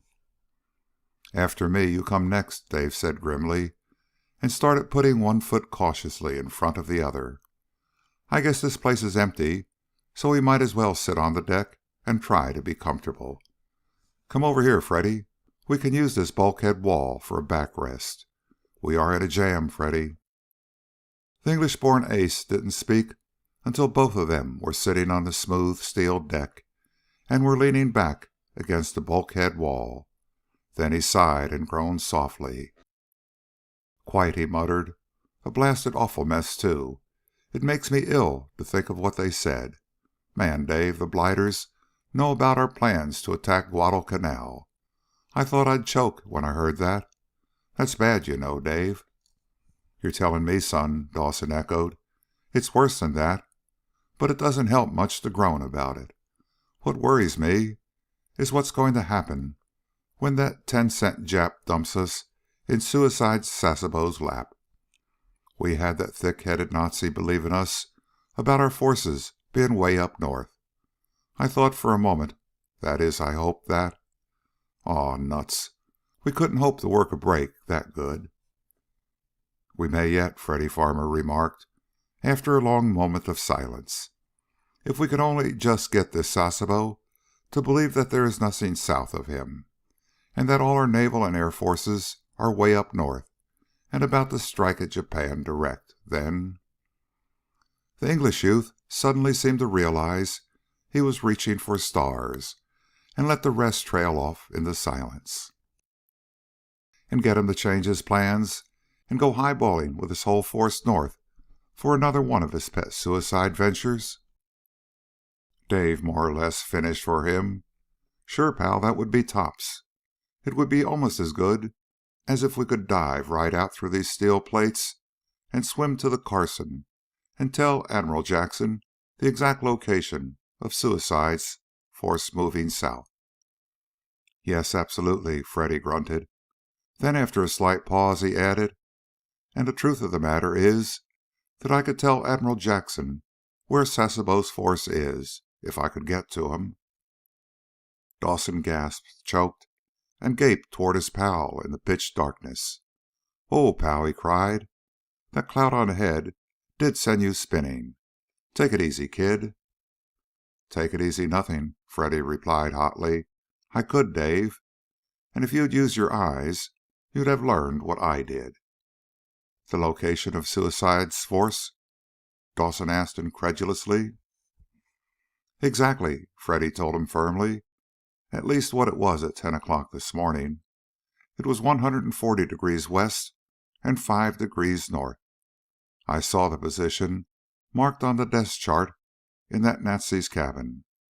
And do you know what that means, Dave?" "Well, I'll be a bow-legged son of a gun," Dave gulped out in awed admiration. "Kid Bright Eyes to the rescue again. Boy, I sure hand it to you when it comes to coming through in the clinches. Just like that, he learns what Admiral Jackson's whole force wants to know. Holy smokes!" "And a lot of good it does me to know, locked up in this blasted steel closet," Freddy Farmer groaned. "But I asked you, do you know what that means? Do you happen to know where 140 west and 5 north happens to be?" "Huh," Dawson echoed. "Where?" "I noticed it on the chart, of course," Freddy replied. "It happens to be a good 100 miles west of the area our planes have been searching. In other words, Colonel Welsh and Admiral Jackson are not going to find the Japs in the area they're searching. Sasebo is well west of them, so he didn't go south as was reported. He moved west from Truk almost 500 miles and then turned south. As of 10 o'clock this morning, he was heading for Jap-held New Guinea and—" "Jumping jeepers!" Dave broke in with a gasp. "So that's it. He's going to slip through between New Guinea and New Britain and catch our attacking force on Guadalcanal from the south, cut our supply lines to shreds, and then follow through with a main attack on whatever our boys have gained. Good night. That'll be a heck of a note, Freddy." "Quite and definitely," the English youth replied, with a faint tremor in his voice. "Either that, or he'll go all the way around the western end of New Guinea and split his forces, half to cut off our forces on Guadalcanal, and half to make a sea and air attack against perhaps Darwin on the northern side of Australia. Who knows what that cunning devil has up his sleeve? And to think we know where his confounded force is, man, I could shoot myself in despair." "Here, cut that out, pal," Dave snapped. "Get that old chin up. We're still alive, and that's something." "You wouldn't care to tell me how much, would you?" the English youth grunted. "No, I guess not," Dawson said with a chuckle. "But you get the idea just the same. Boy, oh boy, if we only could get word to Colonel Welsh and Admiral Jackson. Darn it, Freddy, we've got to somehow. We've just got to." "No doubt of it," Freddy mumbled gloomily in the darkness. "But how? That's the stickler, old thing. How?" "I don't know," Dawson murmured. "But maybe we'll get some kind of a break. If we don't, we'll just have to make one, that's all. This Jap rat who shot us down, I wonder how he figures to fly us to Suicide's force." "That one is easy," Freddy Farmer sighed. "You'll see, tied hand and foot and jammed down into the rear pit of that seaplane like a couple of sardines, I fancy. No, I don't think I'm looking forward to that particular airplane ride." "Yeah, like a couple of helpless sardines, probably," Dave murmured. "Yes, I guess I can think of more comfortable flights I've had, too. Oh, well, a guy can always hope." And with that listless comment, Dave lapsed into brooding silence, and Freddy Farmer joined him. For quite some time, neither of them spoke. What was there to say, anyway? And what was there to say that hadn't already been spoken? Absolutely nothing. And so it was better just to sit and keep one's thoughts to oneself. What the future would bring, it would bring, and that was that. After a long, long spell of mutual silence, a sudden change in the movement of the U-boat told them both that the undersea craft was going up to the surface. Dawson grunted and sat up a little straighter. "Up we go," he grunted. "So things will be happening soon." "Can't say I'd be mad if said things were bombs dropping on this thing from a chance plane or two of ours," Freddy Farmer growled. "The way I feel right now, I don't think I'd mind at all. Oh, blast it, I guess that gun slap from the Jap rotter did something to my nerve. I feel in an awful funk, Dave." "Swell, perfect, pal," Dave said with a chuckle. "Keep right on feeling that way and everything will be okay." "Not much it will," the English youth grated. "And what the deuce do you mean by that crack, anyway?" "I mean that I've seen you like this before, and plenty," Dawson told him, and squeezed his arm in the darkness. "And those other times you just hauled back and knocked 'em high, wide, and handsome. So it's okay by me, kid. Very much okay. You'll get us some action if I don't." "Thanks, old thing," Freddy said, with a faint huskiness in his voice. "And I'm a rotter to try and drag you down, too. Sorry no end, Dave. I'll try and buck up and not be such a wet whack. Wet smack, Dave corrected with a laugh. Holy smokes, aren't you ever going to learn to speak the language, huh? The English youth grunted, but before he could make any reply to that there came the final lurching motion as the U-boat broke surface, and even in their steel-walled prison they could hear the sounds of feverish activity. A moment or two later they could tell that the U-boat was motionless on the surface, and then more sounds, the wind and grind of turning gears, caused them to guess that the small seaplane was being hoisted up out of its hold hangar. Suddenly Dave began to chuckle softly, and Freddy Farmer peered at him in the darkness. "What's wrong with you, Dave?" he asked. "What's so blasted funny?" "I was just thinking," Dawson replied. "Remember that stuffed shirt ground major at the Broome airfield in Australia?" "The one whose feet you dusted off with the prop wash of the plane?" the English youth echoed. "Yes, I remember him. What about him?" "I was just thinking," Dave said. "Maybe I gave that chump the right tip after all. Maybe he went dancing into a C.O.'s office with the real dope and got tossed out for passing around such a cockeyed rumor." "Yes, maybe you did at that," Freddy Farmer said soberly. "If Suicide Sasebo does strike at Australia, you will have given the tip-off days in advance, only you didn't know it. But I can't see anything to laugh about." "Okay, Sobersides, I guess you're right," Dawson muttered. "But I sure could do with a good laugh right about now. Oh, I suspect here comes company. Watch it, Freddy, and hang on hard, pal." "Righto, Dave," the English youth breathed. "Be right in there with you, old thing." Freddy had hardly gotten the words off his lips when a key grated in the door lock, and the door was kicked open with a crash. Pale light instantly poured into the room, and for a moment Dave and Freddy could see only blurred silhouettes in the companionway outside. Presently their eyes focused to the change of light, and they saw the Jap naval officer and two Jap seamen leering at them. The officer was dressed for flying. In his hand he carried his ever-present gun, and each of the sailors carried a coil of thin, tough line. "Turn around and face the other way," the Jap officer suddenly hissed at them. For a split second the two youths hesitated as red waves of rebellion surged up in them.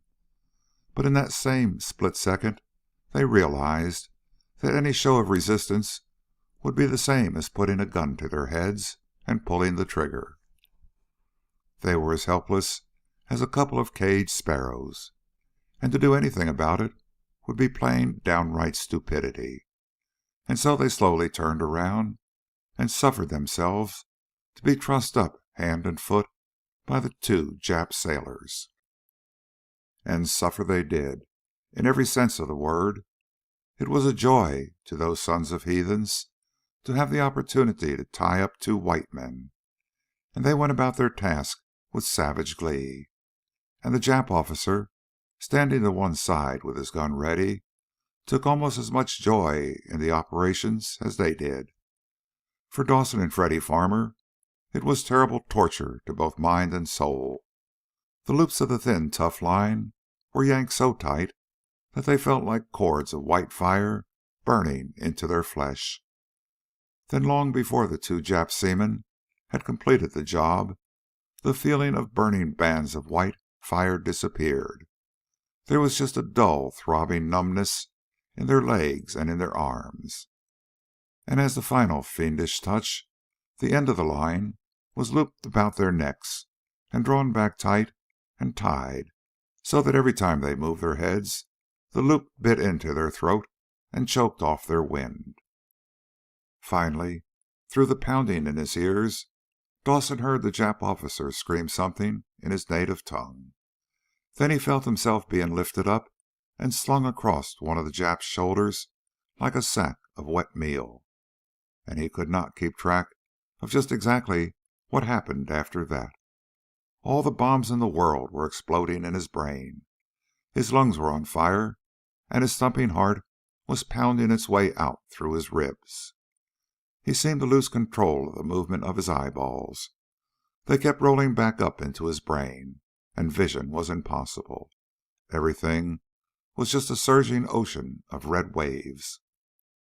In a crazy, abstract sort of way, he wondered if he had lost consciousness.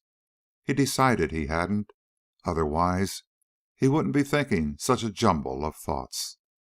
Then, suddenly, instinct told him he was falling. He tried to cry out in alarm, but there was no sound of his own voice in his ringing ears.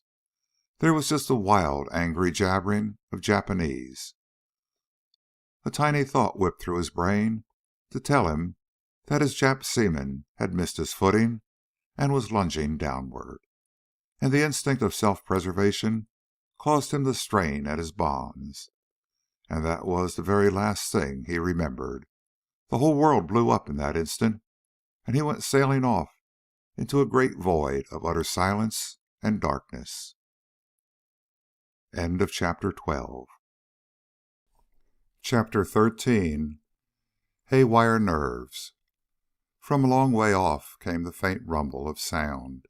It grew louder and louder, and took on the steady, rhythmic beat of powerful engines giving of their best. Every so often a different sound broke through the rhythmic beat, but it faded out almost instantly, and the steady beat continued on forever and ever, endlessly. Seconds, minutes, and years dragged by, and then Dave Dawson was conscious of the fact that the rhythmic beat came from all about him, and that his body was absorbing the vibration of it. Not yet did it occur to him to try to move, or even to open his eyes. As a matter of fact, either of those physical accomplishments were far beyond his powers, and he continued to remain in a befuddled world of rhythmic beats, vibration, and darkness. And then suddenly there was light all around him. But a few extra seconds ticked by before his half-frozen brain could grasp the fact that his eyes had more or less automatically opened, and that he was staring straight up at a light gray painted ceiling and walls, and that up off to his left there was a round window through which light was pouring. He saw the ceiling, the gray painted walls, and the round window, and although they registered upon his brain individually, they meant nothing to him as a whole. More years dragged by, and the thought finally came to him to move his legs and his arms. He did so, but the pains that shot through his sturdy, youthful body caused him to gasp and groan, and relax completely to wait for the film of red to pass from his eyes. And when it did, he saw the strained, anxious face of Freddy Farmer bending over him. The English youth's lips moved, and the words just barely seeped through Dawson's ears. "Dave, old man, look at me. Speak to me, Dave. Are you all right? Oh, blast those devils, Dave. Come out of it. It's Freddy. This is Freddy Farmer, your pal, Dave." A tiny spark was touched off in Dave's brain, and the flame from it seemed to start strength surging through him. He licked his lips, swallowed, and gulped. Hardly realizing he was doing so, he pushed himself up onto one elbow. Then Freddy caught him around the shoulders and eased him up to a sitting position. "Thank God," the English youth sobbed. "Good grief, Dave. I thought you were a goner for sure." What happened?" Dave mumbled, and the effort to speak made his throat burn. "What happened? Did we crash or something?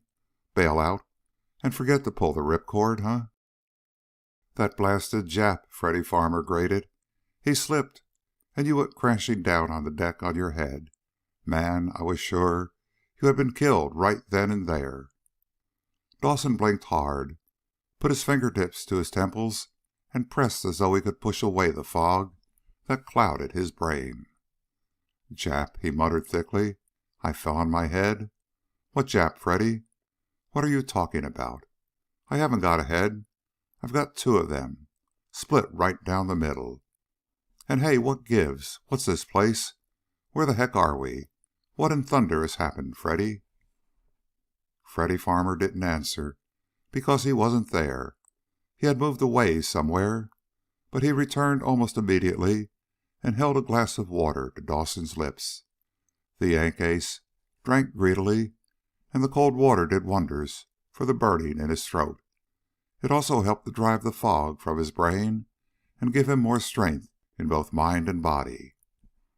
"Thanks, pal," he gasped when he had drained the glass of its last drop. "You're a lifesaver, what I mean, kid. Thanks plenty.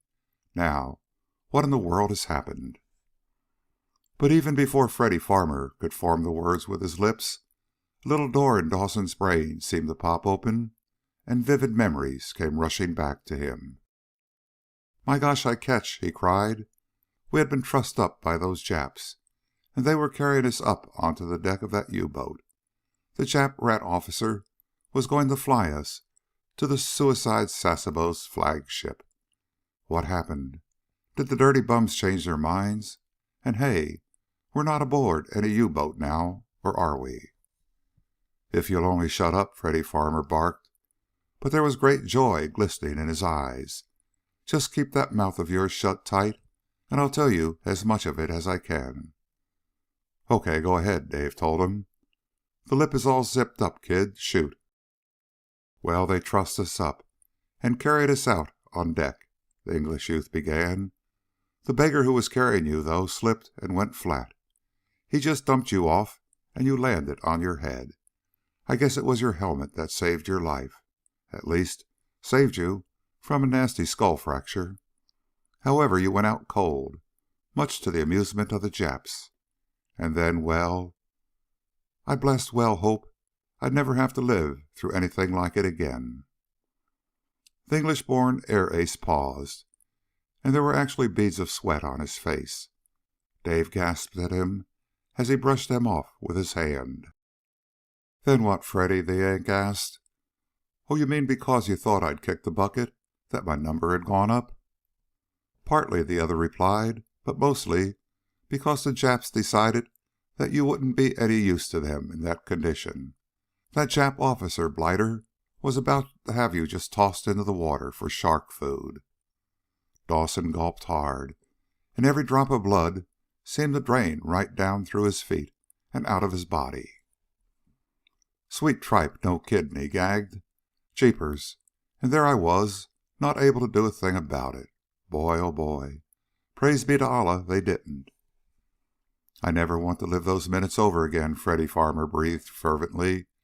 "I tried to call out and tell them something that would stop them, but that confounded cord around my neck was digging in so deep that I could hardly breathe. And then you yourself got them to change their minds." "Me?" Dave echoed wildly. "What in thunder did I do?" "You seemed to come out of it for a second or so," the other told him. "You opened your eyes, glared your worst at the Jap rat officer, and actually tried to push yourself up off the deck. Of course, you barely moved, bound up as you were, but you certainly looked and acted quite the tough guy, old thing." "Yeah," Dawson echoed and grinned faintly. "Well, that's me all over, pal. Tough as they come when I'm out cold. So I sort of saved my own life, huh?" "Just about," Freddy Farmer nodded. "The Jap rat decided he wasn't through with you, so he had the seaman pick you up again. I guess you had passed out again by then. And you stayed that way, lucky beggar. I also hope and pray I'll never have an airplane ride like that one. Heaven preserve me. Please. I'm still not quite sure I've got hands and feet and a neck. The blighters rammed us down in the rear pit of that seaplane so tight I was afraid I wasn't going to be able to breathe. You certainly missed something, Dave. You certainly did, old chap."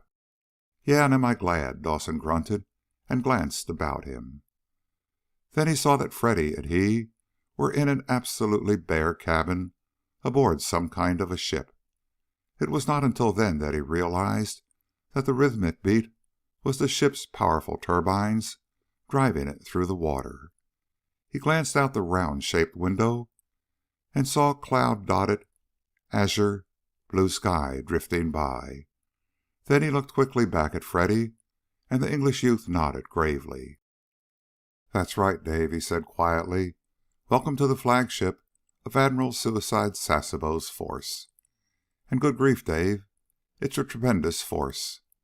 3 carriers of the Kaga class, a dozen troop ships, and scads of cruisers, destroyers, and supply vessels. Even from the air, they appear to take up the whole blasted ocean. Very definitely a big force. But, as I was saying, it was an absolutely terrible ride. I think I fainted once or twice myself. Just couldn't seem to hang on somehow. Then, after years and years, we sat down in the middle of this force and came alongside this carrier flagship. They let down a hoist cable and took us right up on board. I was really pretty hazy by then, and I don't remember just what followed exactly, but it wasn't much. Yet no, it was a whole lot, I guess you'd say. They took those cursed ropes off us both anyway. Then they carried you and half-dragged me down to this cabin and kicked us inside. Ever since, I've been trying to decide whether to pray you wouldn't recover and thus get out of it all, or to pray for you to recover and carry on with me. Dawson smiled and reached over a hand and pressed Freddy Farmer's knee. It was then he saw the ugly-looking red welts that circled his wrists, and also the circle of red welts about Freddy's wrists. "Well, here I am anyway, kid," he said softly. "No rotten Jap rat can break up this old combination. Hey, fella, but how long have we been here?" "About 2 hours, I fancy," Freddy said. "We got here about the middle of the afternoon, and so now it must be around 5 o'clock. I don't know the time exactly. They took my wristwatch and yours, too. Souvenirs, no doubt. I hope the thing refuses to run for them. The dirty, thieving beggars. Gosh, how my hatred for them just grows and grows. I could..." "Well, don't let it throw you and blow your top, kid," Dave cut in with a soothing note. "Going haywire won't help a thing. At least we've got one thing to cling to." "What?" the English youth grunted. "Each other?" "Yes, that too," Dave replied with a nod. "But that isn't what was in my mind. I mean, we're both still alive. If they didn't want us alive, we certainly wouldn't be here in this place. So it means they figure we've got something they want, see?" "Perhaps," Freddy said slowly. "Perhaps not, too. Our little talk session with the Nazi U-boat commander didn't cut any ice with that Jap rat officer. I wouldn't be at all surprised but that we're here just so he and his dirty pals can take their time and fully enjoy torturing us and killing us. Gosh, a horrible thought, what?" Dawson shook his head and waved one hand back and forth. "I don't think I'll buy any of that," he said. "This Sasebo is on a darned important mission. Much as he likes to see guys die, I don't think he'd bother much with a couple of guys named Joe. Nope, Freddy, we're here because they think they can gain something from us." "And when they don't?" Freddy Farmer murmured, and looked him straight in the eye. "Yeah," Dawson breathed. "Maybe then the fun will begin. So it's up to us to beat them to the punch. To keep them on the ropes and undecided what to do next. Maybe even getting them hightailing north for a big killing that isn't going to come off." "What a blasted faint hope, that last," Freddy snorted. "I'm not even giving it a thought. If there's anything that we can do, or try to do, it's to somehow get one of their planes and go straight to Admiral Jackson's force." "Sure, that would be nice too," Dawson grunted. "But it happens to be all reversed now, Freddy." "What is?" the other demanded. "What do you mean by that, Dave?" "The whole darn situation," Dave told him. "Yesterday, we didn't know where this force was, but we did know where Admiral Jackson's force was. Today, though, it's the other way around. We know where the enemy is, but we don't know exactly where our forces are. There's a heck of a lot of ocean out there, Freddy, and we could use up an awful lot of gas and oil and get nowhere, and find nothing." "Yes, quite," Freddy grunted. "Then, except for one thing, old bean." Such as? Such as the radio that would be in the Jap plane, the English youth replied quickly. If we could get a Jap plane. Dawson chuckled in spite of the seriousness of the situation, and gave a little shake of his head. Leave it to the kid here, he breathed. The firm's brains, that's what he is. But kidding aside, you've got something, pal. I really think that maybe you have. With a Jap radio, and I guess one of 'em isn't too tough to work, we could sure tell the whole cockeyed world plenty. Boy, oh boy, would that burn up Sasebo, to hear us telling the world about his force, where it is, and how many ships, and so forth. I'd bet he'd dive over the side and commit hara-kiri on the way down. Well, don't consider it as good as done, the English youth cautioned. Stealing a plane in storybooks is quite simple, of course, but the real thing is quite something else. Just the same, though, I very definitely would like it that way. And while we're at it, let's shoot the works, Dawson said, with a dry chuckle. We'll not only swipe a plane, but we'll also swipe all of Sasebo's task force plans before we leave, and maybe even his samurai sword. Now there is something that would sure get the guy's goat, and I don't mean perhaps. Freddy Farmer joined Dave in laughing, and then, suddenly, as their eyes met, both sobered in a flash. All that had happened to them, and the terrific strain under which they were right then, was fast catching up with them. It was causing them to become just a bit light-headed, and to talk through their hats, and, if they didn't call a halt, send them haywire like a couple of babbling idiots. They saw that approaching breaking point in each other's eyes, and it straightened them up, and fast. Well, anyway, we got some of it off our chests, Dawson muttered, and stared down at his red, welt-marked wrists. Yes, quite, Freddy Farmer echoed absently, and I fancy it helped a little, but I wonder what, Dave. And so do I, chum, Dawson sighed. So do I. End of chapter 13. Chapter 14. Devil Eyes. A good 15 minutes of silence settled over the two battle-scarred youths before it was broken, and when it was not by either of them. On the contrary, it was broken by a third party, by an unusually tall and well-built Japanese naval officer who opened the door of the empty cabin and came striding inside. Both boys were startled by his sudden approach, and they were amazed at his huge size, and they also noticed that he was unarmed, save for the samurai sword hung at his belt. But when they looked at his face, at his eyes, they both gulped impulsively. The newcomer's eyes were plenty Jap. They were also even more than that. The first impression that came to Dave was that he was looking into a pair of devil eyes, if ever a pair existed. They were more black than brown, and they had the sagging double upper lid that distinguishes a Jap's eyes from those of a Chinese. But there was still something else about them, a certain something that was in their depths. Call it all the hideous cruelty in the world reflected there, or call it the true look of a born killer and savage, or call it what you will. There was something there that made Dawson catch his breath and go hot and cold all over. It was like looking down the muzzle of a rifle and watching the finger crooked about the trigger tighten slowly. In the next split second, "Come with me, please." The words that fell from the Jap's lips were like rifle shots. Hardly realizing that they were doing so, both youths sprang quickly up onto their feet. The big Jap smiled broadly. "Good," he said, and bobbed his close-shaved head. "I can see that you have learned a little of the lesson you should have learned a long time ago. Come with me, and do not let there be any trouble, please."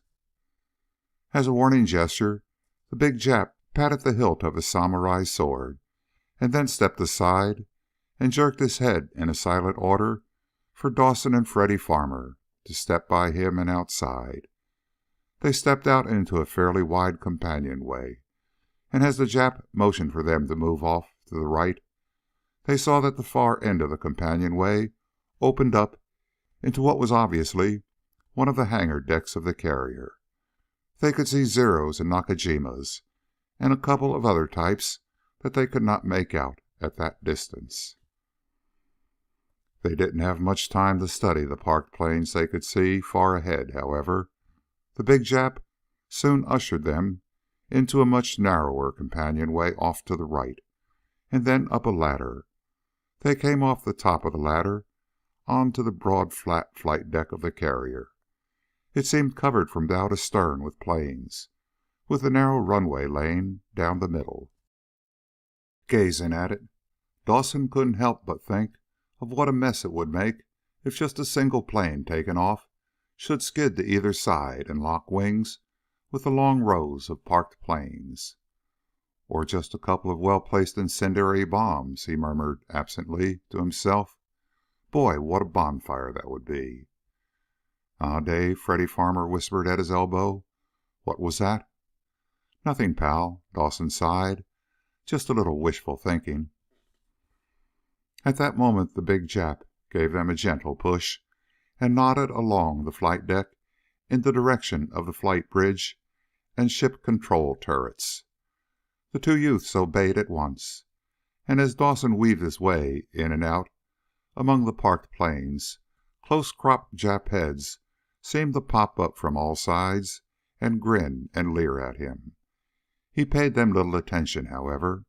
He was more interested in getting a look at the rest of the Jap force spread out over the surrounding waters. It was difficult, however, because folded wings and parked fuselages kept cutting off his line of view. He did sight the two other carriers for a brief instant, and sort of wished he hadn't. A three-carrier task force meant at least 50 other ships of different descriptions, and a surprise force that size could cause a lot, an awful lot, of trouble if it got the breaks.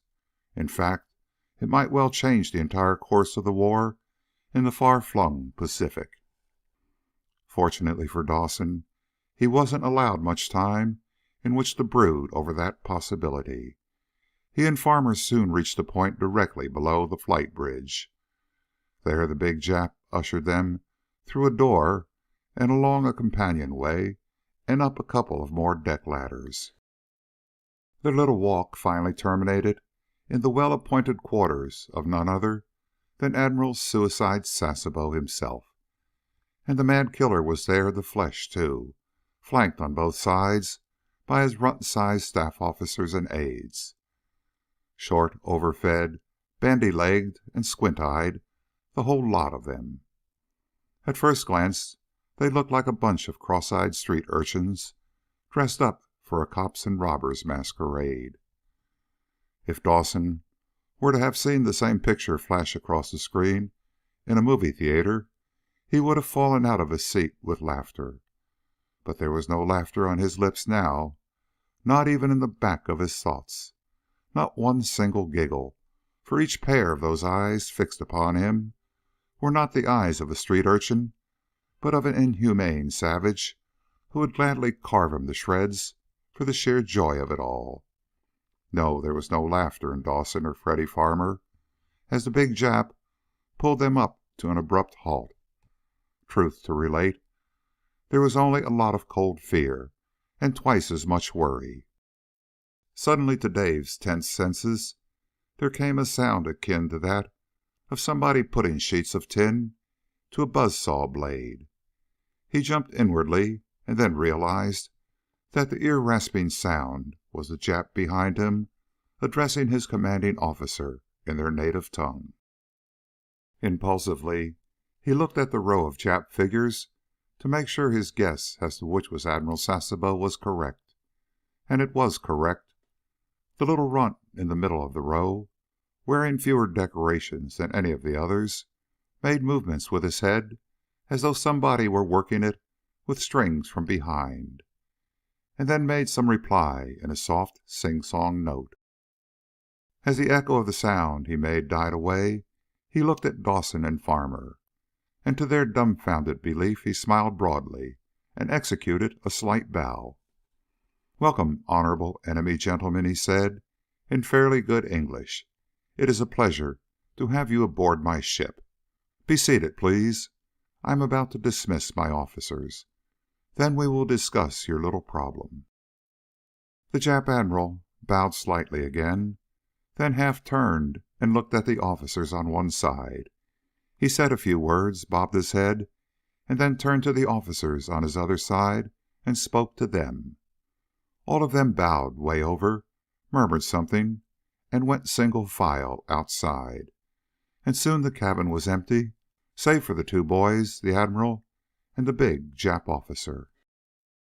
With an effort, Dawson tried to shake the cobwebs out of his brain and get himself on the alert. But it was like trying to wake himself up out of the middle of a crazy, cockeyed dream. In fact, that's just exactly what all this business seemed like part of some dizzy dream in which nobody acts his correct part. Then we will discuss your little problem. What was going on here, anyway? And, welcome, honorable enemy gentlemen. Where did this guy get that welcome stuff? For fair, somebody was just plain nuts, and Dawson was worried not a little that maybe he was the one.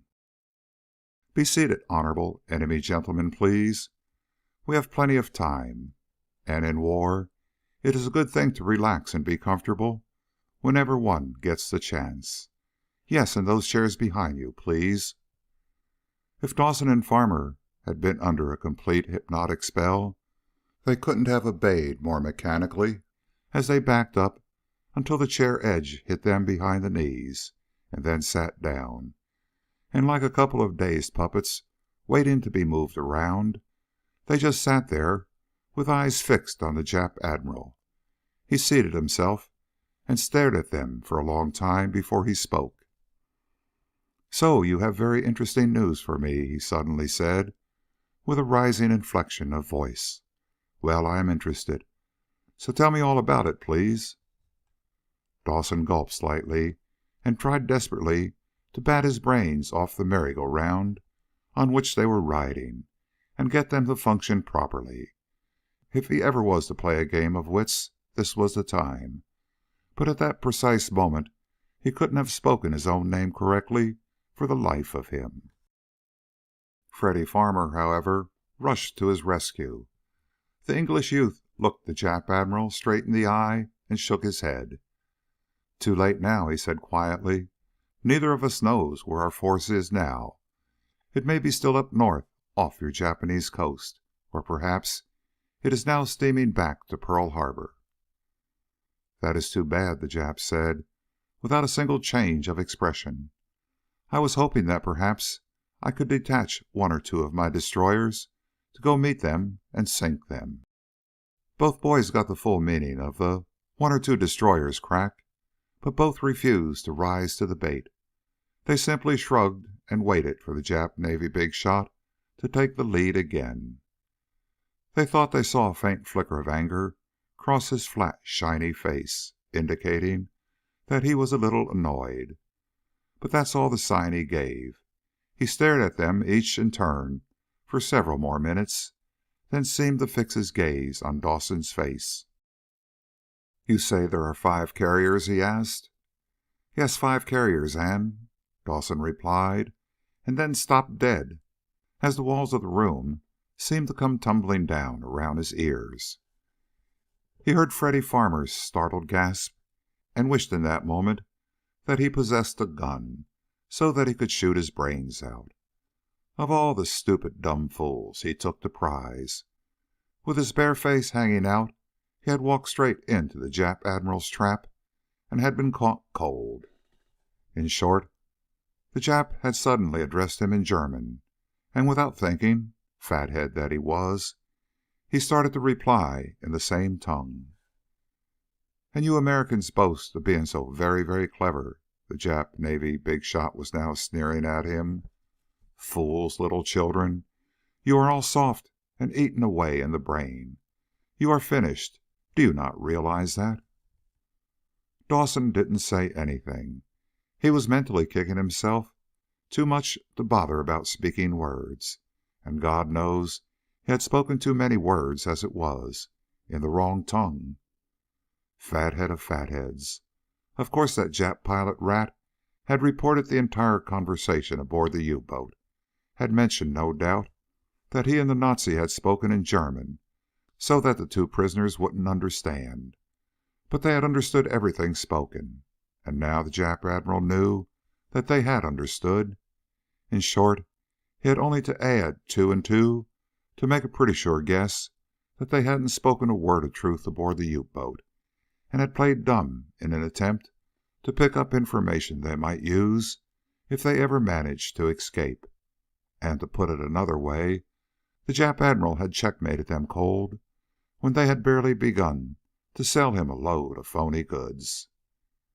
Yes, Japan's enemies are so cleverly foolish, the slant-eyed one continued, amidst hissing sounds. However, you are here under my watchful eye now, and no real damage has been done, so we will forget all else that has been said and start over again.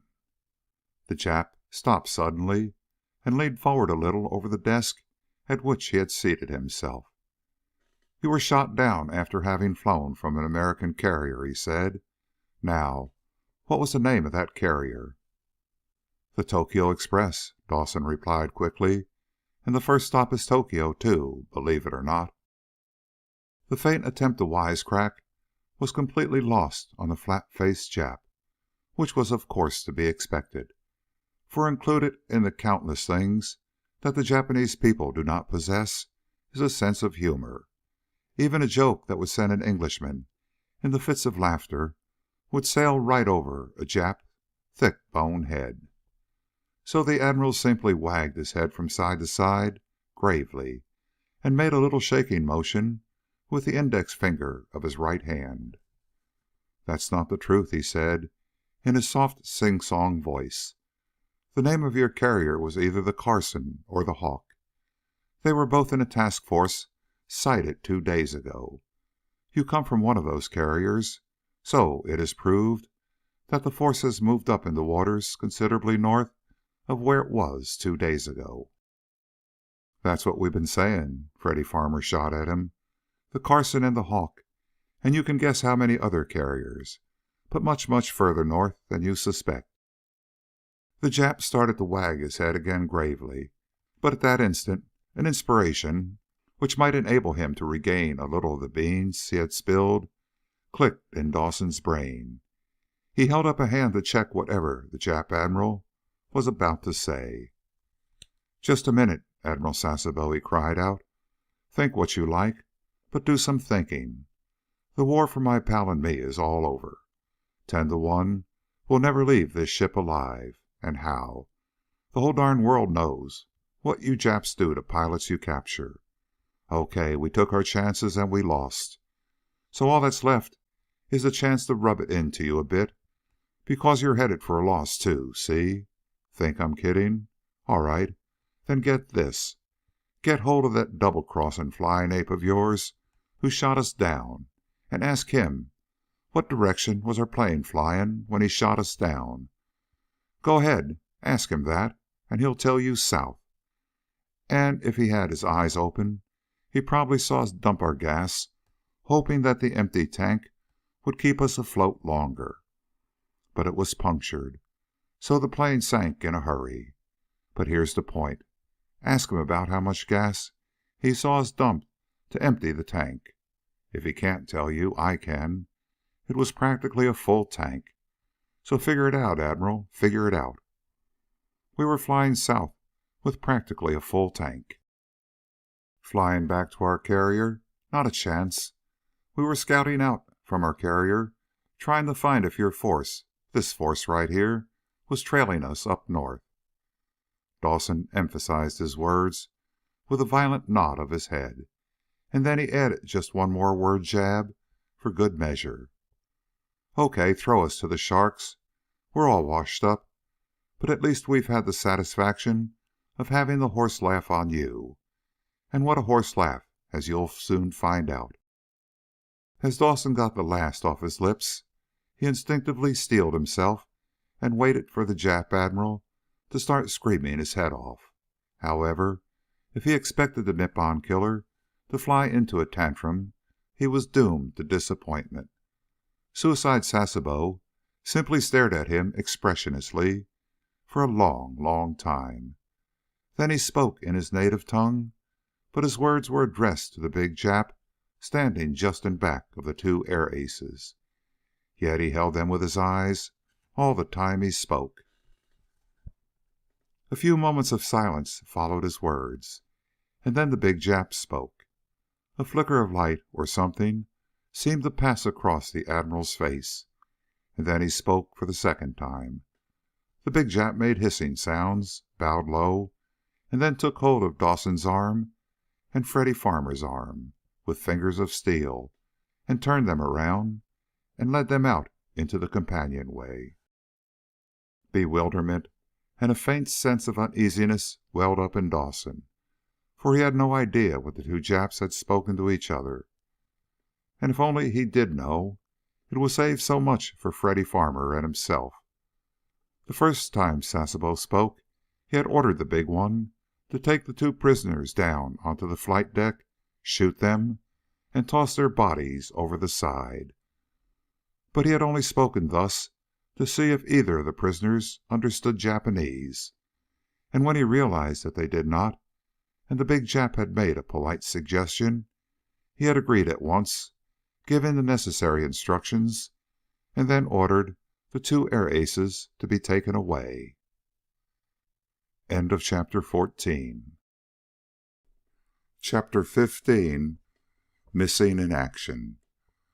With the measured steps of a man deep in thought and very much worried, Colonel Welsh, Chief of Combined U.S. Intelligence, paced up and down the full length of the carrier Carson's flight deck. He walked as a man who cared not where he was headed, because he knew he would find nothing when he arrived there. Pilots and plane crews lounging in the crash nets that stretched the full length of the flight deck on both sides stopped talking as he passed, and looked at him, gave a little shake of their heads, and murmured inaudible words of sympathy. Suddenly, the alarm system announced the approach of aircraft, the Carson's aircraft. Colonel Welsh stiffened in a halt, lifted his head, and peered at the growing dots coming out of the sky to the north. Then he wheeled quickly, ran across the flight deck, and hurried up aloft to the flight bridge. And there he came to a halt, gripping the bridge rail hard with both hands and straining his eyes at the oncoming planes. "Too bad again, Colonel," Admiral Jackson spoke quietly in his ear. "Those are the 8 who went out on the last patrol. Here, look at them through my glasses, if you wish." "Thank you, sir," the colonel replied in a low voice, and fixed the glasses on the approaching planes. A few moments later he lowered them from his eyes and handed them back to the Admiral without any word. He focused his naked eyes on the planes and watched as they came up in line astern formation and circled the Carson until the leader got the flag to come aboard. Then, one by one, they slid down aboard to practically roll into the waiting hands of the plane crews. But as each pilot passed the flight bridge, he looked up at Colonel Welsh, shook his head, and made a thumbs-down gesture. And when the last pilot to come aboard had done that and rolled on down the deck, Colonel Welsh gripped the flight bridge railing so hard his knuckles showed white through the stretched skin, and he had to swallow hard several times to stifle the groan of anguish that struggled for expression. "Let's have some coffee in my quarters, Colonel," the task force commander said gently. "The executive can bring us the patrol report there." Thank you very much, sir," Colonel Welsh mumbled, and followed the other off the flight bridge. When they were settled in the Admiral's quarters and had been served coffee, the Chief of Combined U.S. Intelligence glanced over at the Navy officer with a faint apologetic smile. "I'm afraid I'm not acting the good soldier very well, sir," he said. "I hope you'll accept my apologies, but this is getting me where it hurts the most." "I quite understand, Colonel," the other said quietly. "It gets me, too. To have pilots reported missing in action, whether I know them personally or not, you just can't help feeling it deep." "And those two I knew so well," Colonel Welsh breathed sadly. "I couldn't know them any better if they were my own sons. And in a way, I'm directly responsible for whatever happened to them. I was the one who assigned them to this carrier. As I told you, they had just completed a very dangerous mission in China. They had postponed leave to carry out that mission for me. And if any two in this war rate leave, they certainly do. But, well, it struck me I needed them badly on this job. They both have all what it takes. And, well, they performed more than one absolutely impossible miracle in the past. So I decided to order them to take a hand in this job. And..." As the colonel paused, he couldn't stop the groan this time. "And they are the only two that we have lost," he finally completed the sentence. "If only I had an idea of what happened, I don't think it would be so bad. Death comes swiftly and suddenly in this war, so we constantly have to steel ourselves on that subject. If they were killed in action, then that's something different. But just plain missing, and when no other pilot has reported a blessed thing, well, that is the part so hard to take. But forgive me for rambling like this, sir." "Think nothing of it, Colonel," the Admiral said, and added a drop more of the cream to his coffee. "Frankly, I've been giving the puzzle more than a little thought. For 2 days now, we've combed every square mile of this area, and no pilot has seen a trace or sign of anything, not so much as a thread of smoke on the horizon. It has me worried, Colonel." The Chief of Combined U.S. Intelligence stuck out his lower lip and gave a little half-twist of his head.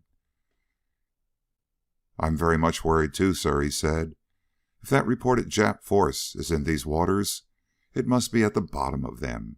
It certainly isn't in the area we've scouted. And that fact is what gives me cause for thought. A lot of thought. Technically, this area we're patrolling is Japanese-controlled, and yet not a single Jap surface ship, submarine, or airplane has shown its face. And I'm afraid, sir, the answer is that confounded Kawanishi flying boat that we shot down the other evening.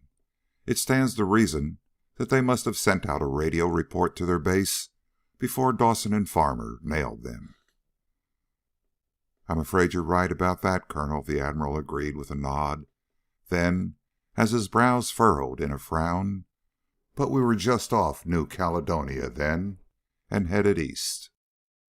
We changed the course to due north after darkness had fallen, and I'm positive we weren't detected during the night, nor have we been spotted since."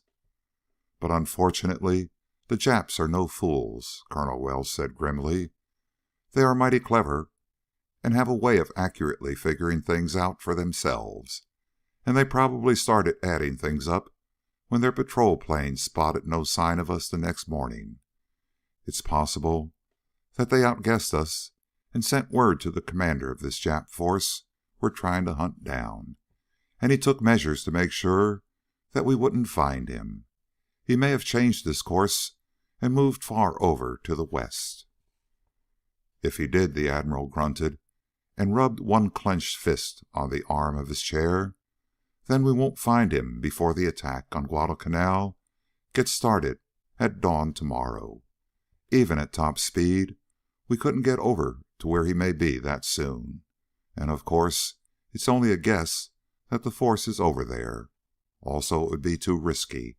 He might swing back along the northern New Guinea coast and slip down past Lae, or he may force his ships and cut around the western end of New Guinea and strike at Australia from the north. However, if the Jap commander figures that we are up here looking for him, he'll undoubtedly take the double-back route. That will get him to Lae by dawn, and when he gets there, he is bound to get wind of our doings against Guadalcanal. Any way you look at it, we're in a bad spot, and that is not saying a thing about our forces taking part in the Guadalcanal business." Colonel Welsh nodded soberly, but for a long moment he didn't say anything. He sat with his head slightly bent and his eyes fixed unwinkingly on the half-filled cup of coffee he held in his hands. Presently he sighed, gave a little shake of his head, and looked up at the task force commander. "Yes, you're dead right, sir, in everything you say." He spoke in a weary voice. "So I'll step to one side, sir, and let you have charge of things from here on. I thought sure we'd catch that Jap force as a result of this search. But, well, intelligence has been wrong before. No use weeping over it. We just didn't click this time. So go ahead, sir, and issue the order to abandon the search." "Thank you, Colonel," the task force commander said, with just the faintest note of relief in his voice. "I'm afraid we are wasting time way up here. And I'm mighty sorry, sir, about Dawson and Farmer. I sincerely hope that they will pop up again, just as you told me they have done so many times in the past. At least it's some satisfaction to know that those two will take some beating before they'll give up. And a pair like them will never give up." "Never," Colonel Welsh echoed grimly. "And we can both hope and pray. But may I ask you something, sir?" "Why, certainly, Colonel," the other replied instantly. "I don't think you and I have any secrets aboard this ship. Go right ahead and ask." "Your plans," the intelligence chief asked bluntly. "Just what do you plan to do now, sir?" The Admiral didn't answer at once. Yet it was not because he was reluctant to speak. It was simply a case of wanting to choose his words first. "The Solomons," he said, and glanced at the huge naval chart of the Southwest Pacific that covered all of one wall in his quarters. "By pushing things, we can get within striking distance by early dawn. I think that's the thing to do. The only thing we can do. Get right down in there and do what we can to help the land forces." "Yes, I guess that's best," Colonel Welsh said, and glanced sadly out of one of the ports at the red ball of fire that was the dying sun balanced on the western lip of the wall. "But what if we get down in among those islands and the Jap force comes up upon us by surprise? You'll be in mighty tight waters, and they're bound to send dive bombers over from the Lae base, too." "Do?" the task force commander echoed in a harsh voice, as his chin came out in a fighting pose. "I'll slug it out with them until I haven't a plane left or a deck under my feet, sir. And I can tell you, sir, that my ships and planes will not be the only ones lost if the Japs catch us with our bows to those islands. Our forces have got to take Guadalcanal, and that's all there is to that. We can't let them trim us this time. By God, no, sir." Colonel Welsh smiled, nodded, and lifted his coffee cup and held it poised in midair. "To whatever happens, sir," he toasted, "and may we have all the best of it." The task force commander lifted his own coffee cup and nodded too. "And we will, by God, sir," he said through clenched teeth, "just as long as we've got a ship floating or a plane flying. Amen." And the two high-ranking officers drank silently. End of chapter 15. Chapter 16. Luck of the Doomed. "And now the $64 question," Dave Dawson got out in a bitter, puzzled voice. "What in thunder's the big idea? Go ahead and answer, Freddy." "I can't even make a guess," the English youth groaned, and turned from staring out the empty cabin port. "All I can say is that I am absolutely and completely baffled. I don't understand it at all. What the deuce suddenly caused that Sasebo to have us herded back to this empty cabin again? After the way you raved at him, if he had drawn his samurai sword and chopped off your thick head, I could have understood. But to not so much as bat an eye, and then obviously order that big chap to bring us back here, well, it's quite beyond me, quite." "You can say that again for me," Dawson grunted. "But where do you get that chopped off your thick head stuff, huh?" Definitely, Freddy snapped and gave him a withering glare. In future, kindly remember that though you may wish to be killed on the spot because you rile up some blasted cutthroat, I haven't the same desire to die. Dawson grinned and let it grow into a chuckle. Boy, he breathed, I kind of told him a thing or six, didn't I, huh? Oh, heck, Freddy, I'll admit it was taking a chance. But between you, me, and the flight deck of this tub, I got a hunch I put a little bee in that guy's bonnet. I hope so, but I sincerely doubt it, Freddy Farmer said. That bloke is nobody's fool, even though he may look like one. However, I sincerely hope you are right, Dave. You mean about trying to make him believe that Admiral Jackson's force is up north, off the Japanese coast? Yes, that's what I meant, Dave nodded. And I think he swallowed the bait, too. I'm almost willing to bet that before long he'll swing this task force about and start highballing back up north, and send out some of his long-range scout bombers, too. But maybe he won't, Freddy Farmer argued. So where does that leave us? I'll tell you, penned up in this blasted cabin, while Jackson's force is hunting for something that isn't there. And good grief, Dave, tomorrow at dawn is the time for the Guadalcanal attack. If this force goes sliding right on down by Jackson's position, there'll be the deuce to pay.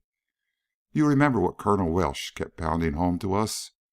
If he doesn't drive off this force, at least, the Tulagi and Guadalcanal attack may turn out terrible flops.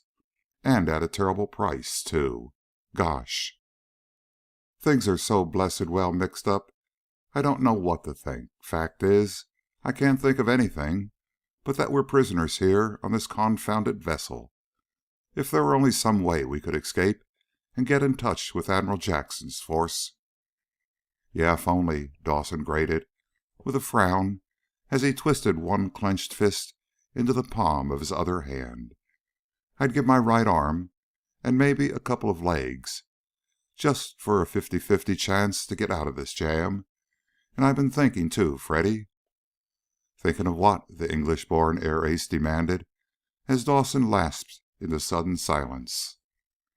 Dave stared at him for a moment as though he hadn't heard, so engrossed was he with his own thoughts. Then suddenly he snapped his fingers and nodded abruptly. About where we are right now, he said, and where Admiral Jackson's force should be, if they've been carrying out the search according to schedule. Freddy, if we could only get away in one of those Jap crates up on the deck, I think I could find Jackson's force before the fuel gave out. And of course, if we failed first to raise the force on the Jap radio in the plane. Freddy, pal, you and I are wasting precious time, cooling our heels in this place. Remember what I said? If we don't get a break, it's up to us to make one. Well, it's up to us. And now, Freddy. Now that you've brought up the subject, I fancy that I could find our force, too, the English youth replied with a nod. It would be blasted close, but I think I could find it if I had to. But so what, Dave, old thing? It all boils down to the same problem we've faced since that two-faced blighter shot us down. How in the world are we going to escape? Make the break, as I just said. Dawson came back quickly. Then, looking steadily at his pal, he continued, make a break for both of us, I hope. But maybe it'll turn out a break for only one of us. Get what I mean, son? Yes, and go on, Freddy said quietly. That doesn't worry me a bit. I'm a very lucky chap, you know. Thanks, and it's been nice knowing you, too, you bum, the Yank air ace said with a grin. And then, in a deadly serious tone, he went on. It might be curtains for one of us, Freddy, though I hope and pray not. However, you never can tell, you know. Dawson ended the last with a faint hunch of his shoulders and an adequate gesture with both hands. Freddy Farmer looked at him for a moment and then snorted softly. All right, old chap, all right, he finally got out. What do I have to do? Get down on my blasted hands and knees and beg? What in the world are you driving at, anyway? Just this, pal. Dawson came right back at him and stuck out his jaw. Both of us, or one of us anyway, has got to grab one of the Jap crates up on the flight deck and scram. Now hold everything a minute and let me finish. I know that we are locked up here and no way to get out. So we've got to make a way, such as this. We bang on that door, there, and shout our heads off. Somebody is bound to come. We tell them we want to make a deal with Suicide Sasebo.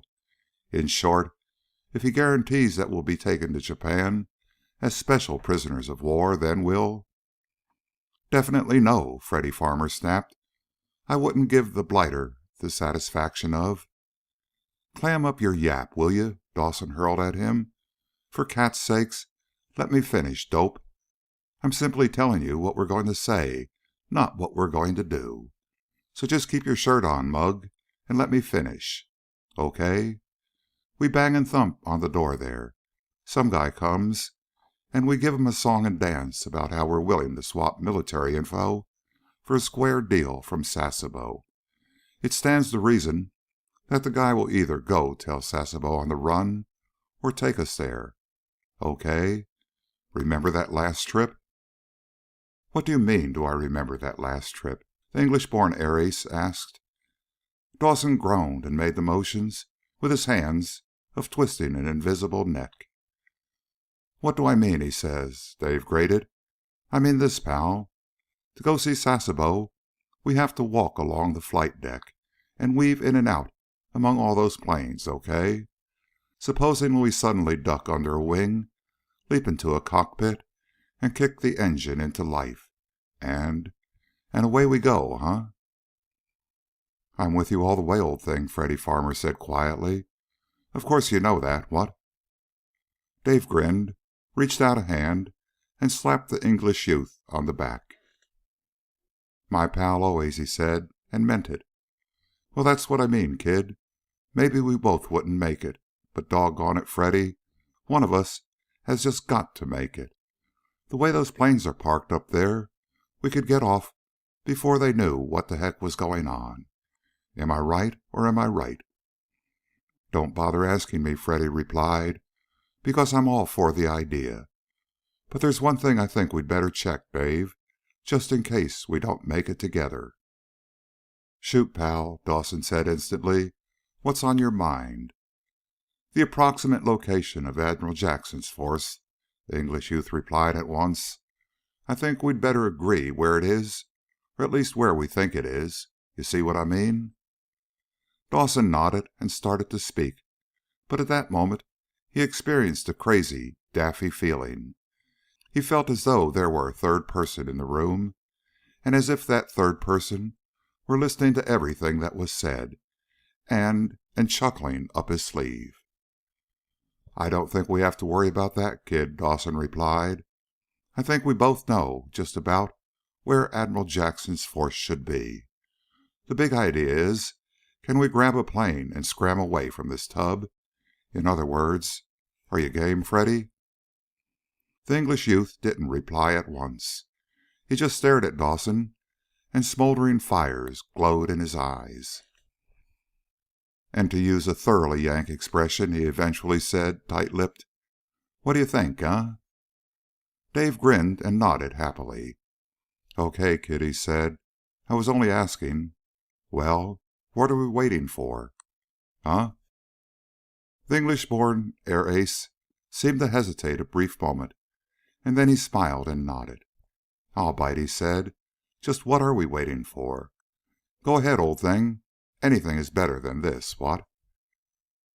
Dawson hesitated and shot Freddy a keen look, as though he was trying to check up and make sure that his pal was definitely in favor of the plan.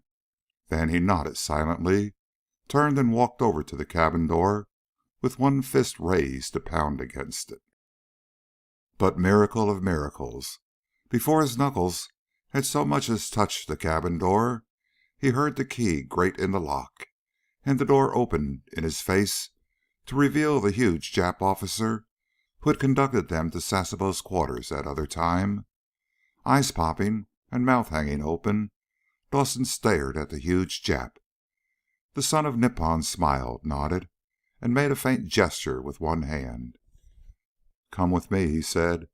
"Honorable Admiral desires to talk with you again. Come, please." For a moment Dawson could hardly believe his eyes and his ears. He gaped at the Jap and then looked at Freddy Farmer. A look of astonished disbelief was stamped on the English youth's face. Dawson looked back at the big Jap and nodded. "Okay," he said. "Lead the way. It so happens that we want to see the Admiral, too." The big Jap smiled, and a funny look suddenly gleamed in his double-lidded eyes. It struck Dawson as though the man were enjoying some little secret at their expense. However, he didn't give the Jap's expression more than a passing thought. Lady Luck was indeed smiling on Freddy Farmer and him. Things were working out even better than he had hoped. Just one more break and everything would be perfect. Just a chance to suddenly duck away from this big Jap and pile into the pit of one of those Jap planes up on the flight deck. Once Freddy and he were in the pit, the rest would be a cinch. They'd go scooting down the narrow takeoff lane before the dumbfounded Japs realized what had happened. Right. Just one little more break, and then it would be the Japs' turn to receive some knockout surprises. And so, with a fervent prayer in his heart, Dawson shot a last-second warning look at Freddy Farmer, and then stepped through the cabin door and out into the companionway. A couple of minutes later, he was leading the way up the ladder to the flight deck. His heart was doing wild, outside loops in his chest, and the blood was racing through his veins. And as he neared the top of the ladder, he heard the glorious sound of Jap aircraft engines warming up. That made it better and better. Maybe 10 minutes more and Freddy and he would be streaking away on a beeline course toward where they believed Admiral Jackson's powerful task force to be. End of chapter 16. Chapter 17. Satan Laughs. When Dawson reached the flight deck level, he slowed up his pace as though waiting for the big Jap to give him the order to continue on toward the flight bridge. As a matter of fact, though, that was not his real intention. He slowed up a little to give Freddy Farmer time to catch up closer, and also to take a quick, furtive look around. What he saw caused his heart to pound harder than ever. Not 30 yards away, and right smack in takeoff position, was a Jap Mitsubishi two-seater, long-range Karagani Mk-11. And what's more, its prop was idling over. And if that wasn't enough to make Dawson's heart sing with wild happiness, there was not a single Jap anywhere near it. Not even a member of the deck crew. Hot dog, Dawson whispered inwardly. Almost as though we'd requested these slant-eyed rats to set the stage for us, and they had done it. An Mk-11, no less. Boy, oh boy, do Freddy and I know that Jap crate. And how? Lady Luck, you're my dream girl for life, and I don't mean perhaps. Hardly daring to risk it, Dawson shot a quick glance at Freddy Farmer just the same, and that one quick look was enough to tell him that Freddy had spotted the Mk-11 and was simply waiting for him to make the break. In fact, Dawson was positive that he had seen his English-born pal give a faint nod of his head in a signal as their eyes met. "You will walk toward the flight bridge, please," the big Jap snapped and pointed. "The Honorable Admiral is waiting." Dawson nodded, shrugged, and turned forward to start walking a little faster. But he took only 6 or 7 steps. Then he suddenly half-whirled, ducked down fast, and went under the wing of a parked plane. As he came out on the other side of the wing, he shot a quick glance back over his shoulder and felt like yelling with joy. Good old Freddy Farmer was so close behind that the English youth was practically running up his back. But even as he snapped a glance back to make sure that Freddy was right there with him, Dawson was in high gear again. Like a broken field runner going absolutely haywire, he dodged this way and that, and ducked under wings or around parked planes. Every split second of time he expected to hear the big Jap let out a scream of rage. But if there was a scream, he didn't hear it. Nor, praise be to God, did any other Jap pop up in his path. As a matter of fact, nothing popped up to stop either of the youthful air aces as they zigzagged through the parked planes at top speed, and then reached the MK-11 and virtually hurled himself into the pits. No sooner was Dawson in the plane than he kicked off the wheel brakes and hand-heeled home the throttle. The 1,000 horsepower engine in the nose roared out its song of mighty power, and the two-seater fairly leaped forward along the narrow lane on the deck that permitted room for taking off. With every revolution of the prop, the plane picked up more and more speed, so that in no time at all, the parked planes that formed the two sides of the takeoff lane were little more than blurred streaks rushing past either wingtip.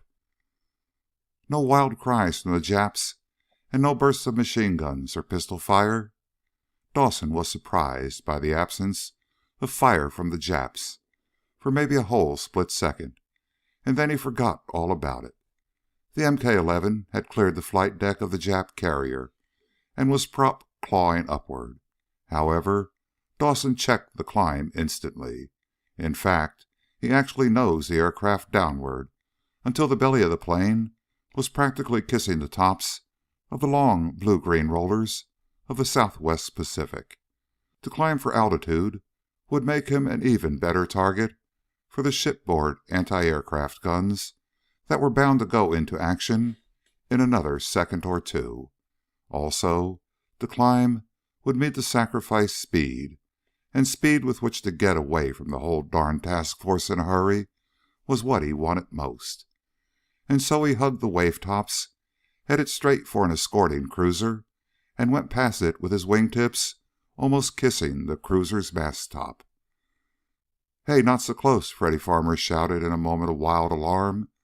"Don't spoil our luck by ramming into one of these cursed things." "Just hold on to your hat, pal, and don't worry," Dawson shouted back happily. "Pretty good, are we, huh, kid? Guess those slant eyes are still wondering what the heck happened. They haven't fired a single shot at us. Boy, we are good, I guess." "Well, don't make too much of it, old thing," the English youth shouted with a new note of alarm in his voice. "Three of those blighters are taking off from the very same carrier we did. Fancy they think they can get us in the air and save gun shells, so keep right on going, old thing." Dawson gulped at that announcement and took a second or two off from his flying to sneak a quick glance back over his shoulder. And sure enough, Freddy Farmer hadn't been kidding him. 3 Jap planes were taking off from the same carrier, and his heart leaped up into his throat when he saw that they were Jap carrier Zeros. And the reason his heart leaped into his throat was because he knew that a Zero can catch up with an MK-11 any day in the week. "Hang on, Freddy, hang on," he thundered, and turned front again. "We've just got to get away from those Zeros. If not, then you've got to keep them at a safe distance with your rear guns. So I'll fly for us, and you fight for us. That's the way it's got to be." "Right you are, Dave," the English youth called forward to him. Oh, good gosh, Dave. How about your radio? Has it got a mic?" Impulsively, Dawson switched his gaze to his radio in the front pit, and it was then that he had the queer feeling of lumps of cold lead bouncing around in the pit of his stomach. There were earphones for the radio, but no mic. The little hook at the side was empty, and the wire that ran down into the set wasn't there. It had been removed completely. "Sweet tripe," he gasped. "This darn set's no good for sending. Not even a mic. Hey, Freddy, have..." Dawson didn't bother to finish the rest. He choked off his words and twisted around in the seat instead. And when he saw the look on Freddy's face, and saw his pal sadly shake his head, little fingers of ice seemed to clutch at his heartstrings. Freddy's radio set was the same as his. Okay for receiving, but not a darned bit of good for sending. And so it was Satan's turn to laugh now. They had stolen a plane and had managed to get away from the Jap carrier. But what they had hoped and prayed for most had been denied them. They had been denied the chance to raise Admiral Jackson's task force on the radio and reveal to the Admiral the position and course of Admiral Suicide Sasebo's carrier force. Yes, that hope was gone now. Their only chance of making any kind of success out of this cockeyed venture was to find the Yankee task force wherever it was in that vast corner of the Southwest Pacific. They had to find that Yank force somehow. But what about those 3 Jap Zeros that had taken off in pursuit of them? Yes, what about them? As that heart-chilling question pounded and hammered around in Dawson's head, he turned in the seat again for another look at those 3 Zeros. They were in the air now, but climbing. Yes, instead of coming straight after the MK-11, the 3 Zeros were heading up for altitude as though they were actually setting off on some routine patrol. Incidentally, were it not for the fact that the 3 Zeros were heading in the same direction as the MK-11, Dawson would have believed that Freddy and he had made their escape 100% successful. He knew differently, however. He knew darned well that the Jap pilot in each of those 3 Zeros had his double-lidded eyes fixed on the MK-11 and was keeping them fixed on it, too. But why the thunder were they climbing? Why didn't they come flat out so as to catch up with the stolen MK-11 as fast as they could? "There's something blasted funny about this, Dave." Freddy Farmer's voice cut into his thoughts. "We neither of us can use the radio, and those blighters back there are making no effort to catch up with us. I don't like it at all, in fact. But, good heavens, that couldn't possibly be true, I'm sure." Dawson took his eyes off the climbing Zeros long enough to look at his pal. "What now?" he barked. "What do you mean by that last, huh?" Freddy Farmer didn't reply at once, and the dark frown on his face told clearly that he was struggling with some very disagreeable thoughts. Eventually the English youth bit his lip and pointed at the little hook in his pit that should have a broadcasting mic hanging on it but didn't. "I wonder if the beggars let us escape, Dave," he finally spoke in a hesitant voice. "Yes, I wonder very much if they didn't let us get away. After all, not a shot was fired. Fact is, I didn't see a single Jap on that flight deck try to head us off from reaching this plane, and it was square in position for a quick takeoff, too." Dawson gulped, and his mouth seemed full of sawdust, and little cold shivers rippled through his body. He stared at Freddy and then shook his head angrily. "Don't be nuts, Freddy," he snapped. "Why in thunder should they let us escape? You're crazy, pal." "Possibly," Freddy Farmer replied, "but you're forgetting that there are 2 sides to this business." "And so?" Dawson echoed when Freddy stopped talking. "Out with the rest of it. What do you mean, 2 sides?" "What the Japs want to know, of course," the English youth flung at him. "Why do you suppose the Japs let us stay alive so long? Because they knew we were from some Yank carrier task force, and because they wanted to find out from us where it is. We made that thick-headed Nazi U-boat commander believe something that wasn't the truth. But Sasebo didn't swallow our story, Dave. Not one bit of it. So they tried a trick to find out for themselves, you see?" Dawson didn't. In fact, he didn't see any part of it. But he didn't say anything for a while. He turned front and gave half of his attention to his flying, and mulled over Freddy's most unpleasant words. A couple of times he glanced back at the Zeros. They had leveled off at around 5,000 feet and seemed to be coasting along a couple of miles behind the MK-11. And each time Dawson turned front, a few more cold shivers rippled through his body. and the lumps of lead in his stomach did some more bouncing around. And so little by little he was forced to admit that maybe there was something in what Freddy Farmer had said. Yet it still didn't make sense to him.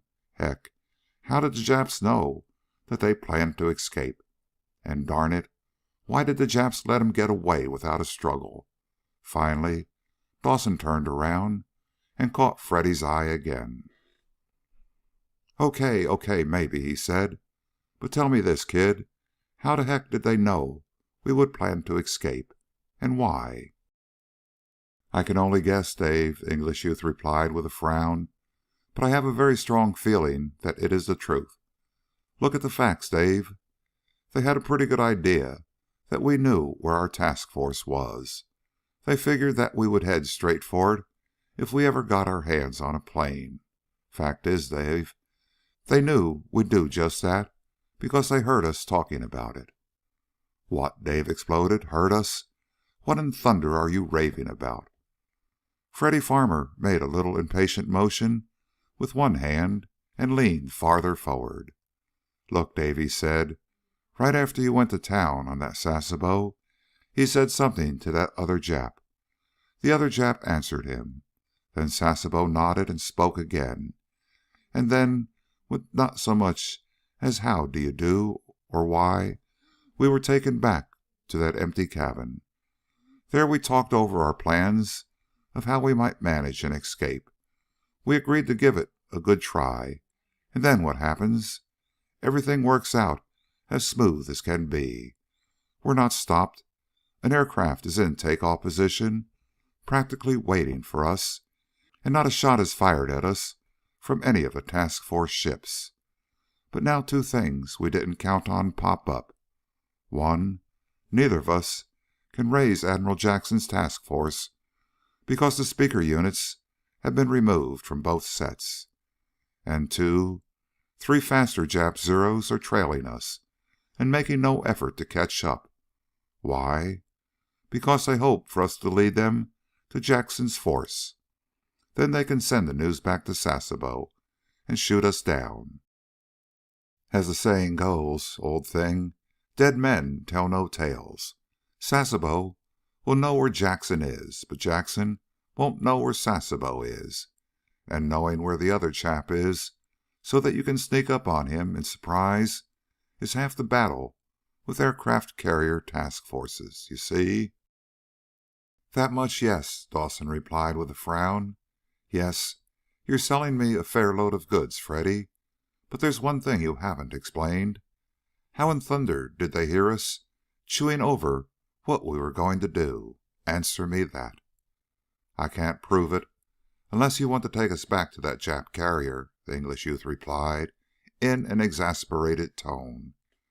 But I'd bet anything on it, and I'm amazed that you haven't thought of it yet. Okay, wonderful one, Dawson growled.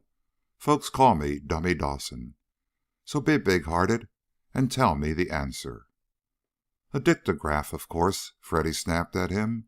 A dictograph put in that empty cabin while we were having our little chat with Sasebo.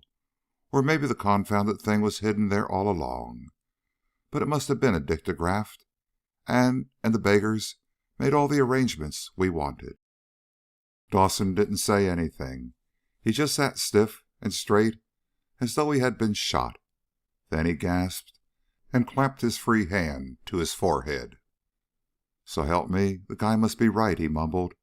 The guy must be right. A dictograph, as sure as the earth grows little apples. And me thinking that we pulled off something very bright. Holy smoke, we really are in a jam now, Freddy. Quite, the English youth replied, and glanced back over his shoulder. If we lead those Zero pilots to within sight of Admiral Jackson's force, it might result in a terrible thing. Just the exact opposite of what we really want to do. And that's why those devils are hanging back up there, Dave. Instead of coming down to do us in, they are going to follow us until Jackson's force is sighted. Then the beggars will come down, no fear. What now? What now? Dawson mumbled helplessly and stared back at the Jap Zeros himself. If we let them trail us to Jackson's position, who knows what may come of it?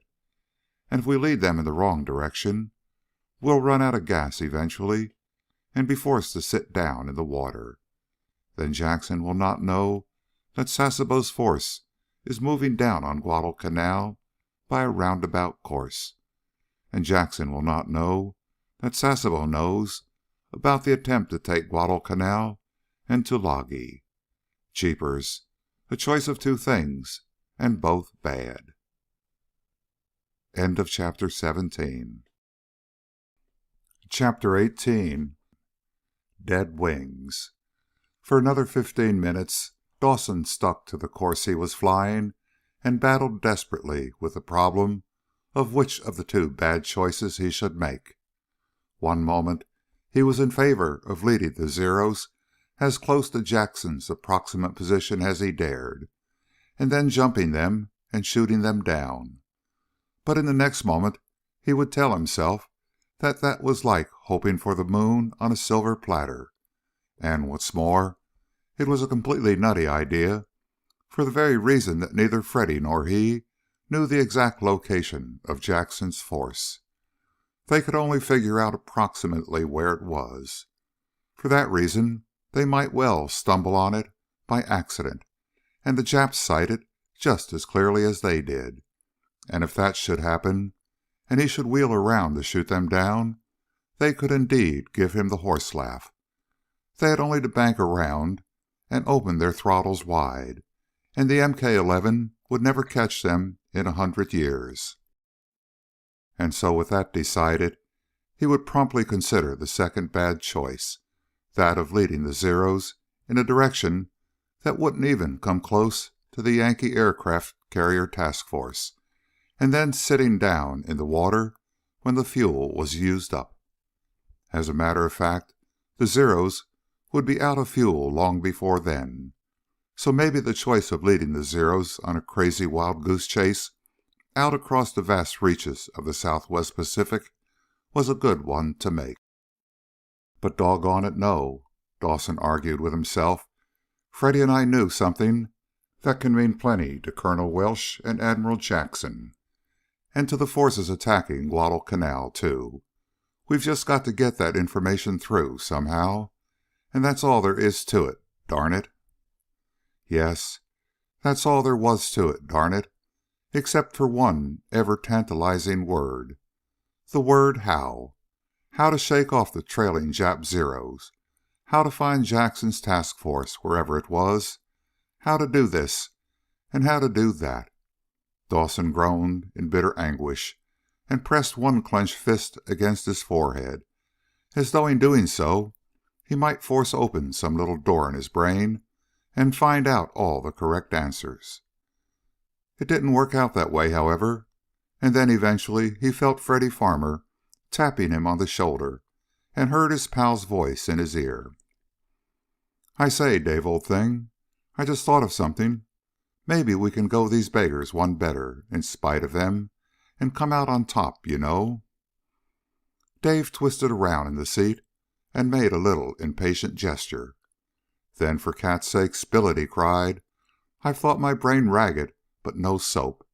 Have you really figured up an idea? Shoot it to me quick, pal." "It's a wild chance, Dave, but I think we've got to take it," the English youth began. "First place, we can't lead these Zeros to Jackson's force. Also, we just can't lead them any old place until we run out of fuel. That would simply be the end of us, and Admiral Jackson would be none the wiser, see?" "Of course I see," Dawson growled, as the English youth paused for breath. "I figured all that out for myself years ago. So what? Have you got anything better?" "I think so," Freddy came right back at him. "Port Moresby in New Guinea, Dave. We still hold Port Moresby. There's a big air base there, and of course a radio station. If we can reach Port Moresby, we can get them to flash what information we know to Admiral Jackson. At least we can give the alarm that Sasebo's force knows of the Guadalcanal attack, and will probably try to do something about it. That way, at least, the Guadalcanal forces won't be caught by surprise. Also, they'll be on alert in northern Australia, in case Sasebo does go all the way down there. But the big point is, Dave, these Zeros back there couldn't possibly reach Port Moresby with the fuel they carry." Dawson thought that over for a moment or two. Then he nodded his head and grinned at Freddy. "Brains, the guy really has got," he cried. "Take a bow, Freddy. I think you've hit the solution right on the old head. It'll be touch and go whether even we can reach Port Moresby from here. But it's a cinch those Zeros never will. Then, too, when they see us head south, they may think we're heading for Jackson's force, and figure that Jackson must be on patrol off the New Guinea coast, which he isn't. Yup, take a bow, Freddy, but it's going to be close, plenty close. Just the same, though, there's another little thing in our favor. The time of day, Freddy." "What's that?" the English-born air ace echoed, and looked puzzled. "The time of day, or should I say night," Dave told him, and jerked his head westward. "In about an hour it's going to be plenty dark. If we haven't shaken them off our tails by then, we can certainly do it in the darkness. And who knows, maybe then we can change course again and find Jackson sometime around dawn. There's 9 hours gas in this air buggy at least, so maybe everything will be okie dokie after all." "Well, anyway, turn south, Dave, and let's keep our fingers crossed," Freddy Farmer grunted. Dave winked, gave Freddy the old two-finger V for victory sign, and banked the MK-11 around until he was headed due south. True, his navigation depended only on the compass, and a Japanese compass at that. However, he felt sure that if he kept on heading as he was going now, he would eventually hit some part of the New Guinea coast, and that would be good enough. He'd find Port Moresby soon afterwards, or bust a wing in the attempt, he finished the thought grimly. And so southward went the Mitsubishi MK-11, and southward also trailed the 3 Jap Zeros, no more than 2 miles behind, and some 4,000 or 5,000 feet higher up in the air. And for an hour the picture remained the same. There was nothing to be seen below but the rolling endless swells of that part of the Southwest Pacific. And in the air the 3 Jap Zeros tagged doggedly along. 10,000 times at least Dawson twisted around for a squint at those trailing Zeros. And 10,000 times, too, he glanced at the last glow of the sun's rays that tinted the western heavens, and at the shadows of night racing up out of the east. Soon now, night would come with a rush as it always did in that part of the world. Soon darkness would be all about the MK-11, and he and Freddy Farmer could lose those trailing Zeros. Soon. But at that exact moment he heard Freddy's wild cry of alarm, and felt the English youth's fist thump down on his shoulder. "Here they come, Dave!" Freddy cried. "Here come the blighters, blast 'em!" Dawson instantly twisted around in the seat, and just as quickly cold fear clutched at his heart. It was true enough. The 3 Zeros had suddenly speeded up. But more than that, they were coming down in a dive straight for the MK-11. One look at the way those Zeros were piling down, and Dawson knew that one of 2 guesses was true, and possibly both. The Zero pilots had decided that the 2 youths planned to shake them off in the darkness after leading them astray, or else they figured that the American carrier force was due south, and that they could finish off their unsuspecting victims and use the rest of the gas in their tanks to get back to their own carrier. It was one or the other, and maybe both. But down they came anyway, and a spell of cold, helpless fear was Dawson's. "Get set with your rear guns, Freddy," he called out sharply. "I should have figured this. Those rats are tired of playing around, and I've got a hunch they're going to do something about it. Something not so good for us." "I think so, too," the English youth called back. "But let 'em try it, blast 'em. Frankly, I'm blessed well fed up with being tagged around. So let the blighters come. We'll fight 'em if we have to. Jolly well right we'll fight them." The words that poured from Freddy Farmer's lips were better than a tonic to Dawson. The cold fear left him at once, and instead he was filled with a fierce determination. Right. Let those Zeros pile down and get tough. He too was fed up with being pushed and shoved and tagged around. Doggone it, it seemed years since he had let fly with any bullets at the Japs. The last time had been as the Air Transport Command plane was approaching the Australian coast from India. Heck, yes. Since then, they hadn't done a darn thing for their country. On the contrary, they'd been shot up, shot down, and kicked around by the Japs. So, okay, if it was to be a scrap, then that would be fine, and nuts to the odds against them. With a silent, savage nod for emphasis, Dawson twisted around and squinted at the Jap Zeros for the umpty-umpth time. They were down almost on a level with the MK-11, and while two of them remained in wingtip-to-wingtip formation, the third Zero speeded up and came up abreast of the MK-11. Dawson stared at it narrow-eyed, ready to outmaneuver the Jap if he tried any smart stuff. As it was then, he saw the helmeted figure in the pit put his radio mic to his lips and motion with his free hand to Dawson to switch on his receiving set. For a couple of split seconds, the Yankee air ace stared in amazement. Then he snapped out of his trance and impulsively knocked up the switch of his receiving set in the front pit and pulled the earphones down over his head. For a brief instant or two, he heard nothing but the hum of the set warming up and a little blast of static. And then he almost jumped out of the pit with surprise as he clearly heard the voice of the huge Jap who had been their escort back on the enemy carrier. "Turn around and come with us, please," came the astonishing demand. "Turn around at once and return with us, please, or we will shoot you down into the water. I am warning you. You cannot escape. Turn around and come back with us at once, please." Dawson turned around right enough, his head and not the plane, and he looked at Freddy wide-eyed. "Well, what do you know?" he cried. "And what a hope that guy has. You heard him, Freddy." The English youth nodded and yanked his own headphones off. "Jolly well right, I heard the beggar," he cried angrily. "And here's our answer to him.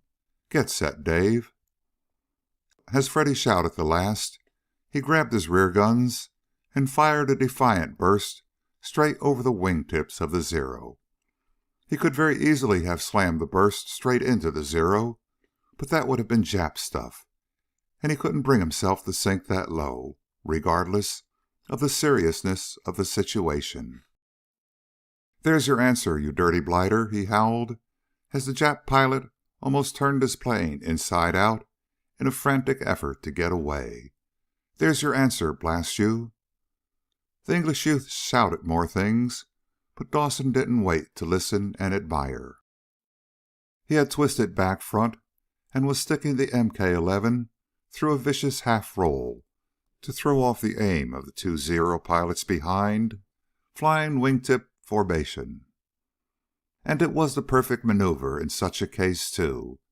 He did throw the two pilots off and caused them to open fire a split second too late, so that tracers from their guns cleared the top of the twisting MK-11 by several feet. "Catch them, Freddy, catch them, kid," Dawson bellowed as he hauled the wing-screaming MK-11 up out of its mad dive.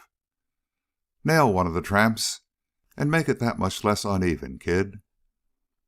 Maybe the English youth heard, and maybe he didn't.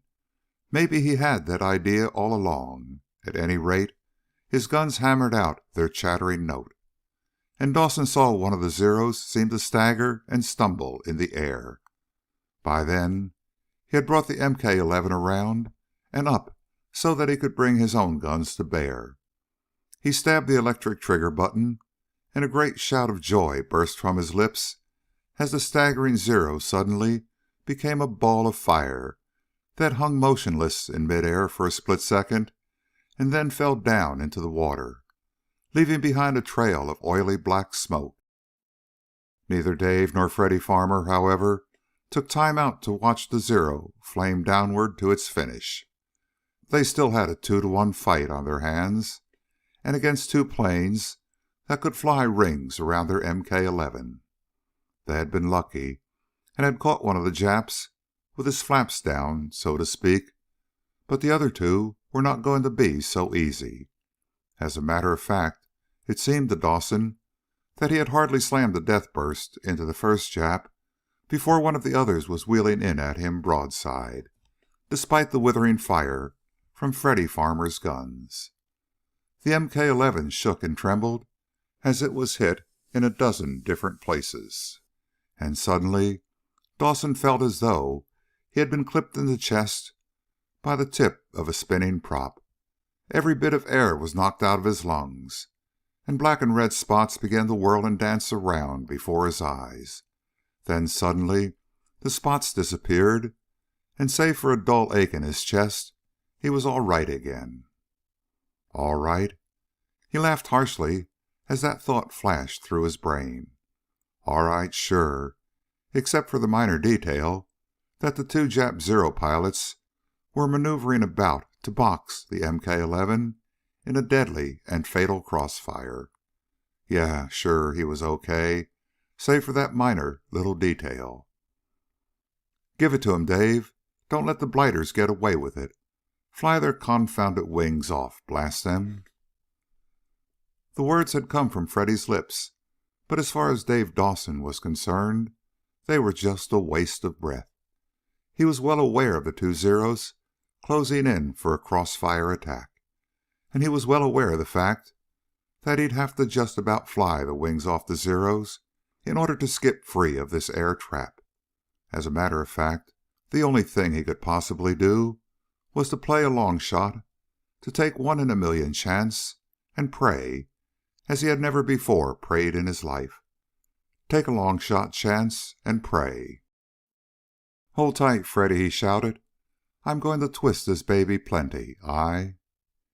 He cut off the rest of what he was shouting because his chest was filled with sharp pains again, and his lungs felt as though they were breathing liquid fire.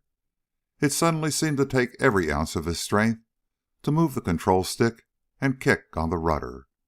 But somehow he managed it, and he sent the MK-11 curving upward and around toward the Zero on his left. At the same time, Freddy Farmer let fly with his guns at the Zero on the right. Dawson's Jap saw him coming, and rather than chance the full fury of the Yank's fire, he pulled off and upward. In the same split second, Dawson steeled himself to the effort, slammed the stick over, booted opposite rudder, and brought the MK-11 around and up in the opposite direction. In other words, he cut off his expected attack on the first Zero to cut in up at the Zero on the other side. As a result of that double maneuver, which was carried through with split-second accuracy, he not only broke up the two Zero-plane attack, but forced each Jap pilot to careen upward and away. Too late, the two Japs realized what was going to happen. Instead of both charging straight in on the MK-11, they were both streaking straight at one another. Both Japs saw that a mid-air crash was about to take place, and both frantically tried to swerve off into the clear. And perhaps they might have succeeded if it hadn't been for the deadly aim of Freddy Farmer. The English youth's guns snarled out their song, and one of the Jap pilots was stone dead before he could turn off into the clear. And his failure to do so spilled the beans for the other Jap. He couldn't check his plane in time and flew straight into the other faltering Zero. To Dawson's ears and to Freddy Farmer's came the loud crashing sound as the two high-speed planes met about 300 feet above the MK-11, and then the whole sky seemed to be filled with seething flame. Dawson cried out in impulsive alarm and slammed the nose of his two-seater downward. Glancing back up over his shoulder, he saw the mass of exploding flame that enveloped the two Zeros. Then there was even a louder explosion, and the air was filled with falling slivers of flame. Choking and gasping from the effort it caused him, Dawson hauled the MK-11 out of its mad dive at about wave crest height and flew level, while red and black dots danced around before his eyes again, and dull, throbbing pain flowed through his chest. "Nice, Dave," he heard Freddy Farmer calling to him. "That was the most perfect maneuver I ever saw. Man, did you fool those two beggars. It was absolutely wonderful." "I'll just take half the credit, kid," Dawson forced himself to call back. "But for that sweet shooting of yours, the stunt might not have worked. And, oh, for gosh sakes." Dave gasped out the last as he happened to glance at the instrument panel. One of the bursts of bullets from one of the Zeros had made a shambles of the instrument board, and the compass in particular was just a heap of junk. With the compass gone, they would have to depend entirely upon celestial navigation. In other words, any hope they might have of continuing on to find Admiral Jackson's task force was completely gone. Because of the milling around in the fight, they had, of course, lost all track of their exact position, and they would have to know their position exactly in order to set a true course for the area where they believed the Yank task force to be. And without the aid of the compass, they wouldn't be able to hold a true course, even if they could plot one. And so there was but one thing to do.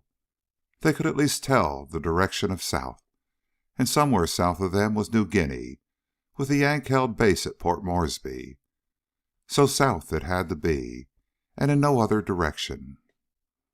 "Blast their good shooting," Dave heard Freddy's voice close behind him, and knew that the English youth was looking at what had happened to the compass.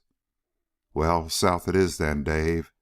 It'll be dark in no time, now, and at least we can tell true south from the stars. But after all, we're blasted lucky, so I guess we can't kick much, what?" Dawson nodded and dragged air into his lungs. The pain of it caused him to wince slightly, silently, but he managed to speak the words. "Go south, I always say," he grunted. "But keep the old fingers crossed, Freddy, and don't forget the praying either. We haven't got the Japs to worry about any more, thank God, but we've got an awful lot of ocean to consider, and yeah, a plane that maybe won't quite make it." "Rot, Dave," Freddy snapped at him. "You're talking like an old woman. Come off it. We'll make it, you'll see. Blasted, Dave, we've just got to." "Check, kid, check," Dawson mumbled.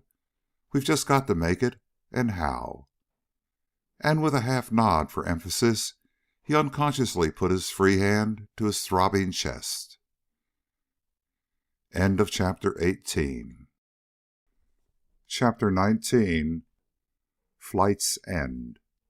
Darkness, and more darkness, and even more darkness, constantly, forever, and eternally, and with it all the monotonous, nerve-pounding drone of the engine in the nose of the Mitsubishi. 10,000,000 times it was all Dawson could do to refrain from screaming his head off and diving right out of the plane into the black night air. It was the same minutes after minute and hour after hour. It was almost more than Dawson, in his condition, could bear. And as the night dragged on, tiny little fears began to mount up in the Yank air ace. It had been but a few minutes after the 3-to-1 air scrap when the Southwest Pacific night had arrived with a swoop and a rush, and closed in on all sides. However, as though the gods were favoring those two youths a little, there was no cloud in the night sky. Above and stretching far off to all the horizons was a solid canopy of glittering and winking stars. And so it had been but a simple matter to plot a course south by the stars, allowing for a slight correction either way. And so they had headed south at cruising throttle, and with a solemn, fervent prayer in their hearts that after the 7 hours of darkness in that part of the world would come dawn and the definite knowledge that they were within sight of the New Guinea coast. Both realized that then would begin the most difficult part of the long flight.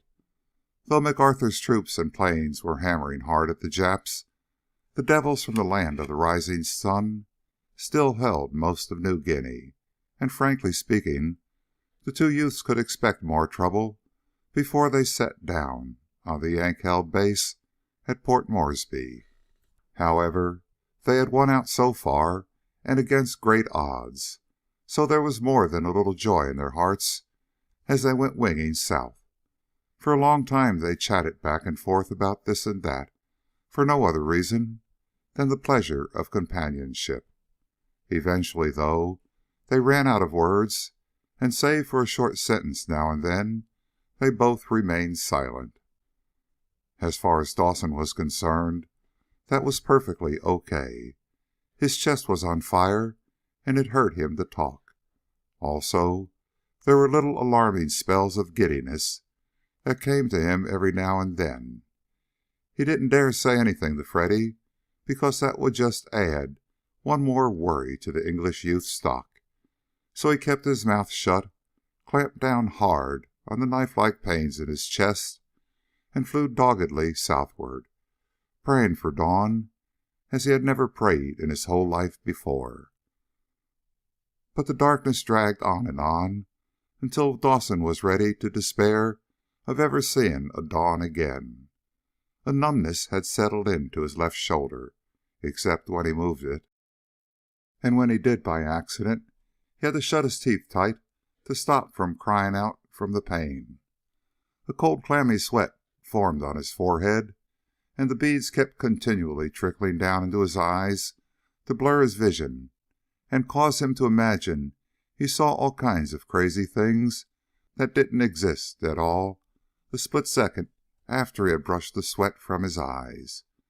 Particularly, he was seeing the lights of ships below, or at least certain he was seeing them until he looked again. Of course, every time he saw the lights, he knew perfectly well that any boat in that part of the Southwest Pacific, Yank or Jap, most certainly wouldn't be showing so much as a speck of light at night. However, what he imagined seemed so real that he was constantly sitting up straight and peering down over the right wing or the left. If dawn would only come! If only there would come a thin, pale line of light in the east to give him hope, if nothing else. If... "I say, old chap," Freddy Farmer's voice cut into his thoughts and prayers, "would you mind raising the shade and letting in a bit of light, what? I'm getting blasted fed up with this darkness. I swear, we've had a solid week of it, I really do."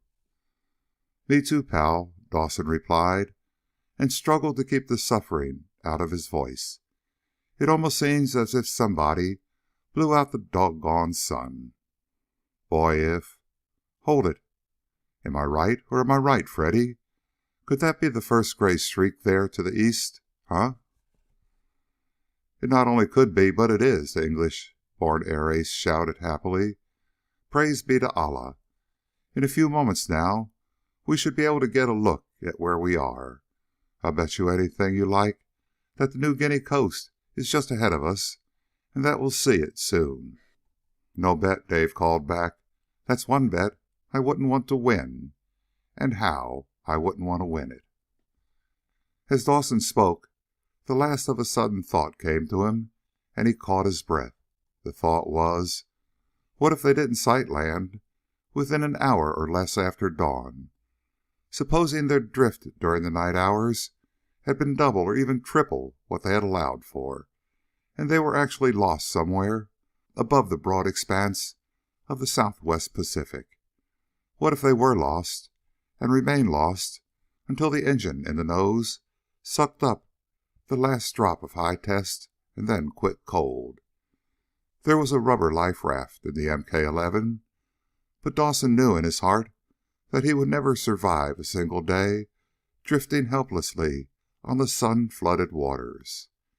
Yesterday, sure, or the day before, but not now, not during this day that was now dawning. And so, please, God, please. The silent prayer remained on Dawson's lips as he watched the pale line of light low down in the east grow broader and brighter, until, as though invisible doors in the heavens had been flung open, the light of the new day came rushing westward, driving the shadows of night on ahead of it. In a matter of less than 15 minutes, the two youths had perfect visibility in all 4 directions. First, though, they peered southward, and to Dawson it was like receiving a mule's kick in the stomach. Nothing but dawn-tinted water as far as the eye could see. Not a sign of land, not a sign of anything but water, endless rolling swells of it. A great sadness and a great bitterness welled up in him until he could hardly breathe, and there was the sting of hot tears at the back of his eyeballs. No land, not a darn sight of it, he heard himself mumble. And I had hoped, oh gosh, how I had hoped, darn it, there has to be land, or we just can't possibly make Port Moresby, and I can't. He let the rest trail off and stared bleak-eyed at the limitless stretch of water to the south. He wanted to turn around in the pit and say something cheerful to Freddy Farmer in the back. Say any old thing that would take the sting out of what his pal must be thinking too. But somehow he couldn't turn around. Somehow he couldn't even think of anything to say. He felt absolutely powerless to move. It was as though he were a dead man looking out across a dead world. And then suddenly a bunched fist came down on his left shoulder, and he almost fainted from the pain in his chest as Freddy Farmer's wildly shouted words smashed against his eardrums. "Dave, look! Off there to port! Dave, look, look, old chap! A lot of ships! A carrier task force! It's Jackson's force, Dave, Jackson's! There's our task force, Dave! It's a miracle, a blessed miracle! There's the task force!" For one brief instant more, Dawson couldn't move. Then he managed to turn his head, but he could see nothing but swimming lights and shadows. The pent-up emotions within him had broken their bonds, and hot tears that he couldn't check filled his eyes and blurred everything. They made him angry at himself and at everything else, and with angry motions he rubbed and brushed the tears from his eyes. And then when he took another look, he saw what Freddy Farmer's sharp eyes had seen first. Far, far off to port, and so low down on the horizon that they looked like no more than a cluster of bugs on the water, were the 2 carriers, the destroyers, and the cruisers and supply ships of Admiral Jackson's task force. Even though the distance was great, he could recognize them for what they really were, and a happiness such as he had never known flooded throughout his entire body.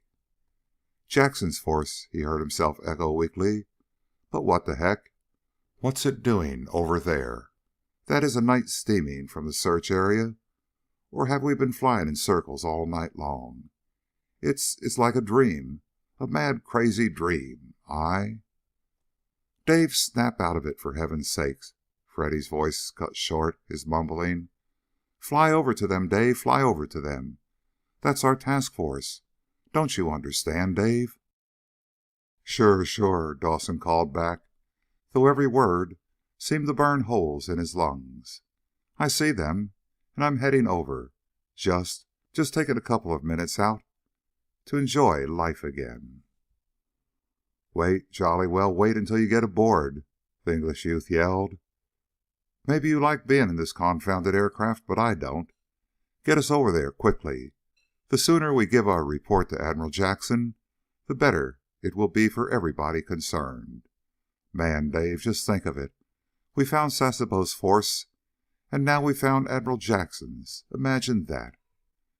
"Yes, imagine that," Dawson mumbled, as a spell of cold shivers started taking charge of his body, just the way you see it happen in the movies, only he let the rest die because the effort cost him too much, and banked the MK-11 around until it was heading full out for the Yank task force far ahead. And then it was he woke up to a fact that had been in the back of his brain for some considerable time. And what woke him up to the truth was a sight of 3 Davy Grumman Wildcats streaking up off the flight deck of one of the carriers and coming up and around toward them at top speed. "Get set to wave and signal those guys somehow, Freddy," he choked out. "We're in a Jap plane, you know. Only those guys don't. So stand up and wave, or hold your hands up and surrender or something. Navy Wildcat pilots don't take chances. They've learned you can't against the Jap rats. So, for cat's sakes, wave or do any old thing to get them to hold their fire. Here, I'll help you." Dawson started to stand up in his pit of the MK-11, but before he was halfway up, invisible steel claws seemed to tear his chest wide open, and he fell back into the seat gasping and choking for air. And countless dancing red and black dots filled his eyes. It seemed years and years before he could get air into his burning lungs and drive the red and black dots away. By then the first of the 3 Wildcats was within shooting range, but Freddy Farmer was standing up straight, waving his arms, pointing at his American uniform, and yelling blue murder at the top of his voice. The leading Wildcat, however, came in boring at a terrific speed, and Dawson died 1,000 deaths as he expected with each new split second to see the leading edges of the Grumman's wings start spitting out stabbing tongues of flame, and to feel the Wildcat's bullets and air cannon shells smash and pound their way into the MK-11. However, the Wildcat pilot did not open fire. Instead, he went sweeping past the Jap two-seater, staring at it hard. Then he circled around and came tearing up from the other side. As he drew abreast, Freddy Farmer practically fell out of the MK-11 in his frantic efforts to signal the truth to the Yankee Navy pilot. Dawson managed to lift his right hand and wave, too. And then the 2 other Wildcats came up and took up position close to the MK-11. And Freddy Farmer promptly went into his dance for their benefit, too. Eventually, the Wildcat pilots either recognized Dawson and Farmer, or else they spotted the Yank Air Force's uniforms that the 2 youths wore, and could see that at least no Japs were wearing them. Or maybe it was for some other reason. At any rate, the section leader nodded his head, motioned for Freddy Farmer to stop trying to throw himself out of the Jap plane, and then pointed over toward the carrier task force. That was all Dawson and Freddy wanted, and they both nodded vigorously in acknowledgement. Then, with a Wildcat on each side, and one just behind and a little above, Dawson guided the MK-11 straight for the task force. As he reached the flanking cruisers and destroyers, he saw the countless upturned faces on the decks, and also the pom-pom guns and the Chicago pianos trained dead on the Jap plane. He grinned down at them happily, but just the same, a nervous shiver or 2 rippled through his burning and pain-filled body. And then, finally, Dawson had the MK-11 banked around and sliding down toward the stern of the Carson as the carrier knocked off knots into the wind. The glide downward was the greatest agony of his life. Huge as the Carson was, the confounded thing seemed to dance and skip around before his eyes. Countless times the landing officer, with a signal flag in each hand, blurred right out of his vision. And once he almost fainted with fright when he got the cockeyed impression that he was heading the MK-11 straight for the Carson's superstructure. The 1,000 years passed by, however, and the Jap two-seater was down on the flight deck, trundling forward while deck crews hung onto the wingtips. And finally they managed to drag it to a halt. A choking gasp of unbounded relief burst from Dawson's lips, and tears of inexpressible joy made his eyes smart as he caught sight of Colonel Welsh and Admiral Jackson racing across the flight deck toward the Jap plane. Laughing and choking in the same breath, Dawson heaved himself up out of the pit, stepped out on the wing, but missed his footing and fell sprawling on the wing. He slid off it feet first, so he was standing on the deck when the Colonel and Admiral came up. "Here we are again, sir," Dawson cried. "Just like a couple of bad pennies, that... His tongue seemed to stick in his mouth, and the Carson seemed to spin like a top. "Dave!" he heard Freddy Farmer scream. "Somebody quick, catch him!" "Here, Dawson, steady!" he heard Colonel Walsh shout. "Good grief!" cried a third voice. "Look at his chest! Good grief! The man's hit bad! Here, somebody!" But Dawson didn't hear any more. The carrier Carson turned upside down and smashed him on the head with its flight deck. Then there was nothing but complete silence and utter darkness. It was a beautiful pink-tinted cloud that was carrying Dawson through a beautiful world filled with soft and soothing music. Never had he felt so rested and so comfortable, so much so that he just couldn't be bothered trying to figure out where he was or what had happened to put him there. Maybe it was heaven. He didn't know, and he didn't care. If it wasn't heaven, then it was certainly the next best thing. Whatever it was suited him perfectly, and he was quite willing to stay where he was indefinitely. However, that was not to be. The pink cloud faded away and became a white bunk in some ship's whitewashed sick bay, and the soft, soothing music faded out and became the quietly coaxing voice of a human being. In other words, he slowly regained consciousness to find himself staring up into the face of Freddy Farmer and into the face also of Colonel Welsh, and it was the Chief of Combined U.S. Intelligence who was speaking to him. "Easy does it, son," the Colonel was saying.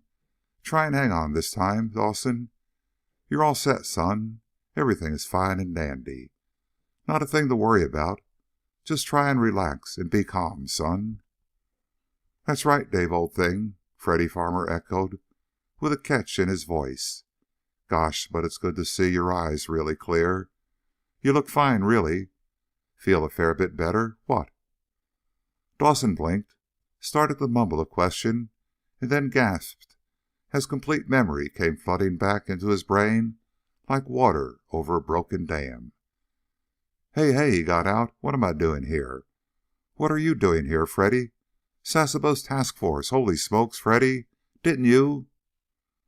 Dawson would have said more, but Colonel Welsh gently put a hand over his mouth and shook his head from side to side.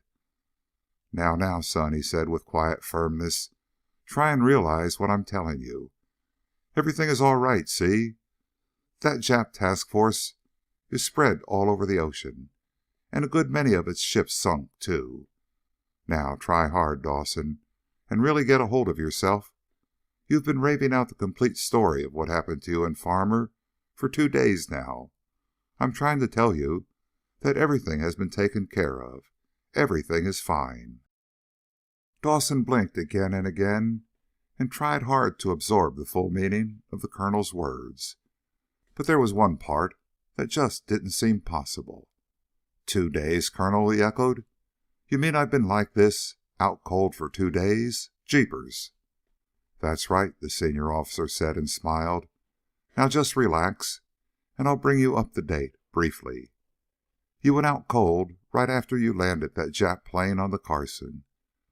So it was up to Farmer here to explain everything. When he had told the story, we got busy at once.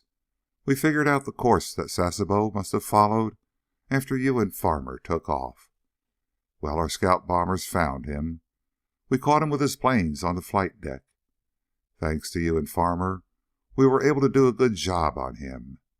One of his carriers sunk, and the other two badly damaged. The last seen of one of them, it was on fire. 2 troop ships were sunk, and the rest of the force sent flying for bases where they would be safe. In short, we certainly ruined him for a while.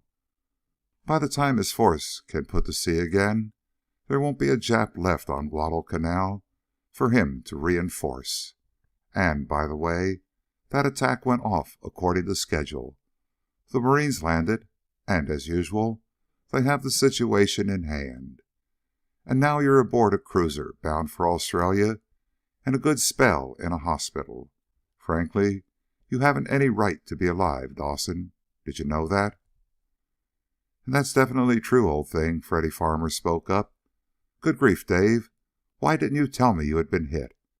And to think that all during that terrible night I didn't know a thing about it. You must have suffered somewhat awful. Well, it wasn't very pleasant, Dawson replied in a voice so weak that it surprised him. I knew that I had caught a good one, but it wouldn't have helped any to tell you, Freddy. There weren't any controls in your pit, and we couldn't have changed seats in that crate. So the only thing I could do was to stick it out. But boy, I was sure glad to sit down on that carrier. But hey, how come we bumped into the task force, Colonel? We were trying to go south to Port Moresby and you were headed in the right direction, Dawson, the Colonel interrupted with a nod. In another 20 minutes, you would have sighted land.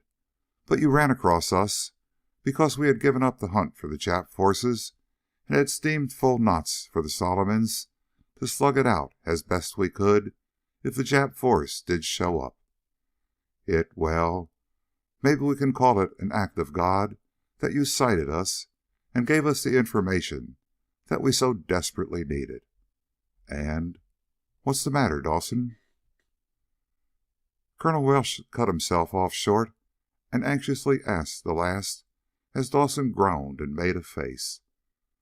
Matter, Dawson echoed. Plenty. One of the best sea and air scraps there's been in the Southwest Pacific. And I slept through the whole thing. Well, doggone it, That'll be just about enough out of you, Colonel Welsh said, with more sternness in his voice than there was in his eyes.